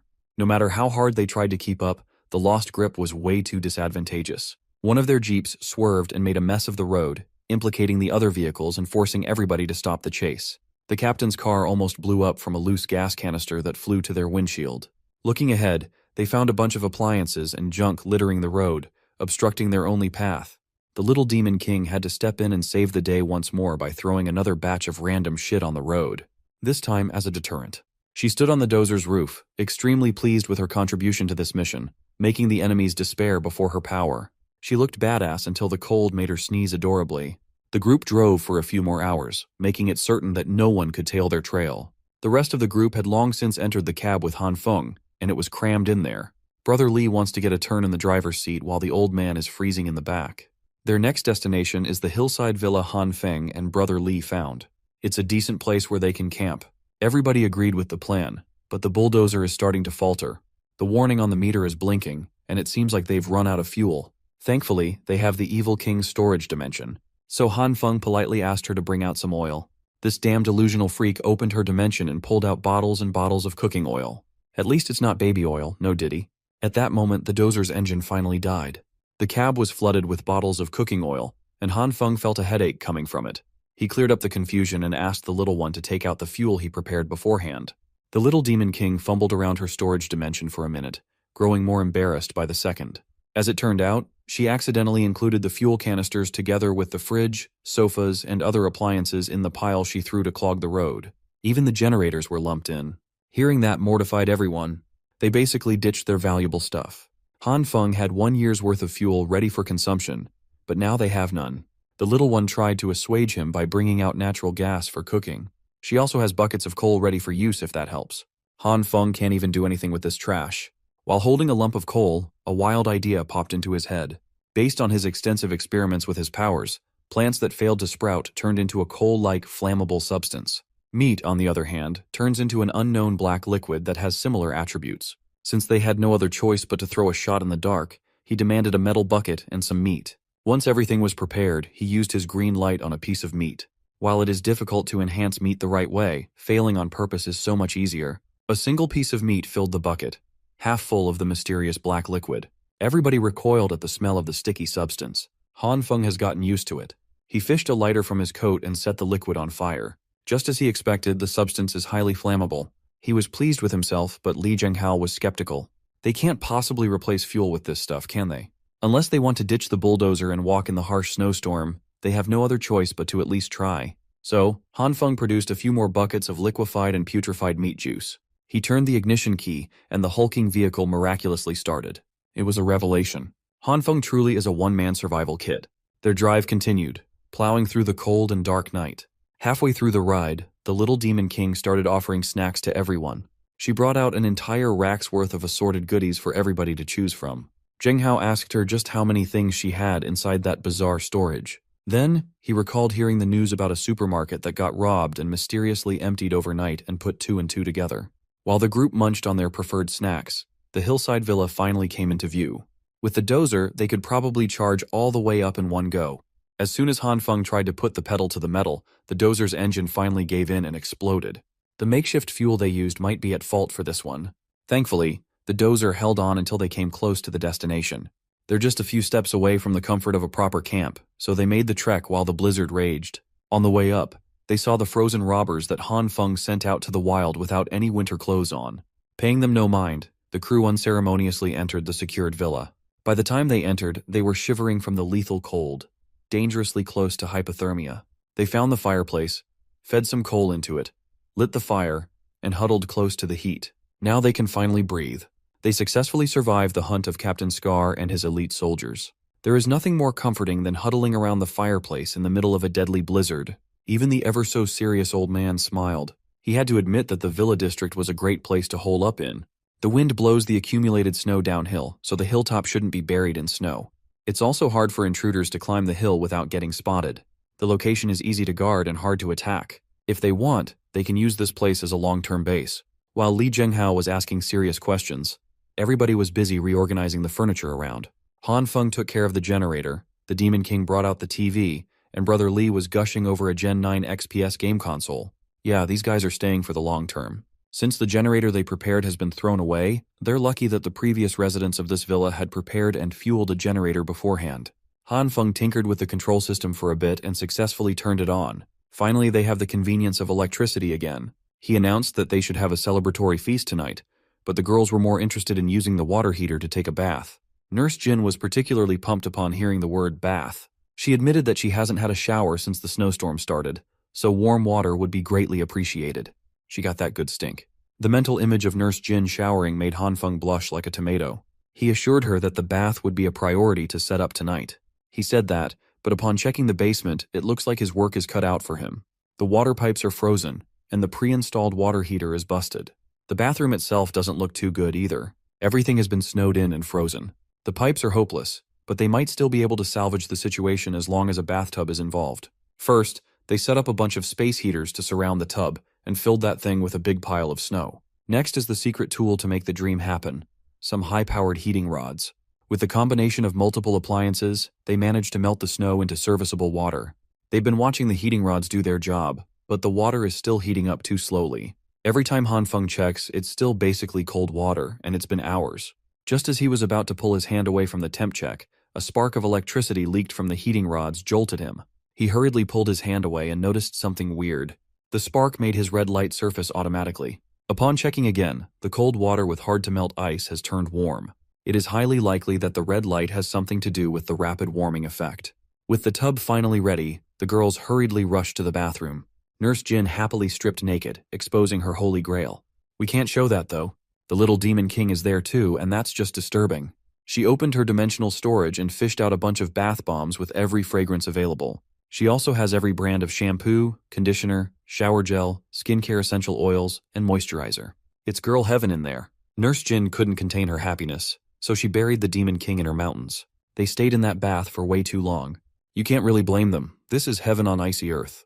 With just the girls alone and naked, Nurse Jin commented on the demon king's petite body. She actually felt insulted since she was already 21 years old. They've never asked her how old she is. They all just assumed that she was a middle schooler or something. She claimed that the power of the Demon King allowed her to preserve her eternal youthfulness. She must be studied in a lab or something. Just outside the bathroom, Han Feng was eavesdropping on the girls and intently listening to the sounds of water dripping. Brother Lee came over to drag him away to play some games, and Han Feng expertly played it cool. The gangster knows when a fellow perv is on the prowl. No amount of playing it cool could convincingly mislead him. He announced that a true person would openly take a peek at the ladies' peaks without fear. In fact, he would gladly do it right now. Han Feng had to drag him away from that bathroom door before he did something criminal. The boys settled by just playing video games in the comfort of the living room while Li Zhenghao watched. He couldn't believe that the young guns were still in the mood to play games in such a grim situation. The way the duo sees it, they have everything they could ask for. Who wouldn't be in the mood to kick back and play? They are going to stay in this villa for quite a long time. If they don't entertain themselves, boredom will kill them before the weather does. Han Feng knows that Li Zhenghao's background is not normal. As for himself, he just wants to live a comfortable life. As long as the old man doesn't drag everyone into trouble, he can hang and stay for as long as he wants. Since they're on the topic of his background, Li Zhenghao felt compelled to tell Han Feng his real identity. He was about to confess about his mission to investigate superhumans before the young man cut him off. Han Feng doesn't want to be implicated in anything complicated and troublesome, and he'll stand by that. The two looked at each other dead in the eye, and the old man saw the seriousness of Han Feng. He sighed and respected the young man's stance. Zhenghao swore that he would leave as soon as his arm was healed. Brother Li and Han Feng continued gaming and talking trash to each other. At that moment, the girls came out of the bath with new cutesy coats on. Brother Li wrapped his arm around Han Feng and invited him to bathe together so they could conserve water. After scuffling and struggling, Han Feng was forced to accept that this bath sharing was happening whether he liked it or not. He was forced into the water, but it admittedly felt nice. Once everyone was nice and clean, the long-awaited feast finally happened. They went all out and prepared a spread of all kinds of dishes. After stuffing themselves full of good food, everybody retreated to their rooms and had the best sleep of their lives. For the next few days after settling into the villa, Han Feng went to work and strengthened the walls, roof, and fences. Since he has all the time and the means, he also modified one of the rooms on the top floor of the villa into a fully functional shared sauna. He mainly hangs out in there to sweat and uses the massive watchtower window to observe the situation at the bottom of the hill at the same time. Today, there are a few silhouettes walking closer and closer up to their fortress. The figure limped for a minute and finally collapsed on the snow halfway through. The crew went out and grabbed the collapsed mystery man, and Brother Li surprisingly recognized him. He's known as Brother Chang, one of Director Liu's men. Han Feng had also met this guy before. Director Liu is that intimidating gangster who sold him a gun. A few hours later, Chang woke up with a severe headache, confused as to where he was. He looked around and saw Brother Li. He just got even more confused. Chang also recognized Han Feng even though they only met once before. Once the dude calmed down, they finally convinced him to share his story. A few days ago, their office was ambushed by a group of nasty soldiers. A lot of his brothers were hurt or lost their lives. Hearing such alarming news, Brother Li was riled up. He urgently demanded to know what happened to the director. You see, Director Liu followed Han Feng's advice and stockpiled supplies before everything went to shit. They had enough to tide through the crisis for a long time, and the director generously helped hundreds of residents in need. Everything was going great until they were attacked by a group of soldiers a few days ago. They stole supplies and wantonly killed and shot everyone in sight. To protect the civilians, Director Liu gathered his men and led them to a fight to the death. Most of the brothers were injured or worse. The director himself got shot in the leg and was captured by the invaders. Without their leader, the brothers scattered and agreed to meet at another location where most of the supplies were kept. That location is one of the villas in this hillside region. The story made sense. No wonder Chang appeared limping at the foot of the hill. Brother Li was concerned about the director's well-being. Fortunately, it was obvious that the soldiers were trying to capture him alive. Brother Li owed that man a great favor. If it hadn't been for Director Liu, he might have died in the streets long ago. Fired up and motivated, Li dragged Chang out of the couch and demanded that they save the director together. Xing reprimanded the gangster for trying to drag him into a suicide mission. With just 2 people, they stand no chance against an armed battalion. The way Li Zi sees it, they should take the chance and gamble on the sliver of hope, even at the cost of their lives. Li Zhenghao overheard the story and asked if the director Liu they were talking about was from the Uprising volunteer group. When he was an underground boxer, that man was the one who paid his ransom, brought him out of the seedy underworld, and allowed him a second chance in life as a free man. If they are going on a rescue mission to save that dignified man, Li Zhenghao will gladly lend them his strength. He still has quite a few connections in the city. If he can get in contact with them, they can have the manpower needed. Chang finally recognized Zheng Hao as the wild dog of the boxing arena, the legendary fighter with 30 consecutive victories under his belt. Han Feng laughed at the old man's corny nickname. Even Zheng Hao felt awkward upon hearing that moniker. So, 3 people threw their hats in the ring to rescue Director Liu. Han Feng just sat silently in the corner. He couldn't believe that the gangster who sold him his guns was such a righteous guy. Nevertheless, he has no reason to risk his life for a stranger. So, he preemptively announced that he would be staying inside the safety of his villa. He might not be able to contribute directly, but he won't let the 3 go out into the wild empty-handed. Also, he wanted to remind Zheng Hao and Li Zi to keep the superhuman shenanigans secret for obvious reasons. While Chang was recuperating, Han Feng took care of the guy within reason. They can't bring out lavish food today, or they might incur suspicions. They even prepared the most basic room imaginable for Chang, so as not to look too extravagant. When the day of their departure arrived, each bag was packed with plenty of supplies, guns, and ammo. Han Feng could understand the demand for firearms and ready-to-eat food. What confused him was Chang's request for so many cigarettes. Outside of the world, fiat currency is useless now. When major factions exchange supplies, they usually use cigarettes as solid currency. Equipped with some skis, Han Feng saw the 3 off with a smile. Chang bowed in gratitude to brother Han and sister-in-law Jin. He swore that the Uprising volunteer group would repay this generous favor. It took Nurse Jin a few moments to understand that the guy mistook her for Han Feng's wife. Upon realization, she blushed, her face heating up so hot it could melt the ice around her. With just Han Feng and the 2 girls in the villa, he felt more driven to keep everyone safe. To have better surveillance around the hill, he installed some cameras around the perimeter. He riddled the whole neighborhood with CCTVs so he could have a clear visual of anything that happened around the area. With security taken care of, he returned to a carefree daily life filled with snacks and video games. Today, Nurse Jin came running and screaming out of the kitchen with a knife in hand. She trembled as she tried to explain what happened to little Chu Q. It was a nightmare. They are now down to their last head of cabbage. Han Feng demanded to know just how many more essential fruits and vegetables they had in stock, and Chu Q answered that they still had a lot. By a lot, she means about 3 carts. She doesn't really like vegetables that much, so she didn't grab too much when she emptied the supermarket.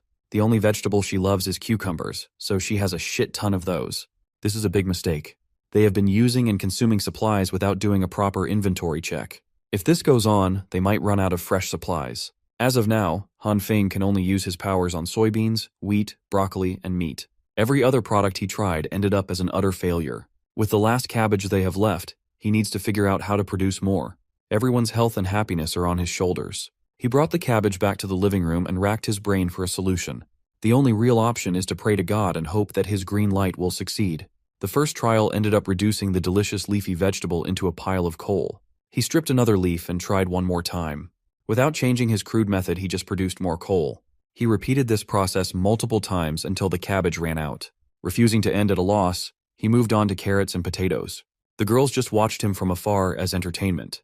By the end of the day, he wasted every vegetable he touched without even a single fluky success. When Nurse Jin checked on him, Han Feng naturally felt horrible for turning their entire supply inedible. Little Chu Q doesn't really mind the loss as she has her unlimited cucumber reserve. Besides, they can just make up for the nutrient deficiencies with vitamin pills. Since the superpowered route didn't work, Nurse Jin proposed that they try growing a garden. She used to grow some vegetables on her apartment balcony throughout the year. As long as there's sufficient light and proper temperature, they can make it happen. First, they need some gardening racks, soil, and nutrient fluids.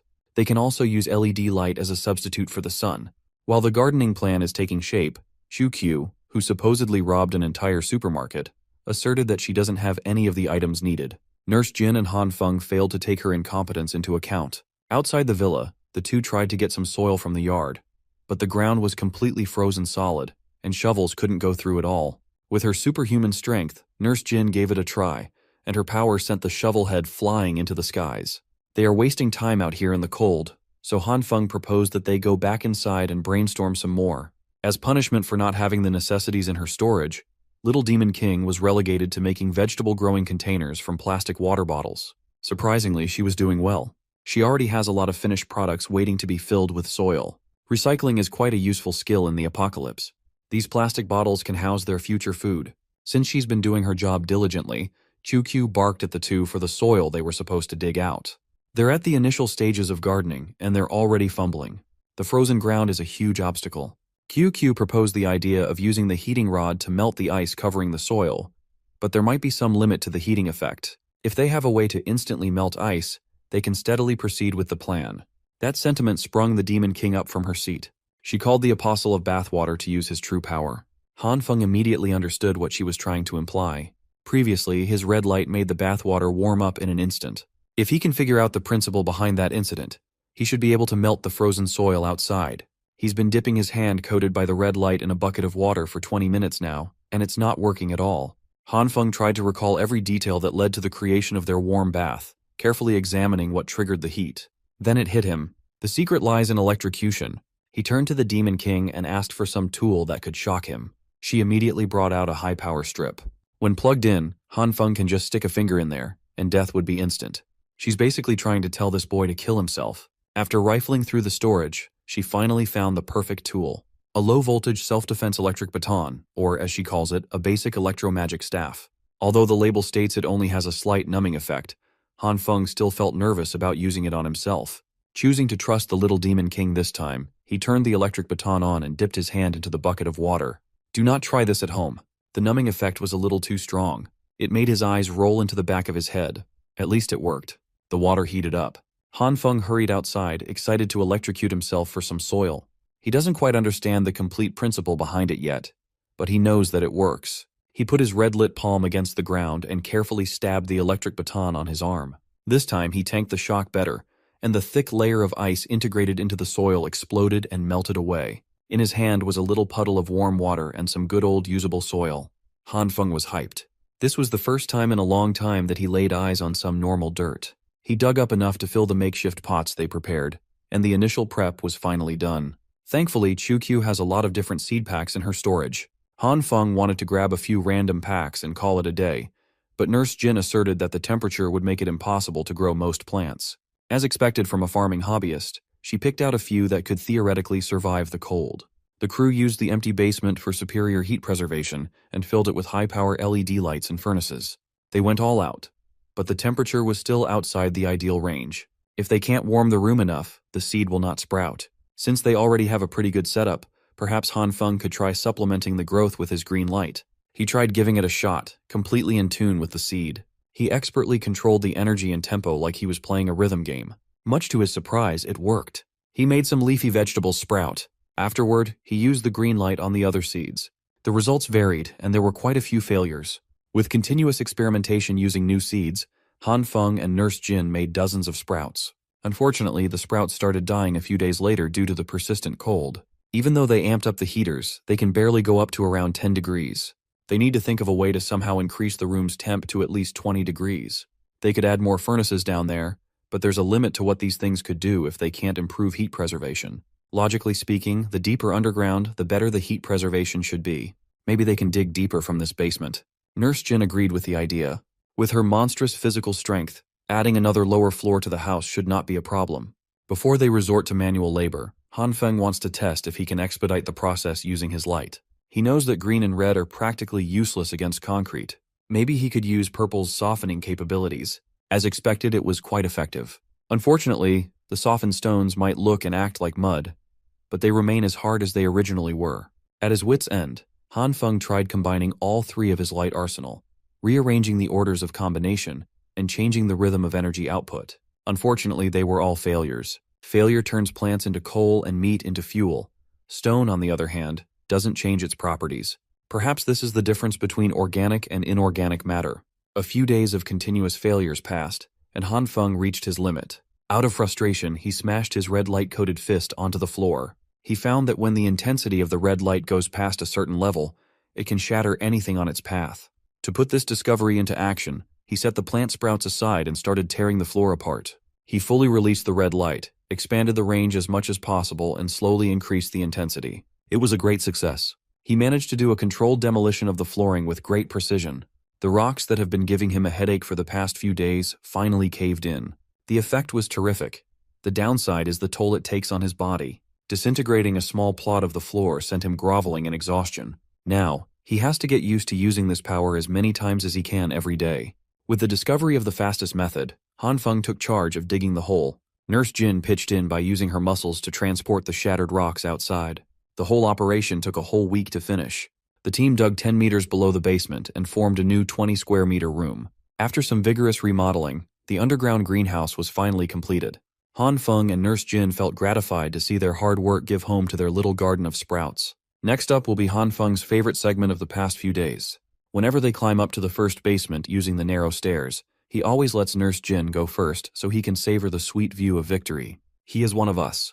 If everything goes well, they should be able to enter harvest season in 2 months' time.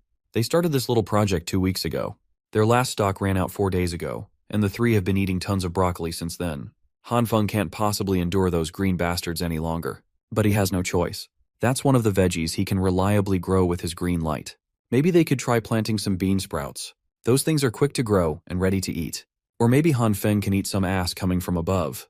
Nurse Jin's foot slipped, and a pillowy cushion descended upon his face. He was caught off guard and wasn't able to savor the experience.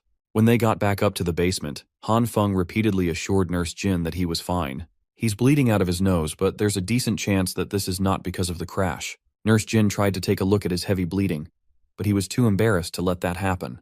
When they ascended back to the living room, they were greeted by a very weird scene. Qiu drew an occult symbol on the carpet and put a laptop in the middle as she danced and chanted. It sounds like she's trying to summon the so-called fifth evil eye.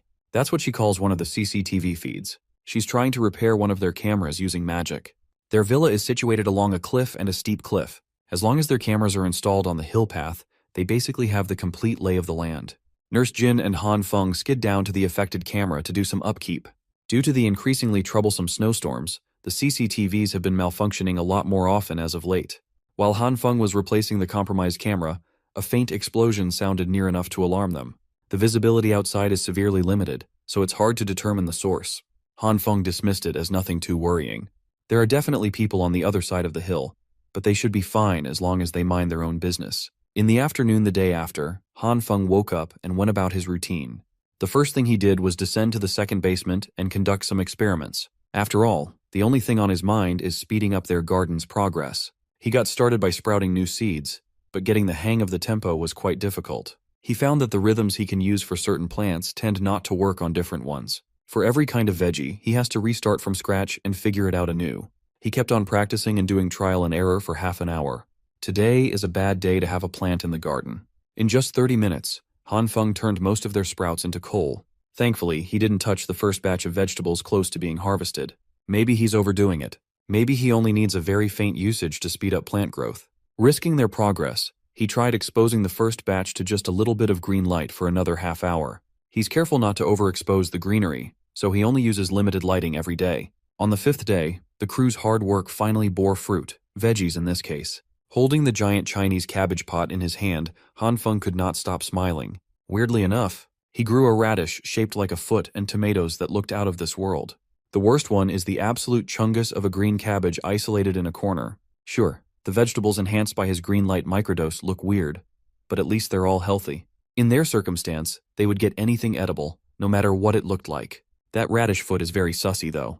They cooked most of their harvest and had an all-vegetable feast. All that busy work for 2 weeks was devoured in a single sitting, and it was totally worth it. Even Demon King had changed her mind about gardening. She wants to grow strawberries and honeydew for next time.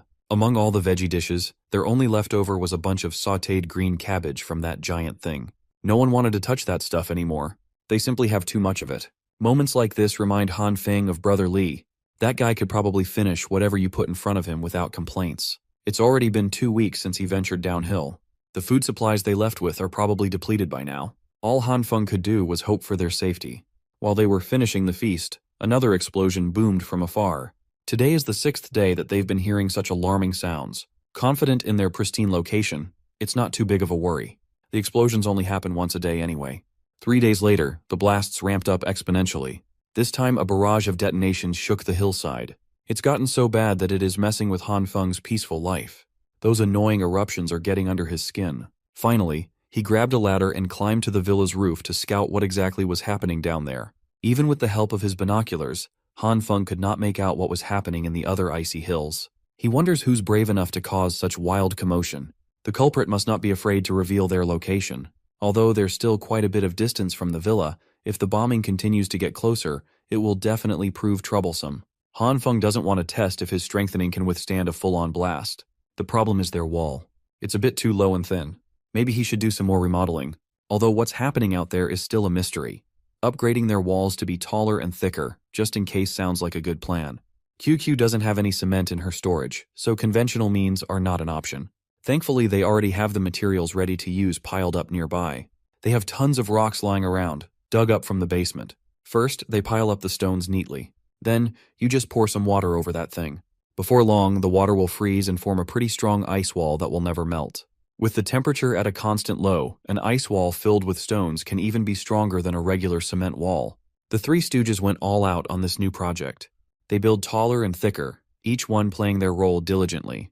When the stones ran out, Han Feng got some more by tearing down the empty villas next to theirs. With non-stop hard labor, they completed the giant ice wall in just 3 days. They built that thing so tall that it covered the whole house. They can finally rest easy for now. The bombers didn't even give them a moment to appreciate their handiwork. The explosion started once more. This time, the blasts are near enough to be clearly visible from the villa. To make matters worse, the blast epicenters are getting nearer with every explosion. The bombing increased in volume. The next one hit one of the villas in the neighborhood. The blast sent debris flying all over the hillside. Some of them even hit the newly constructed ice wall. Up on the roof, Han Feng was grazed by a tiny wild stone. That little thing flew so fast that it cut his cheek. They're lucky to have finished the wall when they did. It could have been really bad if they hadn't. Han Feng hurried back inside the house and urged the girls to get to the second basement. They hid in the underground garden for exactly half a day before heading back up. On the second night, while he was bathing, the bombardments restarted and nearly drowned him in shock. He had to hurry to the basement with just a towel to cover his junk. On the morning of the third day, the villa right next to theirs got blown to bits, and one of the bombs directly hit the ice wall. In the afternoon of the fourth day, Han Feng was about to drop a bomb in the toilet when the real bombs made him pucker back up. To make matters worse, he almost exposed his Johnson to the Demon King.